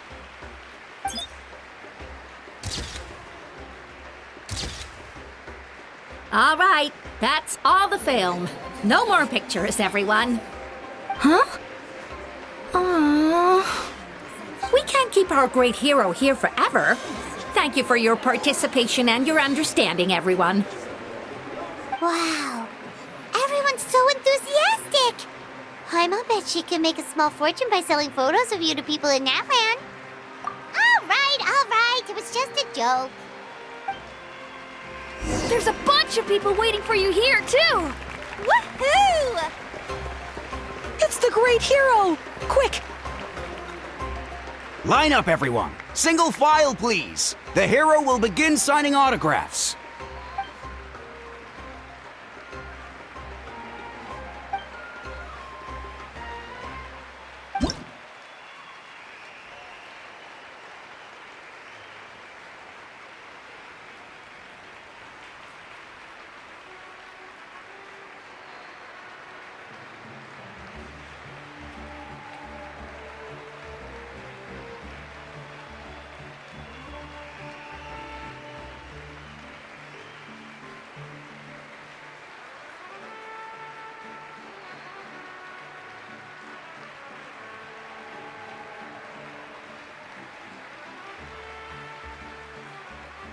Thank you.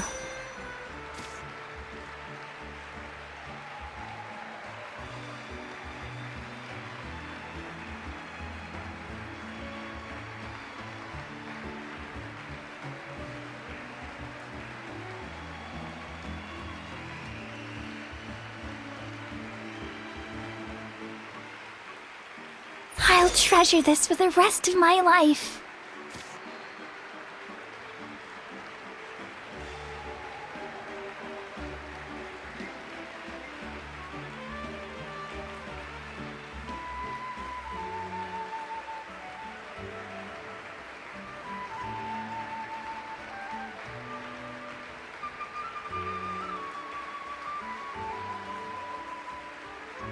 The hero's autograph? I actually got the hero's autograph?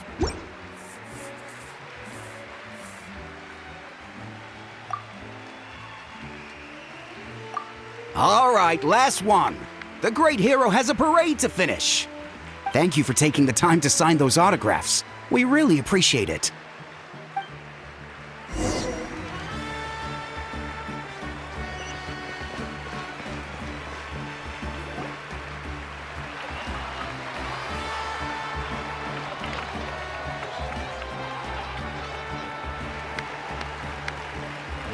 Sorry to bother you, great hero. I'm a messenger from the Scions of the Canopy. I know everyone's been curious about the hidden message behind Tumaini. Every ancient name has a story behind it and comes with a certain mantra. Usually, the Wayab reveal those mantras to our chiefs in a dream, but yours is still unknown to us. Oh, you mean like the lines the 6 heroes recited when they appeared? But, where do they come from? Is it something you have to decide, Traveler?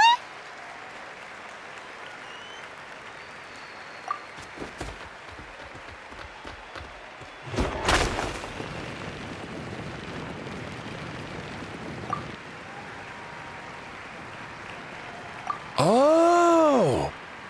That was beautiful! I've got... Oh! You mean like the lines the 6 heroes recited when they appeared?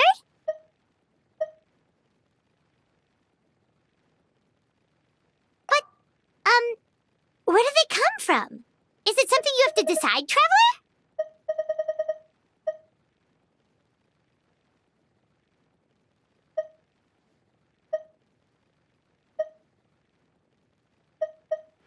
That's the final element of your ancient name, right? That means you've been completely accepted by Natlan's ley lines! From the Lord of the Night herself? Legendary. Truly legendary. Tumaini! Tumaini! Tumaini!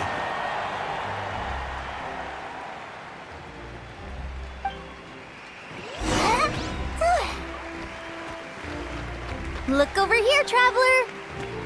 Wow, you're here too! And you brought a bunch of friends! Look, they're dancing! For music! For the sacred flame and... Huh? It's the great hero! Please, come dance with us! Whoa! What do you think, Traveler? Should we join them?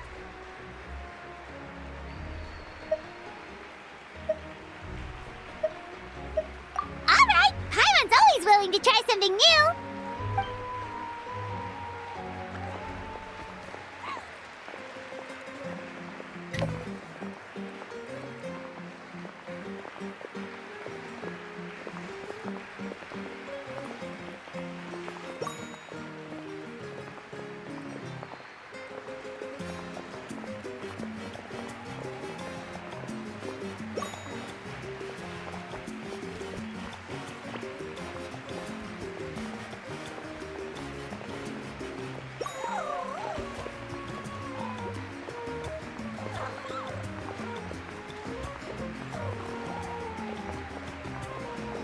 Hey, not bad! You're a natural!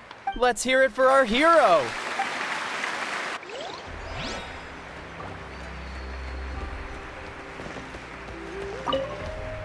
For music and for the sacred flame! Oh!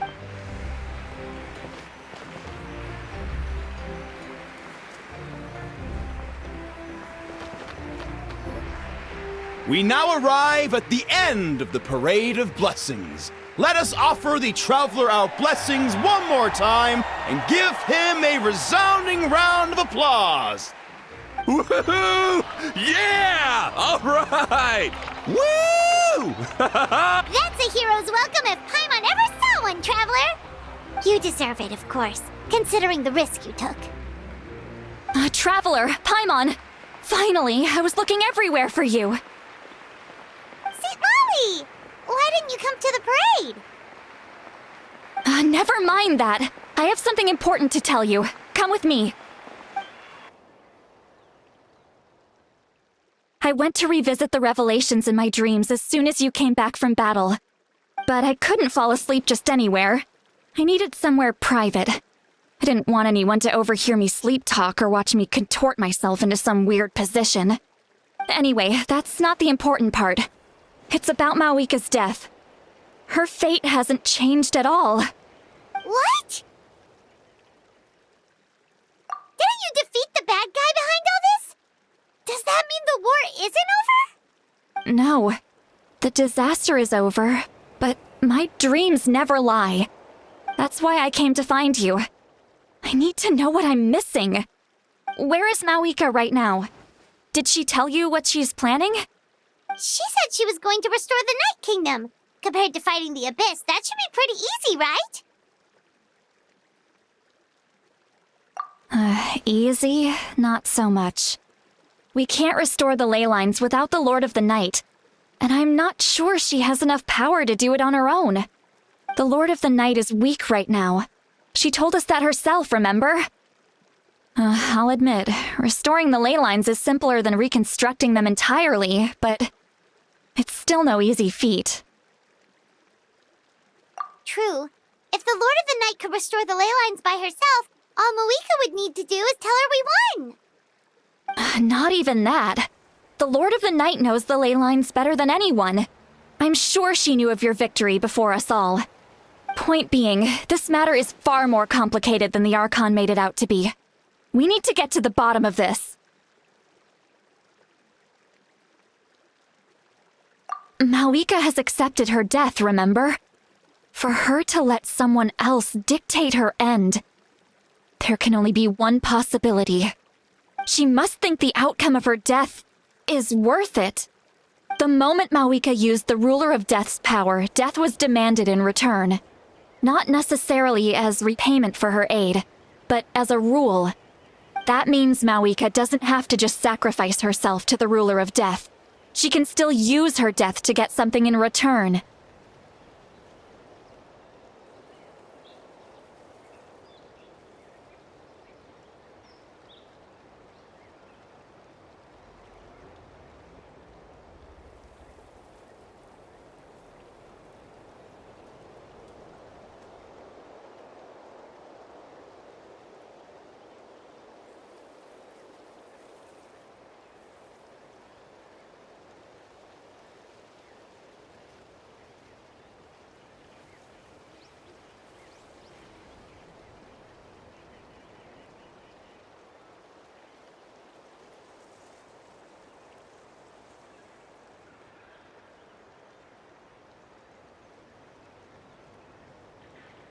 Then let's get going! Where do you think she went? Could it be where we found the source mechanism? The Lord of the Night should now be able to appear anywhere in Natlan. What we need to know is where the Ruler of Death can be summoned. According to the Lord of the Night, the Ruler of Death is one of the Shining Shades, an extremely elusive figure. Even woven scrolls dating back thousands of years have nearly no mentions of her.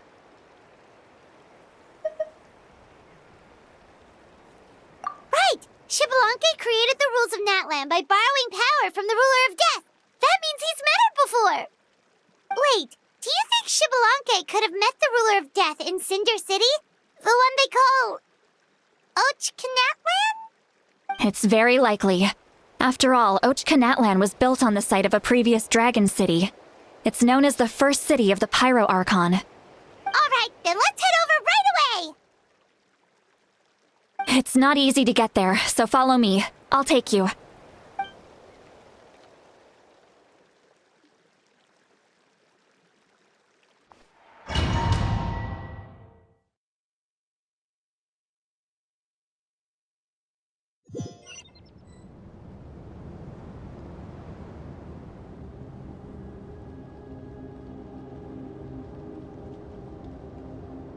Man, this place really is hard to get to. And, Paimon wasn't the only one who saw that weird thing up there, right? All those eyes inside of it? Talk about creepy. I believe that's how the ruler of death keeps an eye on Tevat. Quick, this way! We're almost there!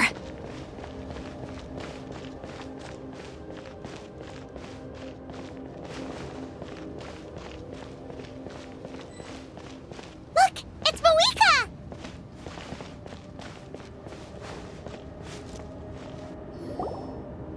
I have grown weary of the endless wait.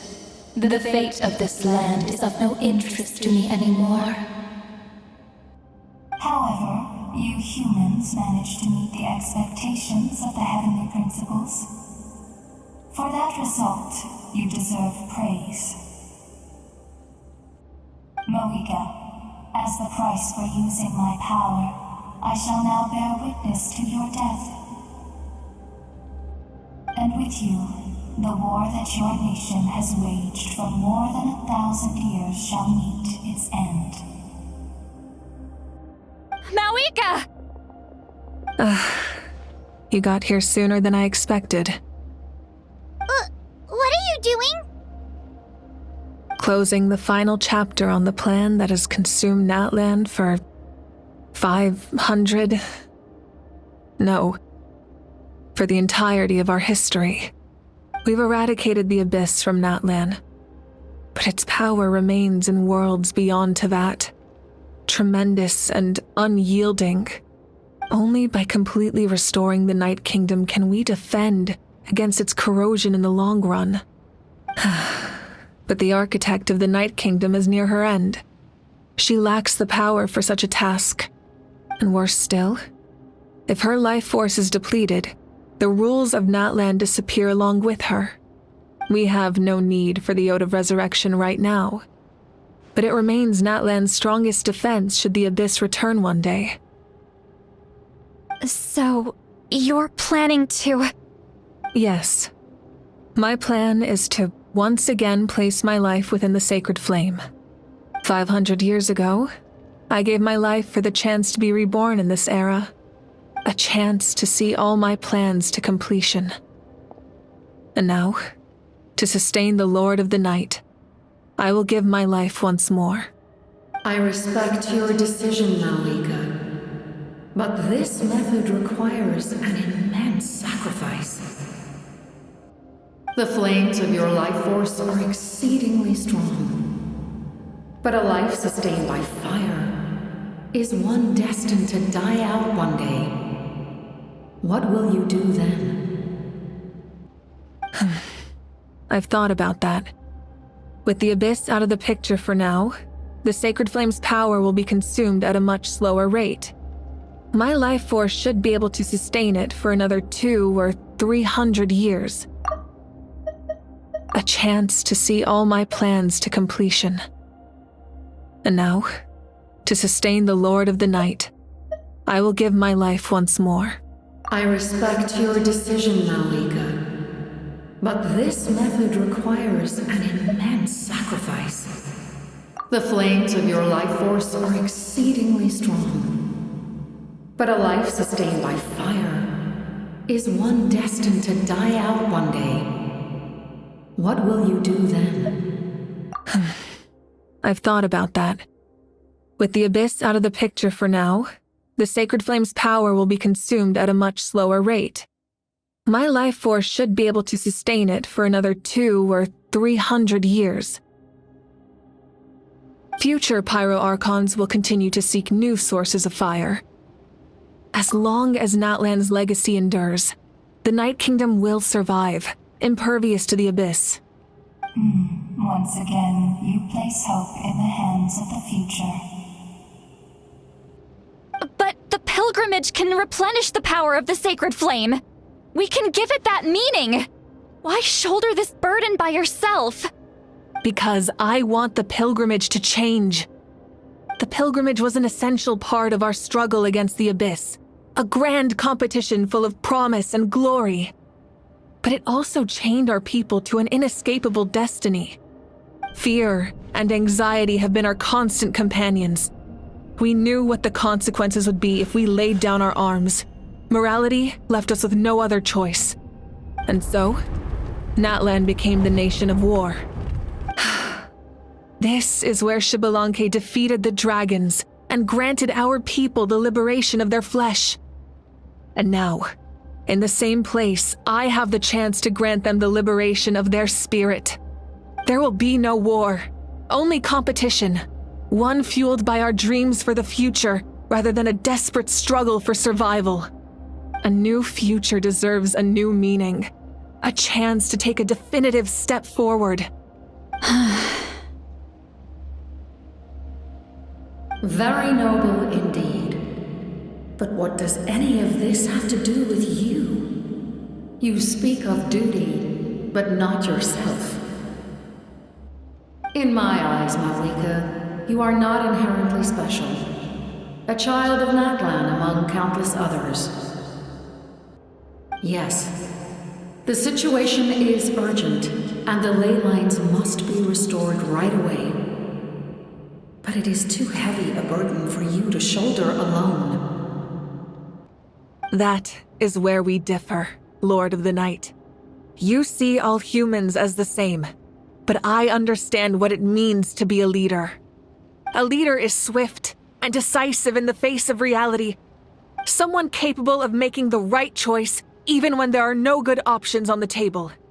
Sacrificing the remainder of my life to help Natlan overcome this crisis. That is the right choice. After all, leadership is built on the trust of ordinary people. Without them, there is no Archon.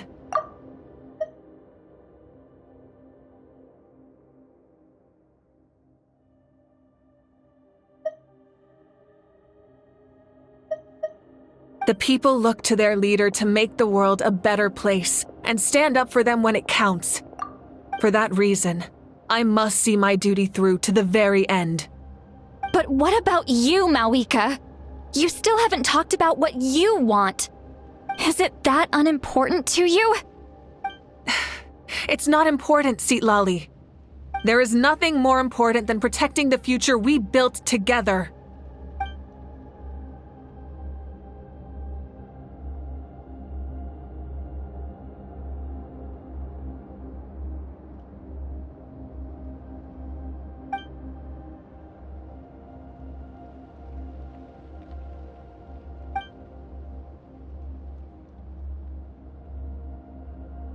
I shall accept Malika's sacrifice for the Lord of the Night as her death, and I will bear witness to the very end. Thus concludes the deal I made with Xbalanque several thousand years ago. Lord of the Night, you may now begin.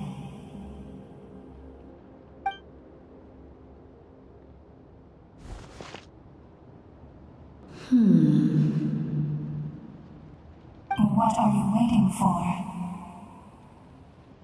There is another who wishes to take part in the ceremony. And I cannot disregard their intentions. I must wait for them to arrive. Another? I was to bear witness to a death, and now the situation is increasingly tenuous. If the life of this second individual fails to meet my requirements, I fear I may lose my patience. Rest assured, his life will hold equal value. I am the helper of humanity, and I must always place their demands first, no matter who the human may be. Cumbersome. But there is nothing to be done. Such is the duty of an angel. Wait, this feeling. We made it.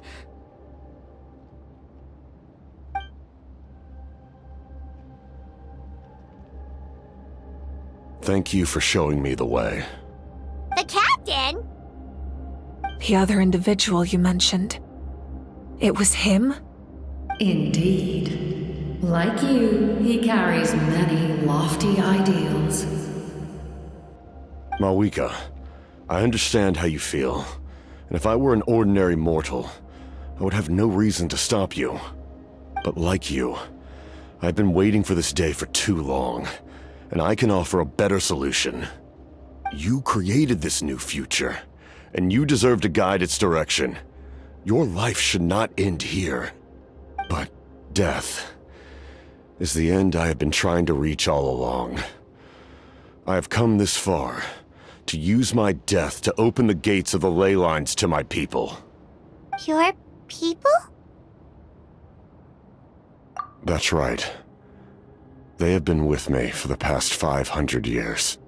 But how? Carrying that many souls within you?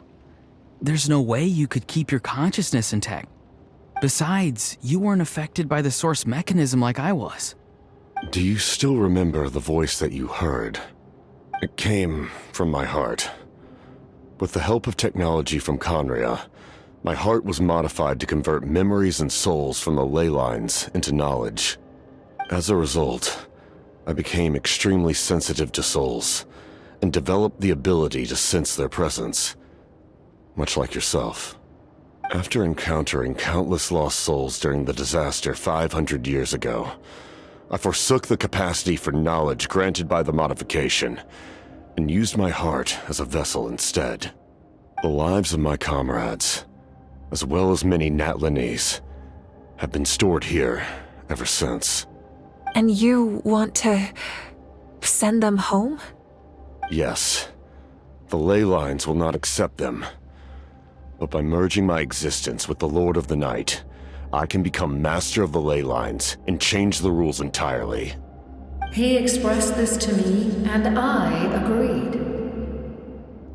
The captain envisions a kinder and fairer set of rules for humanity. In addition, he aims to challenge the authority of the ruler of death. In a word, his goal is revenge. Revenge? After all, it's because of her that I bear the curse of immortality, the curse of absolute life. I now understand that which you seek. Then, bear witness to my resolve and hatred. The people of Conria committed grave sins, and for that, we were cursed to suffer endless physical torment, cursed to witness the demise of everything we held dear. But most of us were innocent. Most of us knew nothing of the Five Sinners' exploitation of abyssal power, myself included. If I sacrifice my life for the Lord of the Night, you get the death you desire. But at the same time, the curse of immortality would negate the very death you seek. Left unresolved, that paradox could uproot the natural order of this world. Even you, great ruler of death, lack the capacity to bear the consequences of that outcome. Your curse is now the tool with which I will overturn the oppression of the gods. This is my challenge to you. Forsake one of your rules. The choice is yours. Your new heart has limitless potential, and you have wielded it with bravery and honor. I grant you the title of Sentinel Knight. Like the four pillars of strength, you will continue to safeguard the glory of Conria. The glory of Conria. Our land, our dignity, and every comrade who fights alongside us. The Night Kingdom is almost destroyed. Our fallen soldiers, your comrades, they have nowhere to go. What are you doing? Are you taking all their souls with you? You're just an ordinary person. You can't bear that kind of burden. No hero should have to wander alone.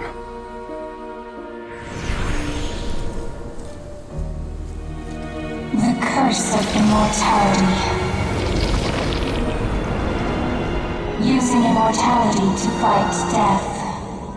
Using my rules against me. Make your choice. Reject your rules, or Allow me to trigger the paradox. The curse of immortality must stand. Use it to fulfill your final wish.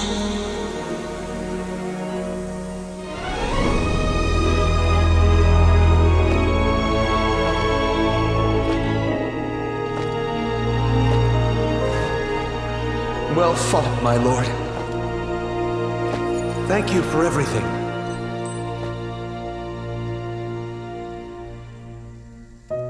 This time, let's go together. Yes. Let's go together.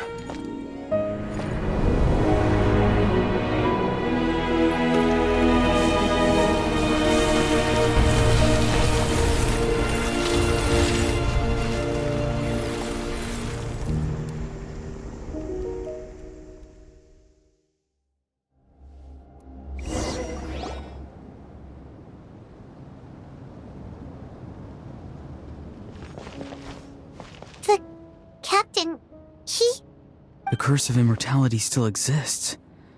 Does that mean the captain will never move from this place? Lord of the Night, is the captain still with us? There is no need to pursue traces of him. For those cursed with immortality, release from the mortal coil is the greatest form of peace. Even so, please pass on my gratitude. His long journey has finally come to a close. I suppose this is a happy ending for him. I cannot imagine how much pain he endured over the past 500 years, or how much strength it took to never stray from his goal. There's something I've been trying to figure out. I don't think I ever saw him sleep. I tried to ask him about it on the way here, but he didn't answer. Just like always, he never talks about himself. It's probably due to the voices. When souls merge in a single being, their voices echo endlessly through the mind.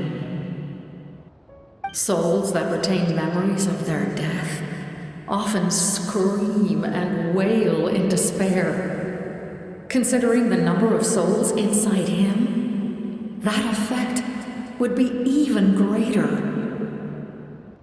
So, over the past 500 years, he didn't sleep? At all?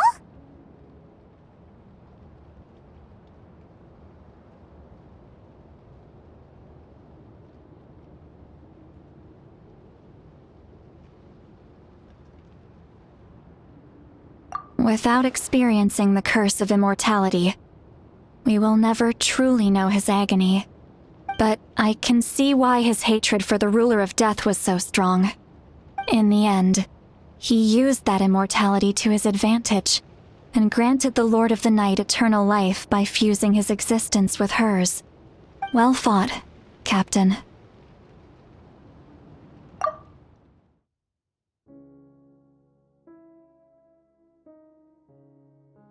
You may wonder why the Night Kingdom, a land of souls, was unable to accept the souls adrift on the surface. The reason lies in the Heavenly Principle's modifications to the ley lines. The original purpose was to help counter the Abyss, and so their stability was paramount. But at one point in time, Natlan's ley lines were decimated. Even after reconstruction, the rules needed for the Ode of Resurrection made it impossible to reconnect the ley lines to other nations. That unique quality is precisely what drew the captain to Natlan. Did he try the same thing in other nations? Yes, but all those attempts ended in failure. He fought to save Natlan not only to defeat the Abyss, but because this is the only land where the souls within him could find salvation. We met not long ago to talk about that very possibility, and I confirmed the feasibility of his plan. I too recognize the need to change the rules of the ley lines. Not only for the souls that wander this land, but for the outlanders that may perish here in the future. In the eyes of the heavenly principles, that kind of change is extremely risky, if not impermissible. But, as an angel, I have a duty to serve humanity. Such is my mandate. Thank you for everything. Lolly, when I gave you the Pilgrim's Chronicle, I said something rather pessimistic to you. Do you remember? How many years of life are enough? 10? 100? I thought it made no difference. But now, I have the chance to live forever. I am immensely grateful to humanity for this gift, and I am deeply sorry I thought so little of it in the past. You don't need to thank us. You bear a heavy responsibility. Heavy? No. That responsibility is the purpose of my existence. Farewell, humans, creators of miracles. A new era awaits you. Looks like she returned to the Night Kingdom. So, this was the captain's goal all along. He fought to the end for all those souls and challenged the rules of the world in the process. He was an outstanding warrior. He took on a burden that was meant for me and even brought about a better outcome. It would seem I lost this duel. He was right. Natlan needs a leader to guide its future. If not a successor, then that responsibility will continue to be mine to bear. But for now, let us pay our final respects to this fallen hero.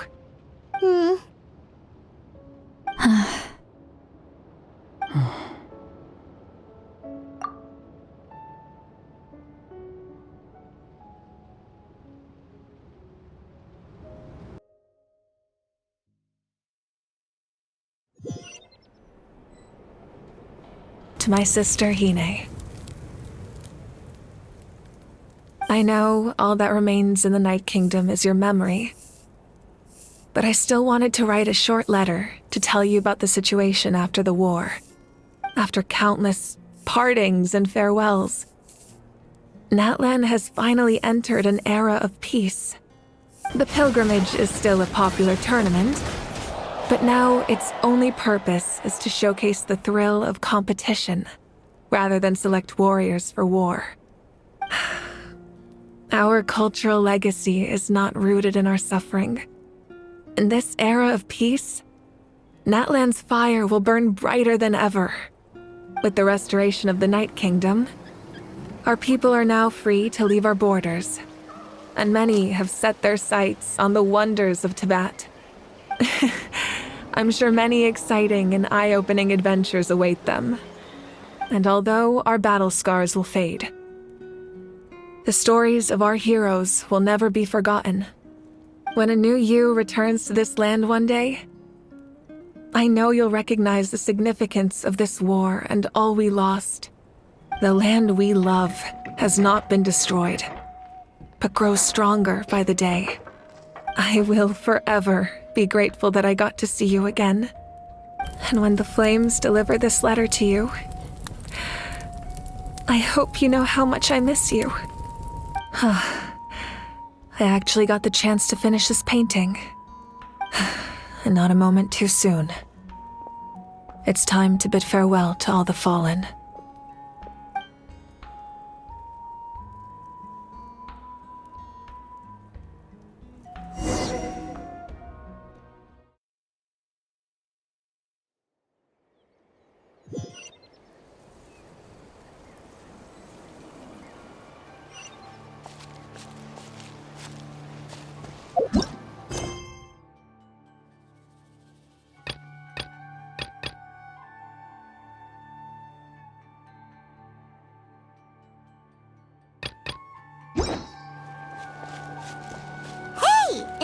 new? Paimon's never seen it before.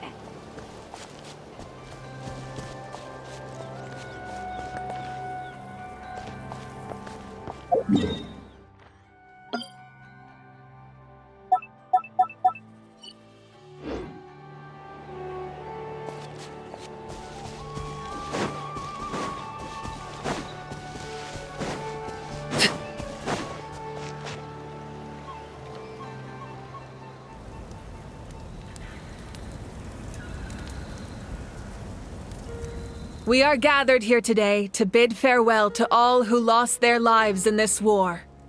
This struggle has caused us profound pain and brought us face to face with loneliness and loss.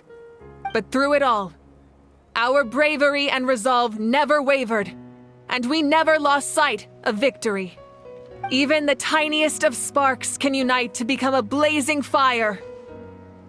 They lit our way forward and showed us the path to victory.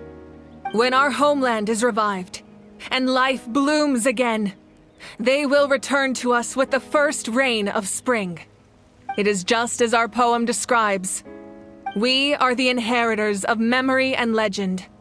Those who grew alongside sun and wind. Those who forged our own destiny and future. That is Natlan's fire, the lifeblood of our nation.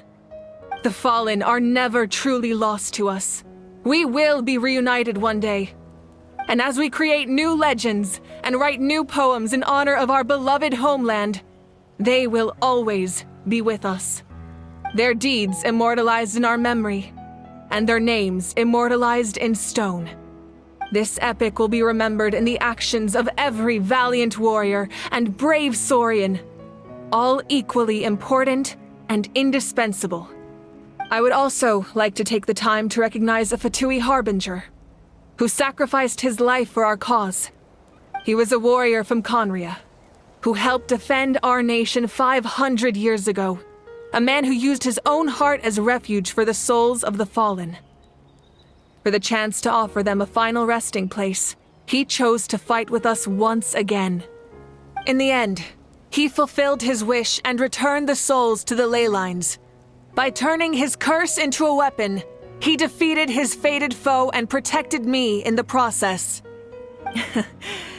We have had our differences in the past, and I cannot say his character is representative of all in his organization. But on this occasion, we honor him as one of our own. In Natlan, all heroes are worthy of celebration.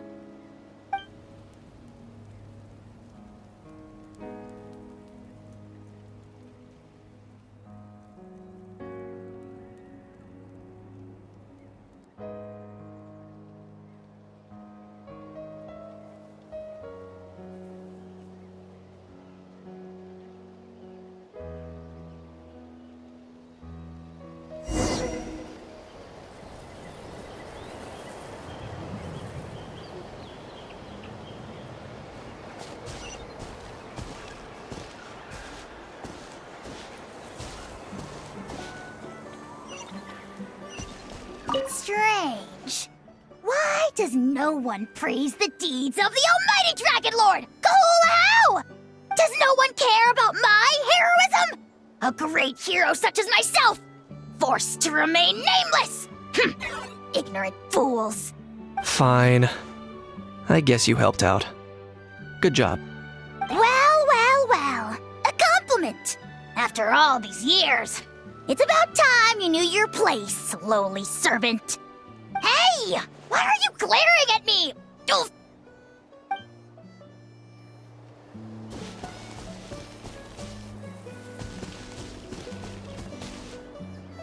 My teacher once said the weight of fate is decided by the one who has to bear it. You helped Natlan overcome a cruel fate. From now on, we will always be there to help you. Now, we just need to see where your fate, no, our fate, leads us.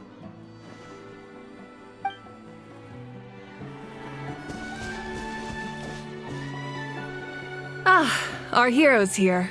Is there something you want to discuss?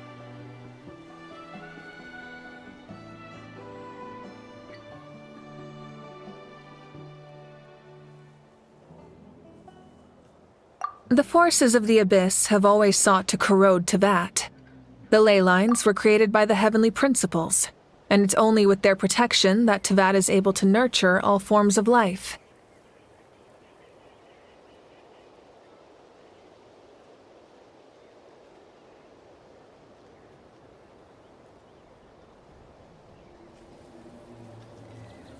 If the Abyss had free reign, this world would become a living hell.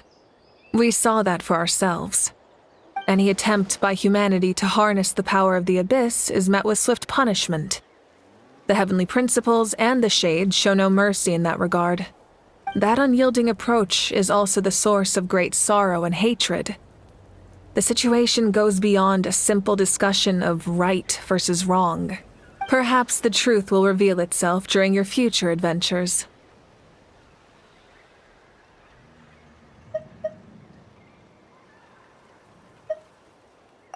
Oh, isn't it obvious?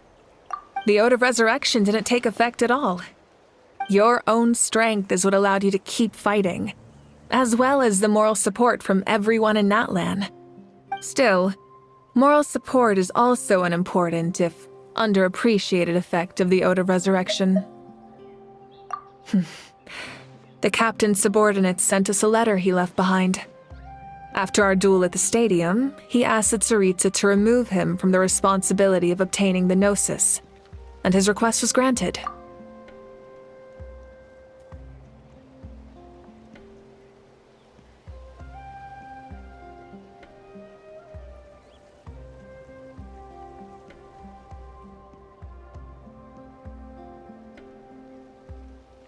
The captain respected the outcome of that match and refused to violate his principles.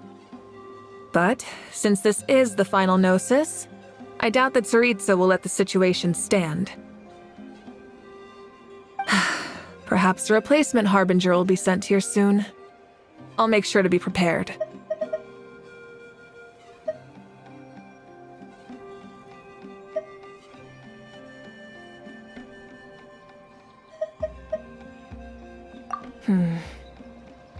A direct conflict with the Fatui is unavoidable the moment you step foot in Snezhnaya.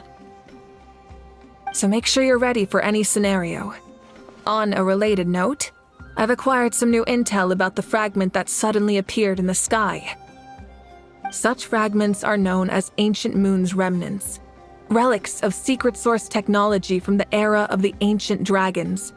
Coincidentally, a small squad of Fatui infiltrated our borders around the same time it appeared. Our investigation revealed them to be the subordinates of the Doctor.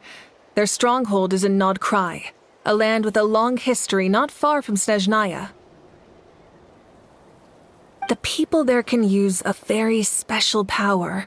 It's said that this mysterious power predates even the 7 elements of Teyvat. Ancient Moon's remnants, the Doctor, a mysterious power. The project that connects all 3 must be ambitious indeed.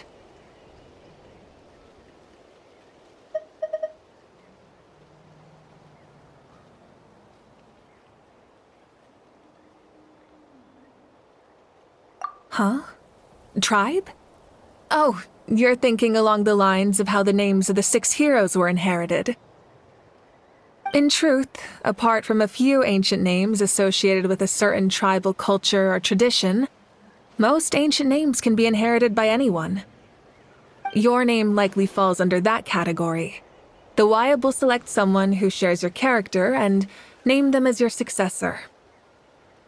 Of course, that won't happen for a very long time.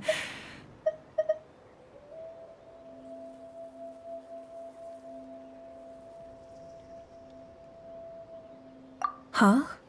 Tribe? Oh, you're thinking along the lines of how the names of the 6 heroes were inherited.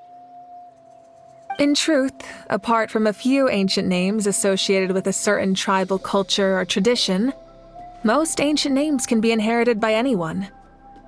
Your name likely falls under that category. The Wyab will select someone who shares your character and name them as your successor. Of course, that won't happen for a very long time.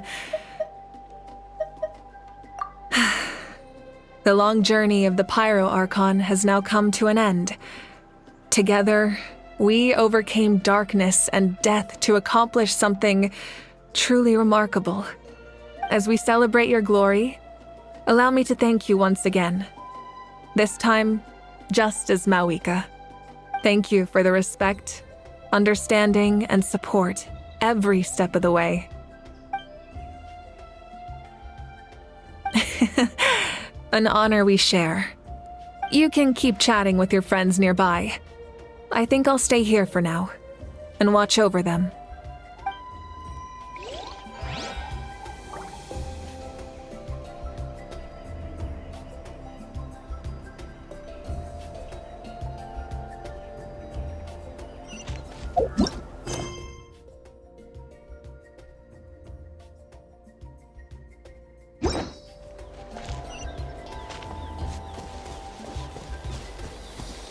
When Guthred's soul possessed my body, all I saw was a dark abyss. The captain carried countless souls within him.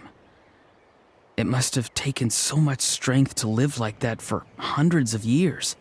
For us, his death is something sad. But for him, maybe it finally allowed him to be at peace.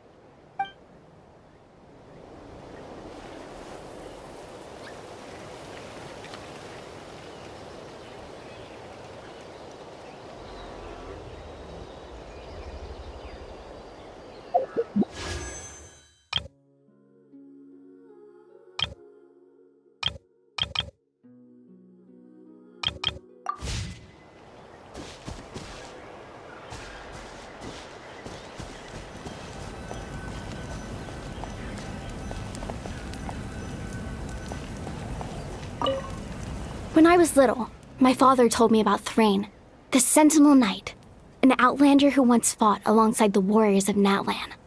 He was brave, fearless, and deeply respected by his men. I always wished I could go back in time and see him in action. I never thought that, in my lifetime, another outlander would fight to save this land, or that I would get the chance to fight by their side. I will treasure this honor for the rest of my life.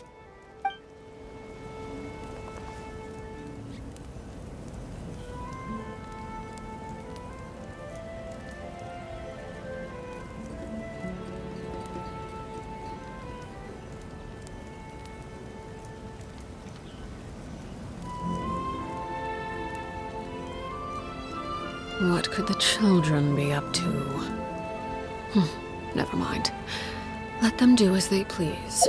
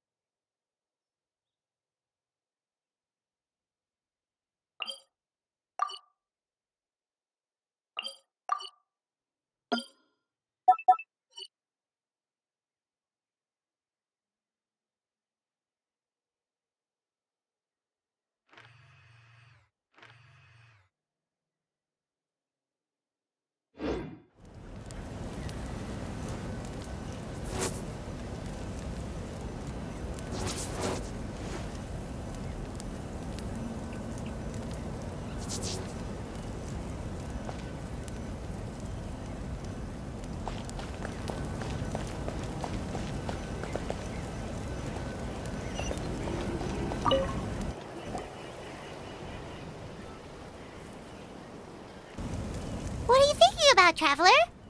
Oh, the battle, right? Even though we won in the end, it cost a lot to get to this point, huh?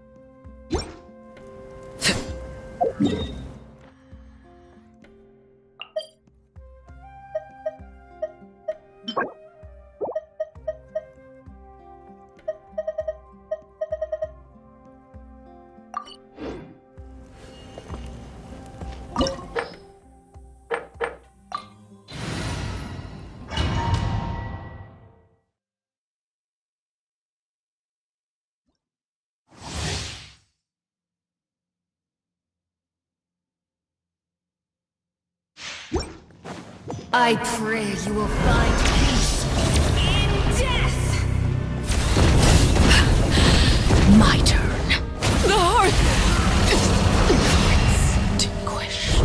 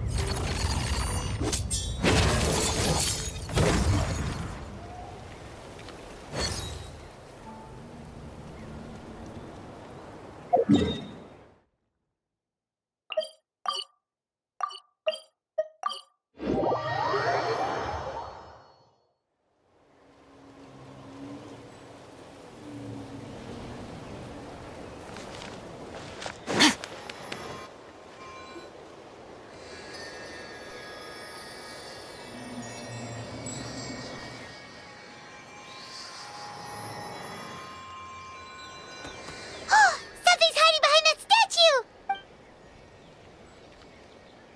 Aw, it's a baby ectomisaur!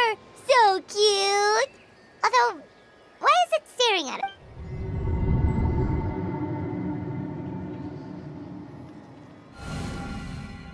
Traveler!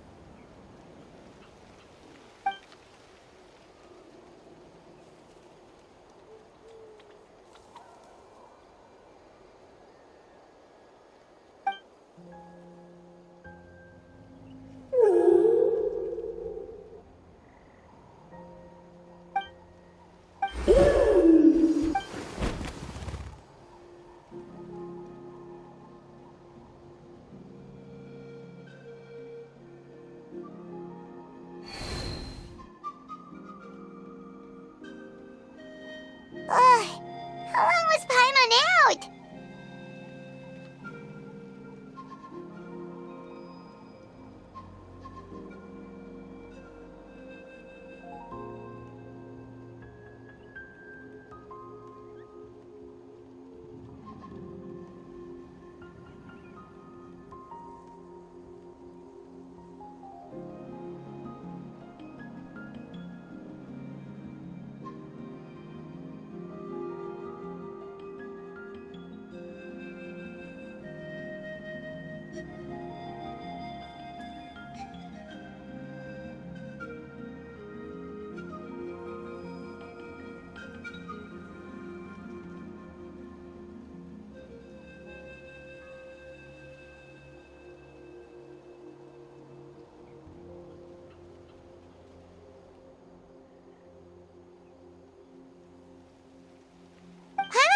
With that baby ectomisaur for like a second, and then any idea what happened?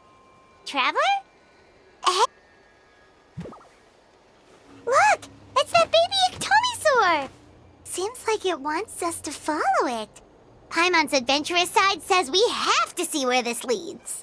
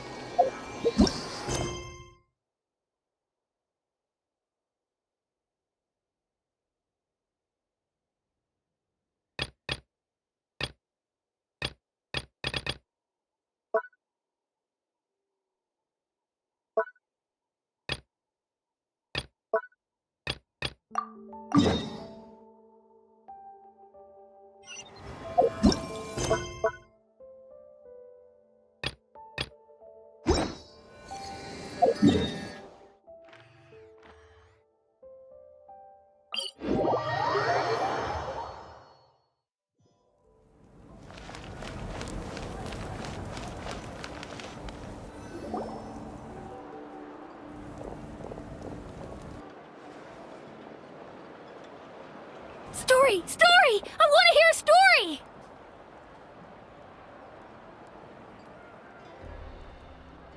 Come on! Tell us! Tell us!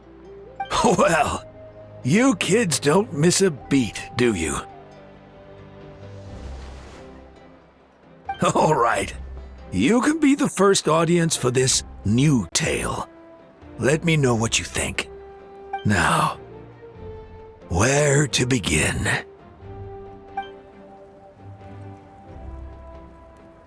Want to stop and listen to the story? Sounds pretty fun.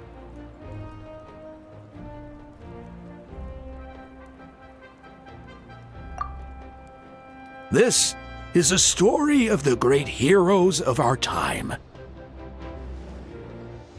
There are 3 great heroes at the center of this tale. The first is an outlander known as the Traveler, a warrior of great strength, completely immune to the power of the abyss. Most importantly, the Traveler is kind and brave, someone who treasures those around him. You could call him a natural-born hero. Yeah, he's super strong! Tell us more! Hey, just let him finish the story!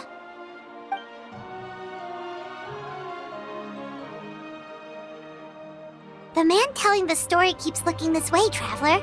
Paimon thinks he recognizes you.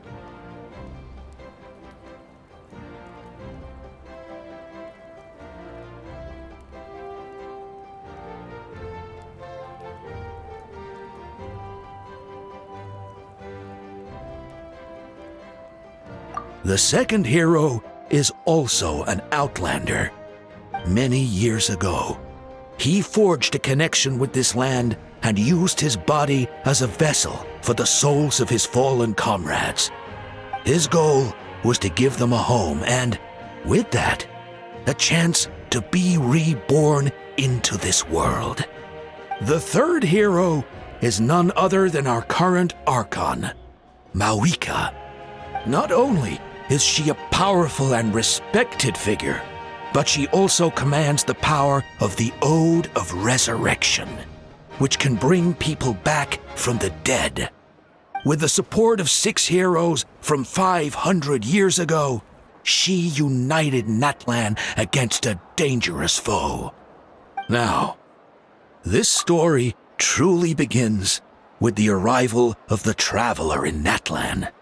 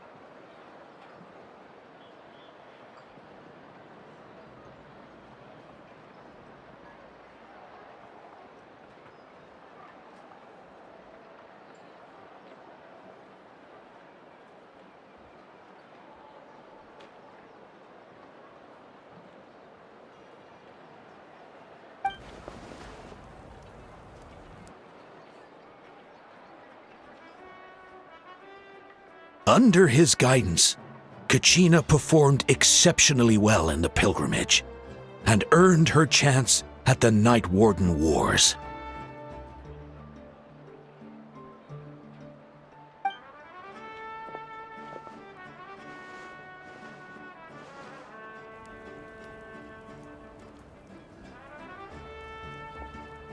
Suddenly, the sky turned dark. The sacred flame went out, and Gasoithoth appeared.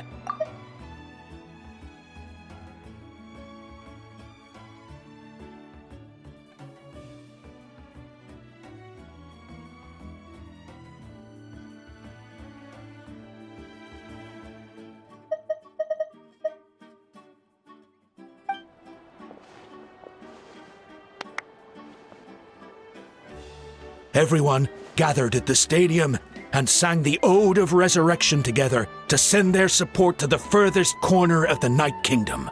Hermione became known by all, and everyone began reciting the words that defined its message. In the beginning, there was darkness, until someone set themselves aflame. Only then did the universe know light. Anyway, the dust has now settled, and Natlan has entered a new era of peace. The Traveler fought for life, the Captain fought for death, and our Archon, Mawika, created a bridge between them. Wow! Is there more? Please don't let that be the end! Sounds like you like this one. Tell you what, give me some time and I'll write it all out in even greater detail. I loved it! This is the best story ever! Yeah, and Hermione is the coolest ancient name. I get to be Hermione today, okay, guys? Hey, it's supposed to be my turn! No, it's my turn! No, it's my turn! I get to be Hermione today! So, no one wants to be the Pyro Archon anymore?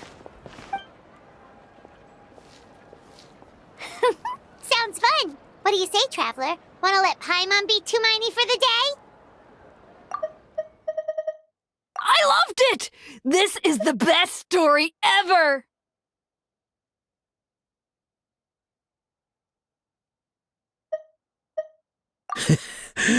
Sounds like you like this one. Tell you what, give me some time and I'll write it all out in even greater detail.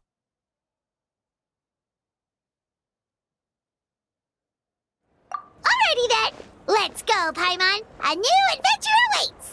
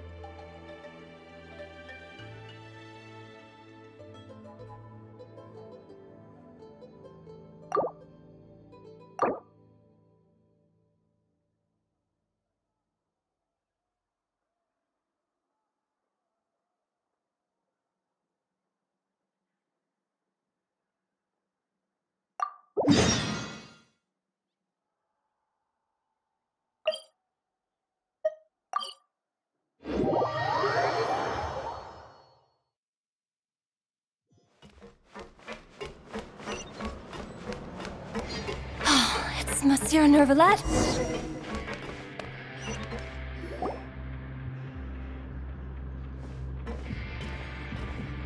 Welcome to the Fortress of Meripede, dear esteemed guests. We're back! Oh, and a greeting from none other than the Duke himself! Guess we've made a name for ourselves at this place. This isn't anything new. I figured you had important matters to discuss when the two of you, not to mention the Chief Justice, showed up. Let's assume we've gone through the pleasantries and cut right to the chase.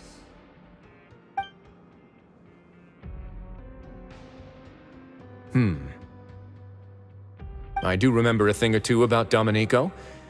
He once attempted to round up the other inmates and instigate a protest. Who does this guy think he is? Hyman hopes nothing came of it. He once attempted to, I said, meaning that it was over before it even started. And now he's threatening Melazines, is he? To be honest, Domenico doesn't seem like much of a conspirator. The fact that the three of you bothered to personally investigate raises a flag. Is there something else going on behind the scenes here? He's got the same concerns we do. I am concerned about this incident because something similar has occurred in the past. I wish to meet Domenico in person and have my questions answered. That's an easy one. Let me think. I think he's at... Oh, did I hear someone say Melazine? What happened? Siegeween! Yeah, and we're investigating. The person who threatened her seems to be imprisoned here. Really? Is Kiara gonna be okay? There's no need to worry. Clarande is protecting her as we speak. Well, that's great. But if the criminal's still... Is there anything you can do about this? Ah, head nurse. Do you require me to personally deal with the criminal? Wriothesley. Okay, I get it. I'll bring Domenico to you. That's your only demand, correct? Think of it as more of a humble request. I'm here on my own accord, not to formally transfer a criminal for trial. I urge you to set aside any concerns. Thanks for the trouble. Consider me in your debt. Whoa! If Paimon were the Duke, Paimon would take this chance to ask for something really important. Well, were I still a criminal, I'd probably ask for a lighter sentence. But I'm sure Monsieur Neuvillette would reject that. But enough jokes. I'll look for Domenico and bring him to you. Make yourselves at home. Our dear head nurse has mentioned you quite a few times, so I'm sure she has a lot to say. Please come with me to the infirmary. Ah, and watch your step. There's some pretty dark areas, so make sure you don't trip over anything.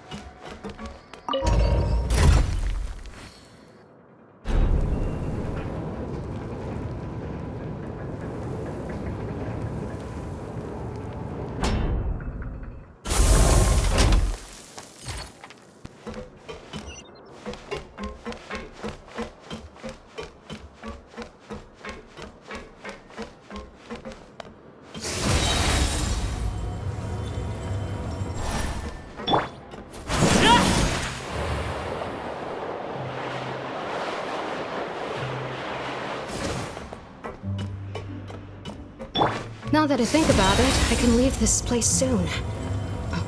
Huh?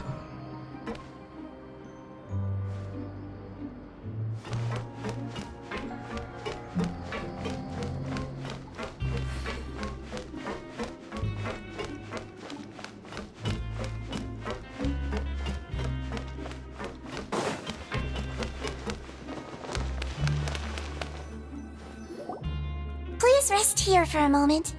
Oh, and would anyone like anything to drink? Paimon's not that thirsty, but thanks anyway.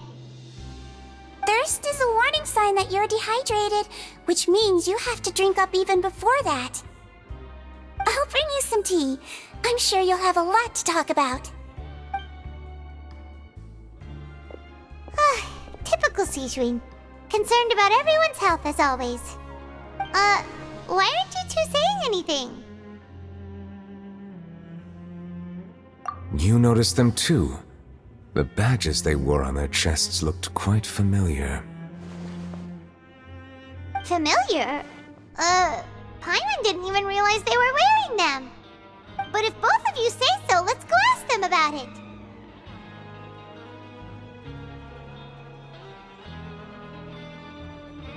That's not a bad idea. I will stay here and wait for news from you.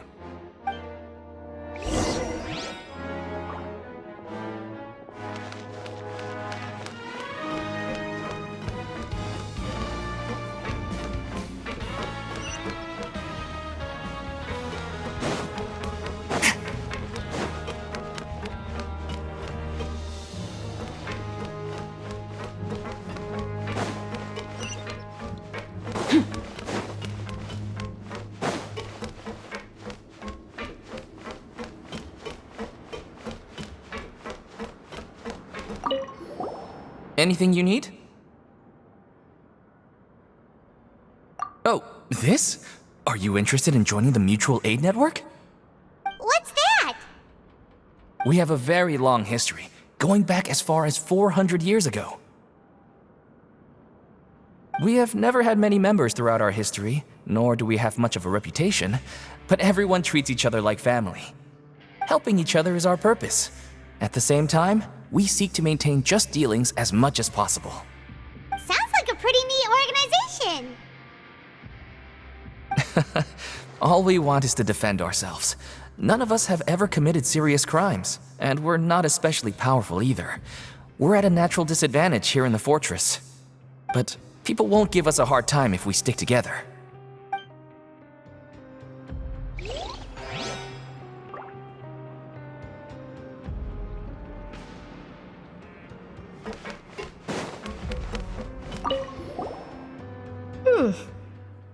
You two look kind of familiar. It's the symbol of the Mutual Aid Network designed by our first president. From what I've heard, it's based on something called a Medal of Peace. I've never seen one of those medals for myself, though. The first president of our network was an amazing person. Powerful as he was, he never used his strength against anyone. He encouraged the weaker criminals to stick together and look out for each other. All of us have a lot of respect for him.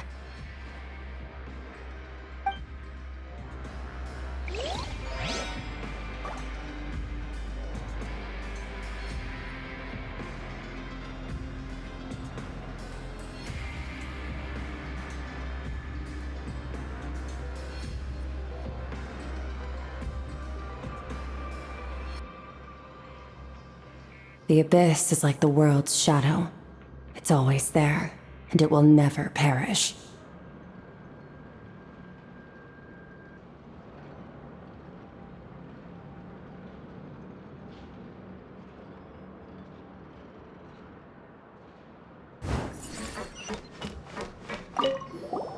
Interested in joining the Mutual Aid Network? If you'd like to learn more, here's our flyer.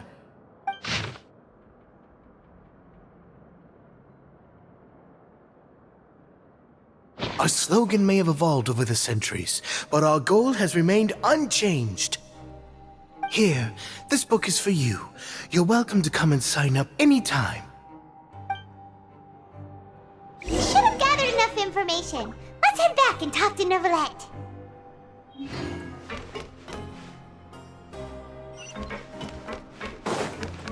Merciless.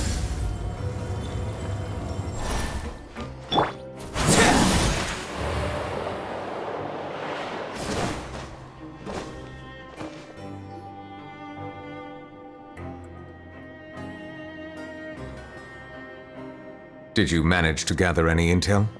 Mm-hmm. The people who wore the badges belong to an organization called the Mutual Aid Network. According to them, the badge's design was inspired by the Medal of Peace. Have you seen any of those before? I personally crafted 2 of them myself. They were awarded to Carol in Vautrin. Carol's medal was destroyed in a fire. The only one that remained should belong to Vautrin. Oh! So the network was inspired by... Monsieur Neverlet, His Grace has requested your presence in his office. He's found Domenico.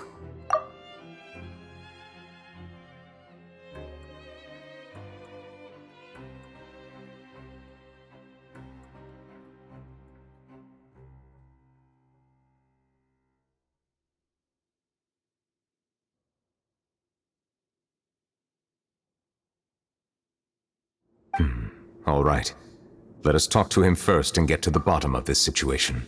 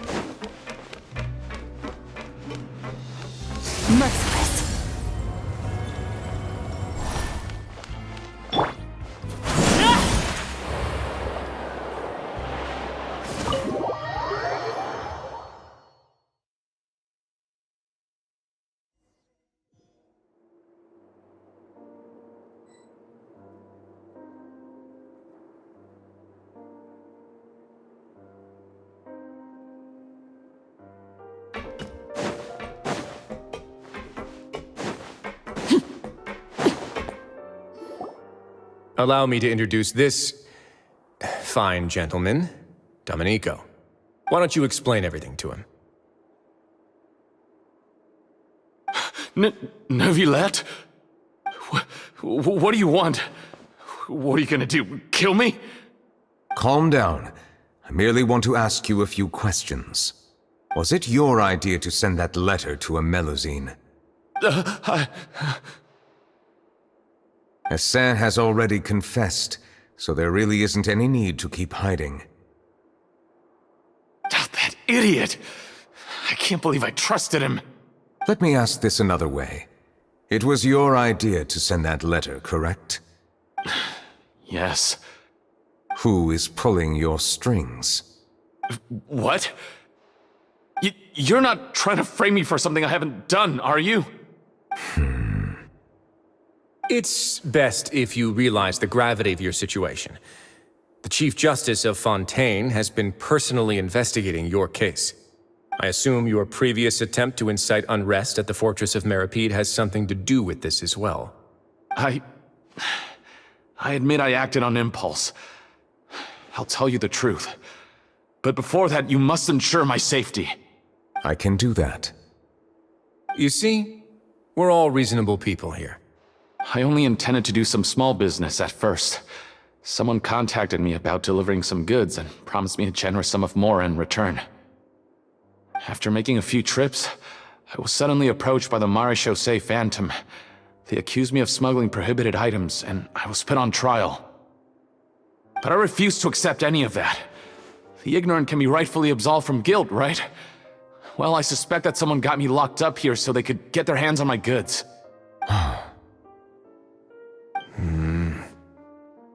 And then you decided to take revenge on the Melusines? Over that?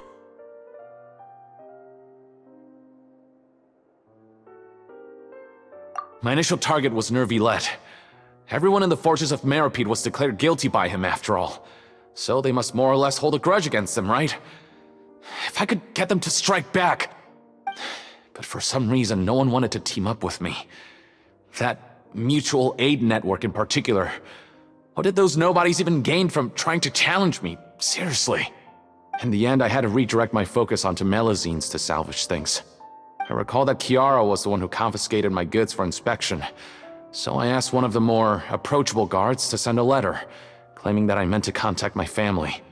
But the letter was in fact addressed to Essa. I requested that he write a threat letter to Chiara and force it to resign from the Marechaussee Phantom. Am I to assume that the claims you've made are your own thoughts? Have you been in contact with any suspicious people recently? No.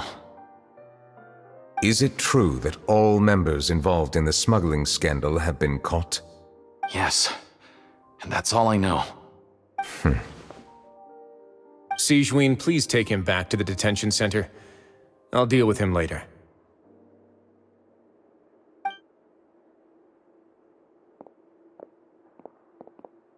So, Monsieur Neuvillette, you were concerned that there might be a shadowy faction looking to capitalize on the delicate situation with the Melusines to stir up greater chaos? Yes. I experienced a similar incident in the past, so I had to be prepared for any possibility. And how long ago was this incident? More than 400 years. You might be overthinking this. Time can change a lot of things. Everything's different now. What do you mean? 400 years ago, you and the Melusines you brought to Fontaine were the outliers in society. But in the present day, if someone were to threaten the safety of the Melusines, people wouldn't just sit back and do nothing. I trust that they would make different choices from before. That's right! We saw lots of people standing up for Melusines on our way back to the Palais Mermonia. Monsieur Neuvillette, the Melusines are a species you introduced to Fontaine. How the public treats them is also reflective of their attitude towards you. When people refused to place their trust in Melusines, it was because they were still on the fence about you, their unfamiliar Chief Justice. For almost 500 years, you've conducted every trial with impartiality. You made the right judgment each time, regardless of whatever nonsense went on. People no longer have any reservations about you and even consider you a symbol of the law. Right now, your every decision will impact all of Fontaine. In other words, you've gradually transformed the whole nation. Paimon gets it now. No wonder no one wanted to join forces with Domenico.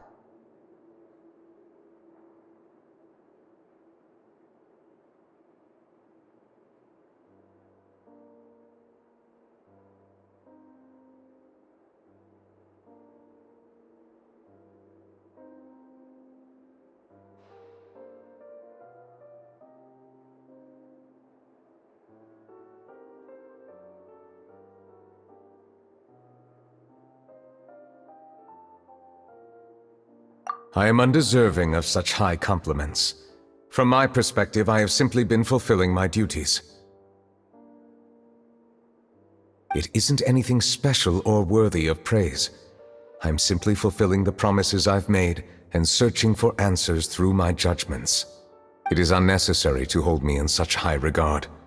The complexity of human emotions and willpower far exceed those of mine. As a matter of fact, I believe that you are the ones who deserve my respect. There's no need to be so modest. The current state of affairs says it all. You're no longer that outsider you were before. Even if you wished to investigate something on your own, many would take the initiative to lend you a hand. I must say that you've made a fair point. Thank you for clearing my doubts. Now that the case has been settled, I should get going. Huh? You're leaving? And so soon, too? Why not stay for a cup of tea? Thank you for the offer, but I know how this place works all too well. While some are here to redeem themselves, there will inevitably be those who harbor resentment towards me. The less time I spend here, the better. My presence could very well result in an unwanted disturbance. In that case, I'll have to insist. I still have 2 more things to say. Please, go ahead. The first is about the guard who helped Domenico send that letter. Ah, I know of what you speak. The guard was indeed deployed from the Palais Memornia's staff. However, as I mentioned earlier, I visited today on personal business. Therefore, I leave that matter in your hands. Well, that makes things a lot easier. Hey now, don't let your imagination run wild. Those from up there have a tendency to sympathize with others. However, down here, such thoughts will put you at high risk. I'll have a chat with the guard and remind him to take precautions in the future. I see no issues with that. Great! That's one thing out of the way. What's the other thing you wanted to say? The other thing was born from my own sense of curiosity. Now, I've heard that you investigated the mutual aid network. Is that right? Yep. Nervalet thought their badges looked familiar. I noticed the small gang as well when I first took over the fortress of Meripede. They were not great in number, but every member always made sure to stand up for what was right. I've looked into their founder, Vautrin, who once stood trial and was sentenced to imprisonment in the fortress. According to existing documentation, Vautrin remained disciplined throughout his imprisonment. He had never once engaged in physical or verbal aggression. In other words, how he presented himself in prison was very different from his behavior in court. What?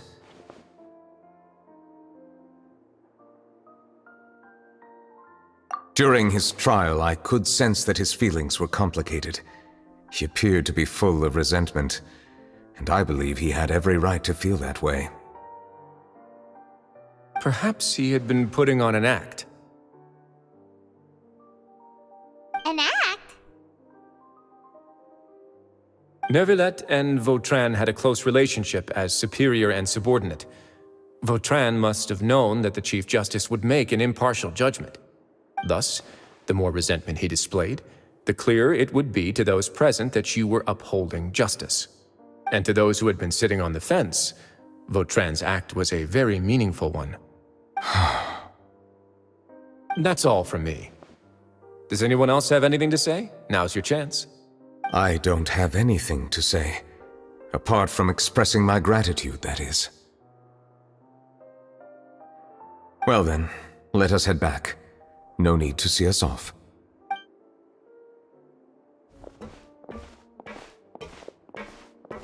Please, take care.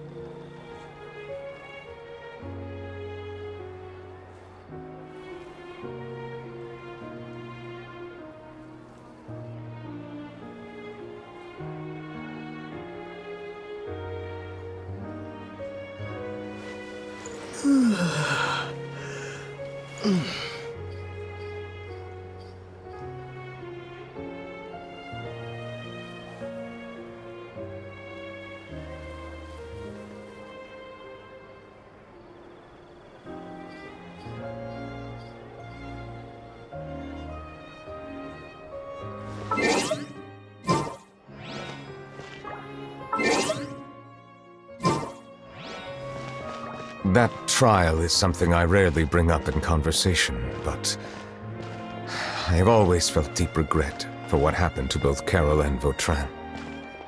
The words he spoke in court often replay in my mind, as if urging me on to do something. But Risley said he never resented you, right? Isn't that a good thing? Time itself. I believe I now understand what he wanted to tell me. I feel conflicted about those words. How should I describe it? Surprise, relief, fear, and regret. But this blend of emotions has led me to finally understand some things. I would like to hear your thoughts, too.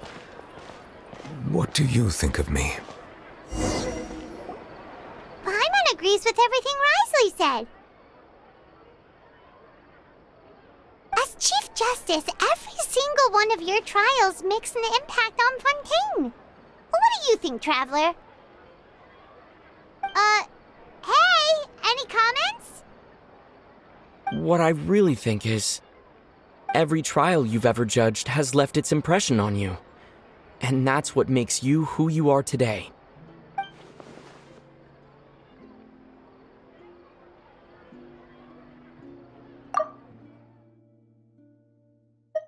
Every trial you've ever judged has left its impression on you. And that's what makes you who you are today.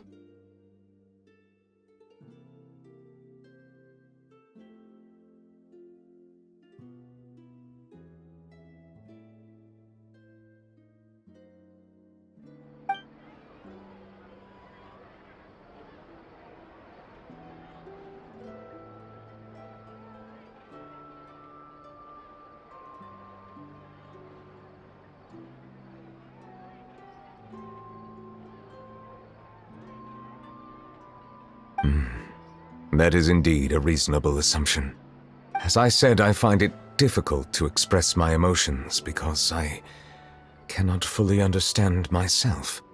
But I trust your judgment. Since some time ago, I have begun to notice the changes that have occurred upon my person.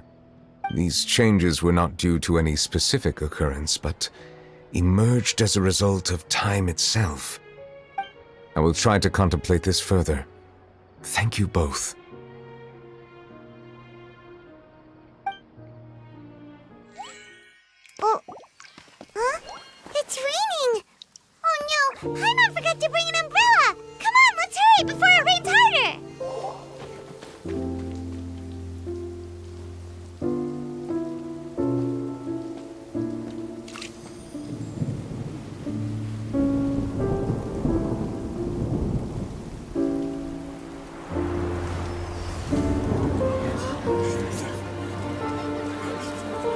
It's raining again? I've had enough of this weather. There go my travel plans. Did you read the news this morning? Quick, put away everything on the clothesline. When is this rain going to stop? Hydro Dragon, don't cry!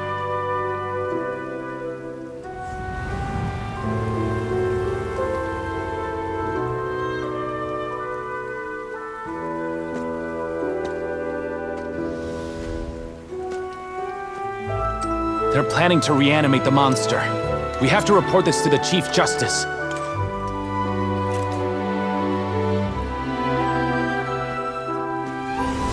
The Fortress of Meripede. It's a good place for me.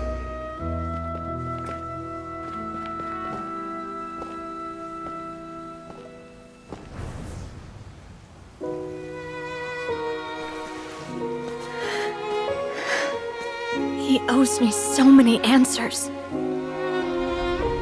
Nervillette? You could say he's the real symbol of Fontaine's justice. Watch him closely. He could be trouble.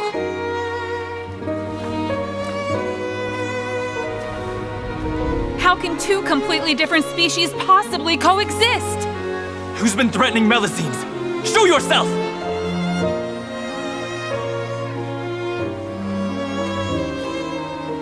You will see much in the human world, from the delightful to the depressing. And one day, when you have dwelt among humanity long enough, you will be placed to bring judgment over all as a spokesperson for Fontaine's past. Good morning, Monsieur Neuvillette! The rainy season's almost over! The skies are supposed to clear in a few days! I hope you find time to enjoy the sunny days ahead.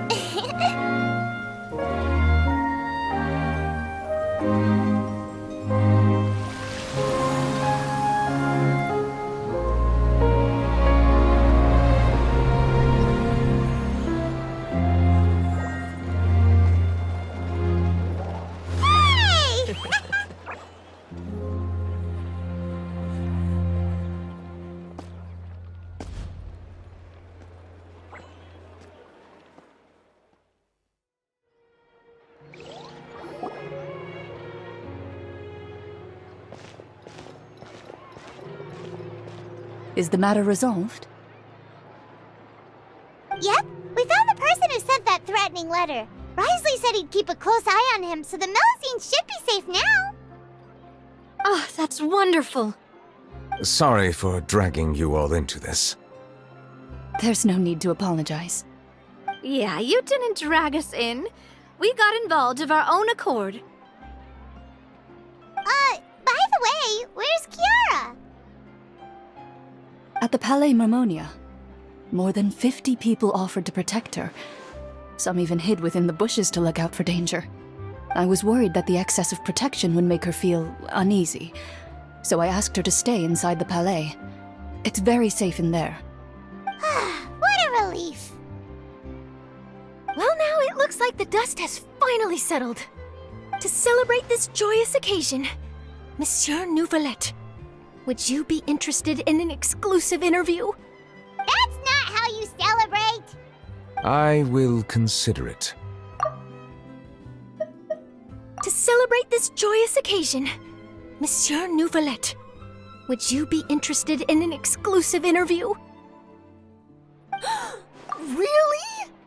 Of course. My schedule is full for the following weeks, but I should be available next month. Come up with questions during the intervening days, and I will answer them to the best of my ability.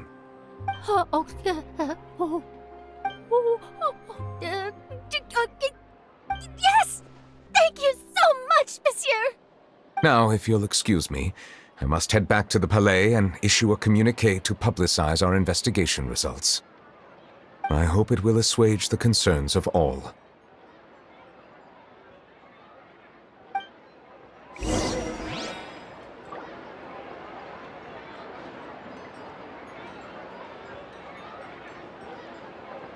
Welcome to Cheeria Boutique.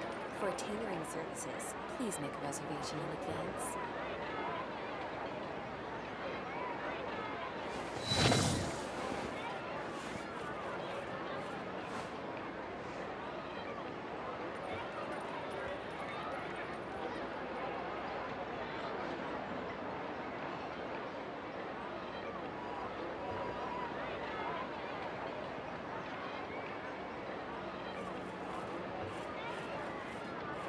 Welcome to Cheeria Boutique.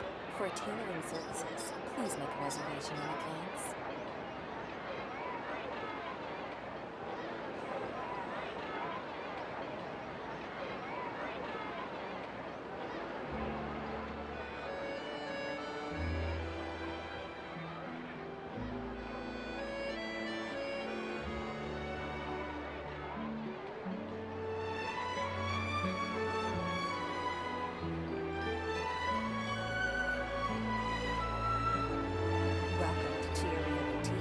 For tailoring services, please make a reservation in advance.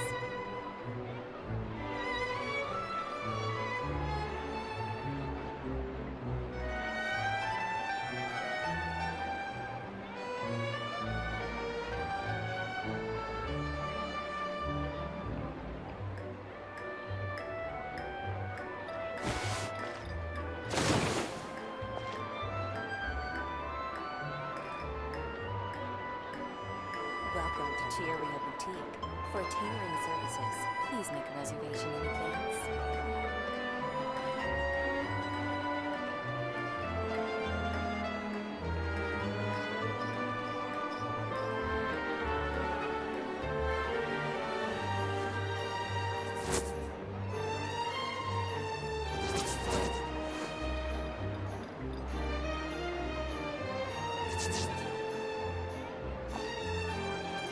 Welcome to Cheeria Boutique. For tailoring services, please make a reservation in advance.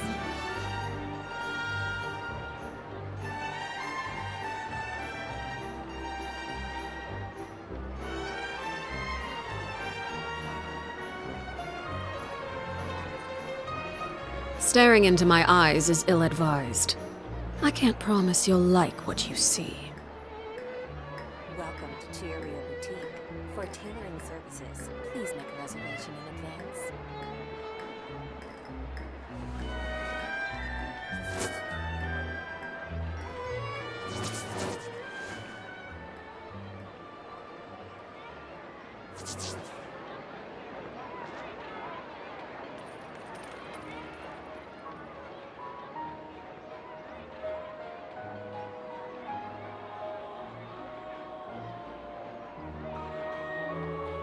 Something you wish to report?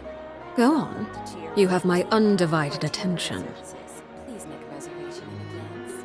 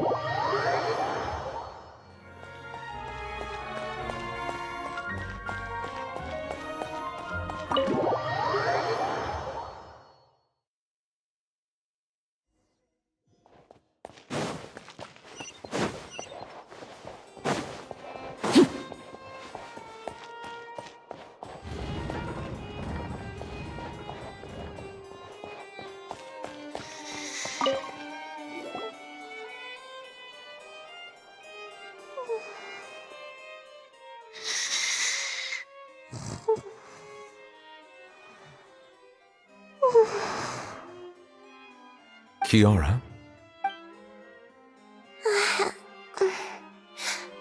Monsieur Neuvillette? Sorry, I accidentally fell asleep. It's quite all right. I'm here to tell you that we have caught the sender of that threatening letter. You're safe now. Thank you, Monsieur. And thank you too, Traveler and Big Sis Paimon. Everyone's been so nice to me, so I've always felt really safe. Do you remember Domenico? He was the sender of that letter. Let me think. I can't remember. My memory isn't that good, so I easily forget things. By the way, I saw Carol in my dreams just now. Where's she gone, by the way? I haven't seen her in a long time. In my dream, she looked really happy.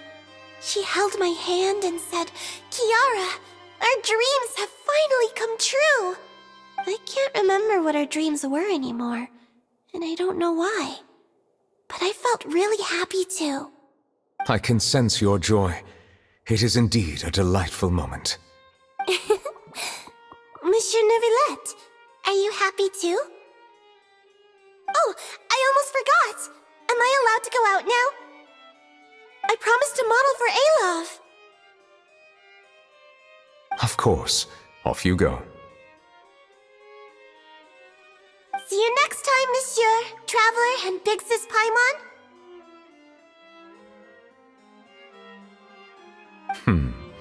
See you next time.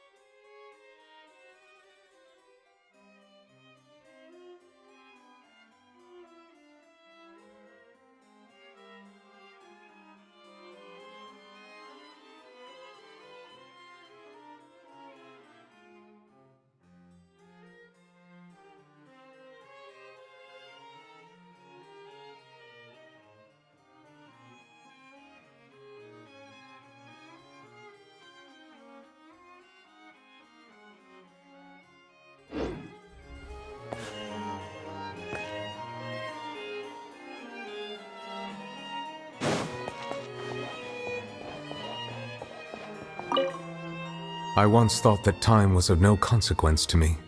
Distance yourself from others and stay focused on your work. A few years or a few hundred, it's all the same. But after all this, I've realized that perhaps this way of thinking is fundamentally flawed. The passing of time has its own consequences.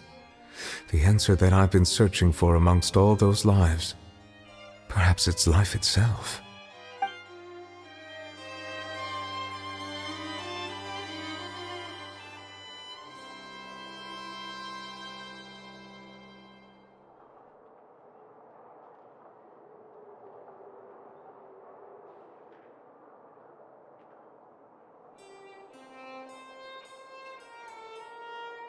Staring into my eyes is ill-advised. I can't promise you'll like what you see.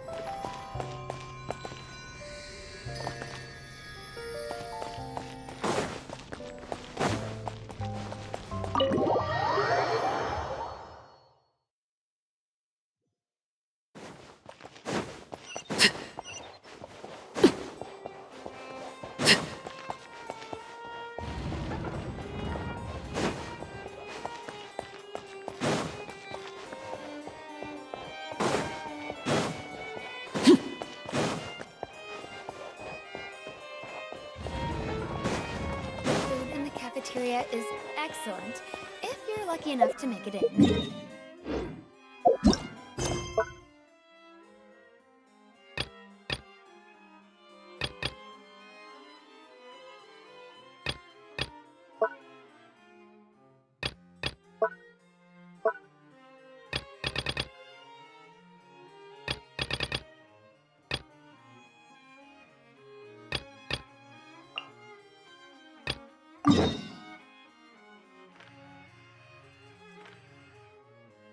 What could the children be up to? Never mind.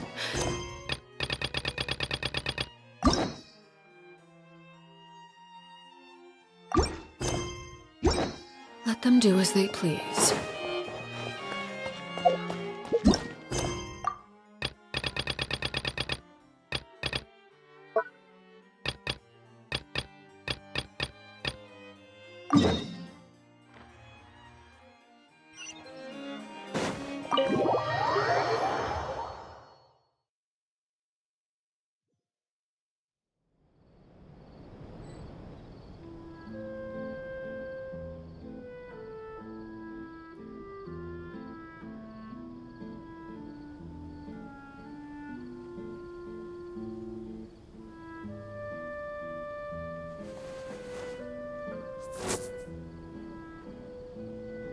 I have to keep an eye on the deployment of guards at all times.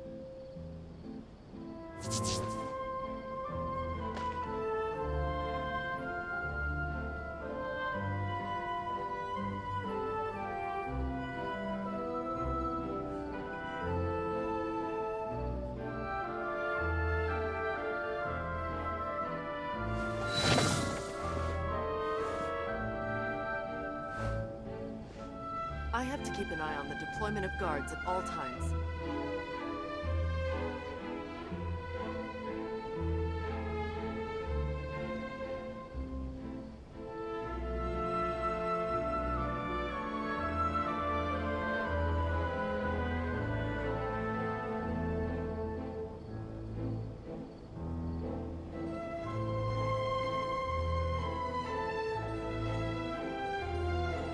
I have to keep an eye on the deployment of guards at all times.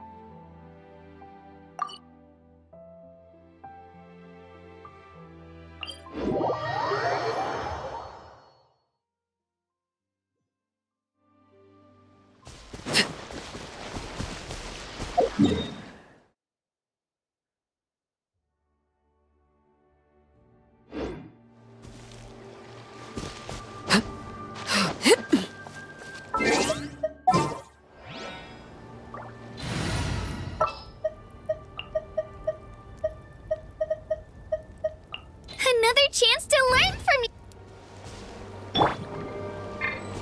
Right here!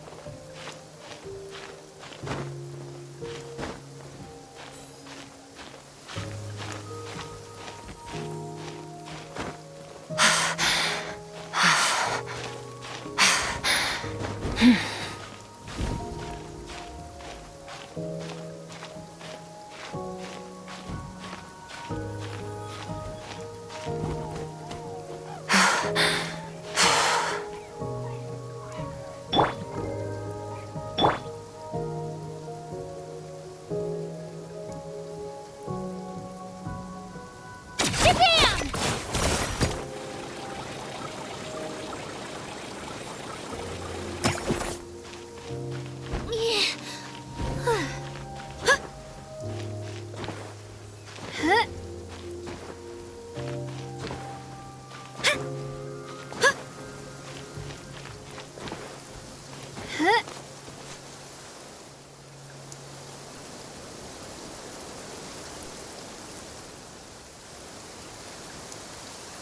Let her rip!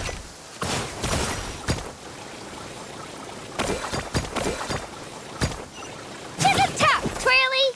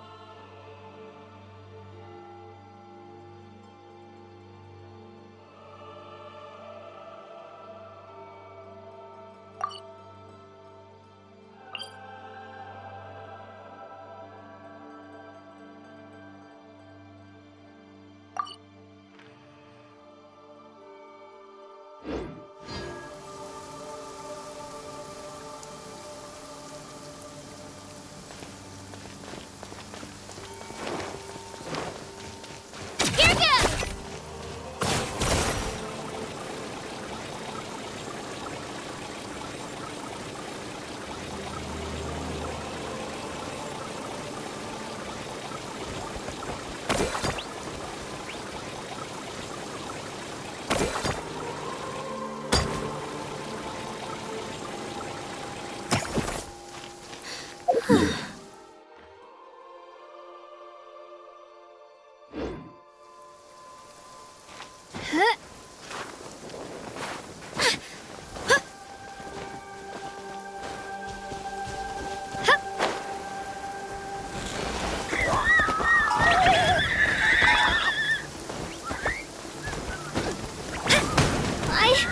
I can do it!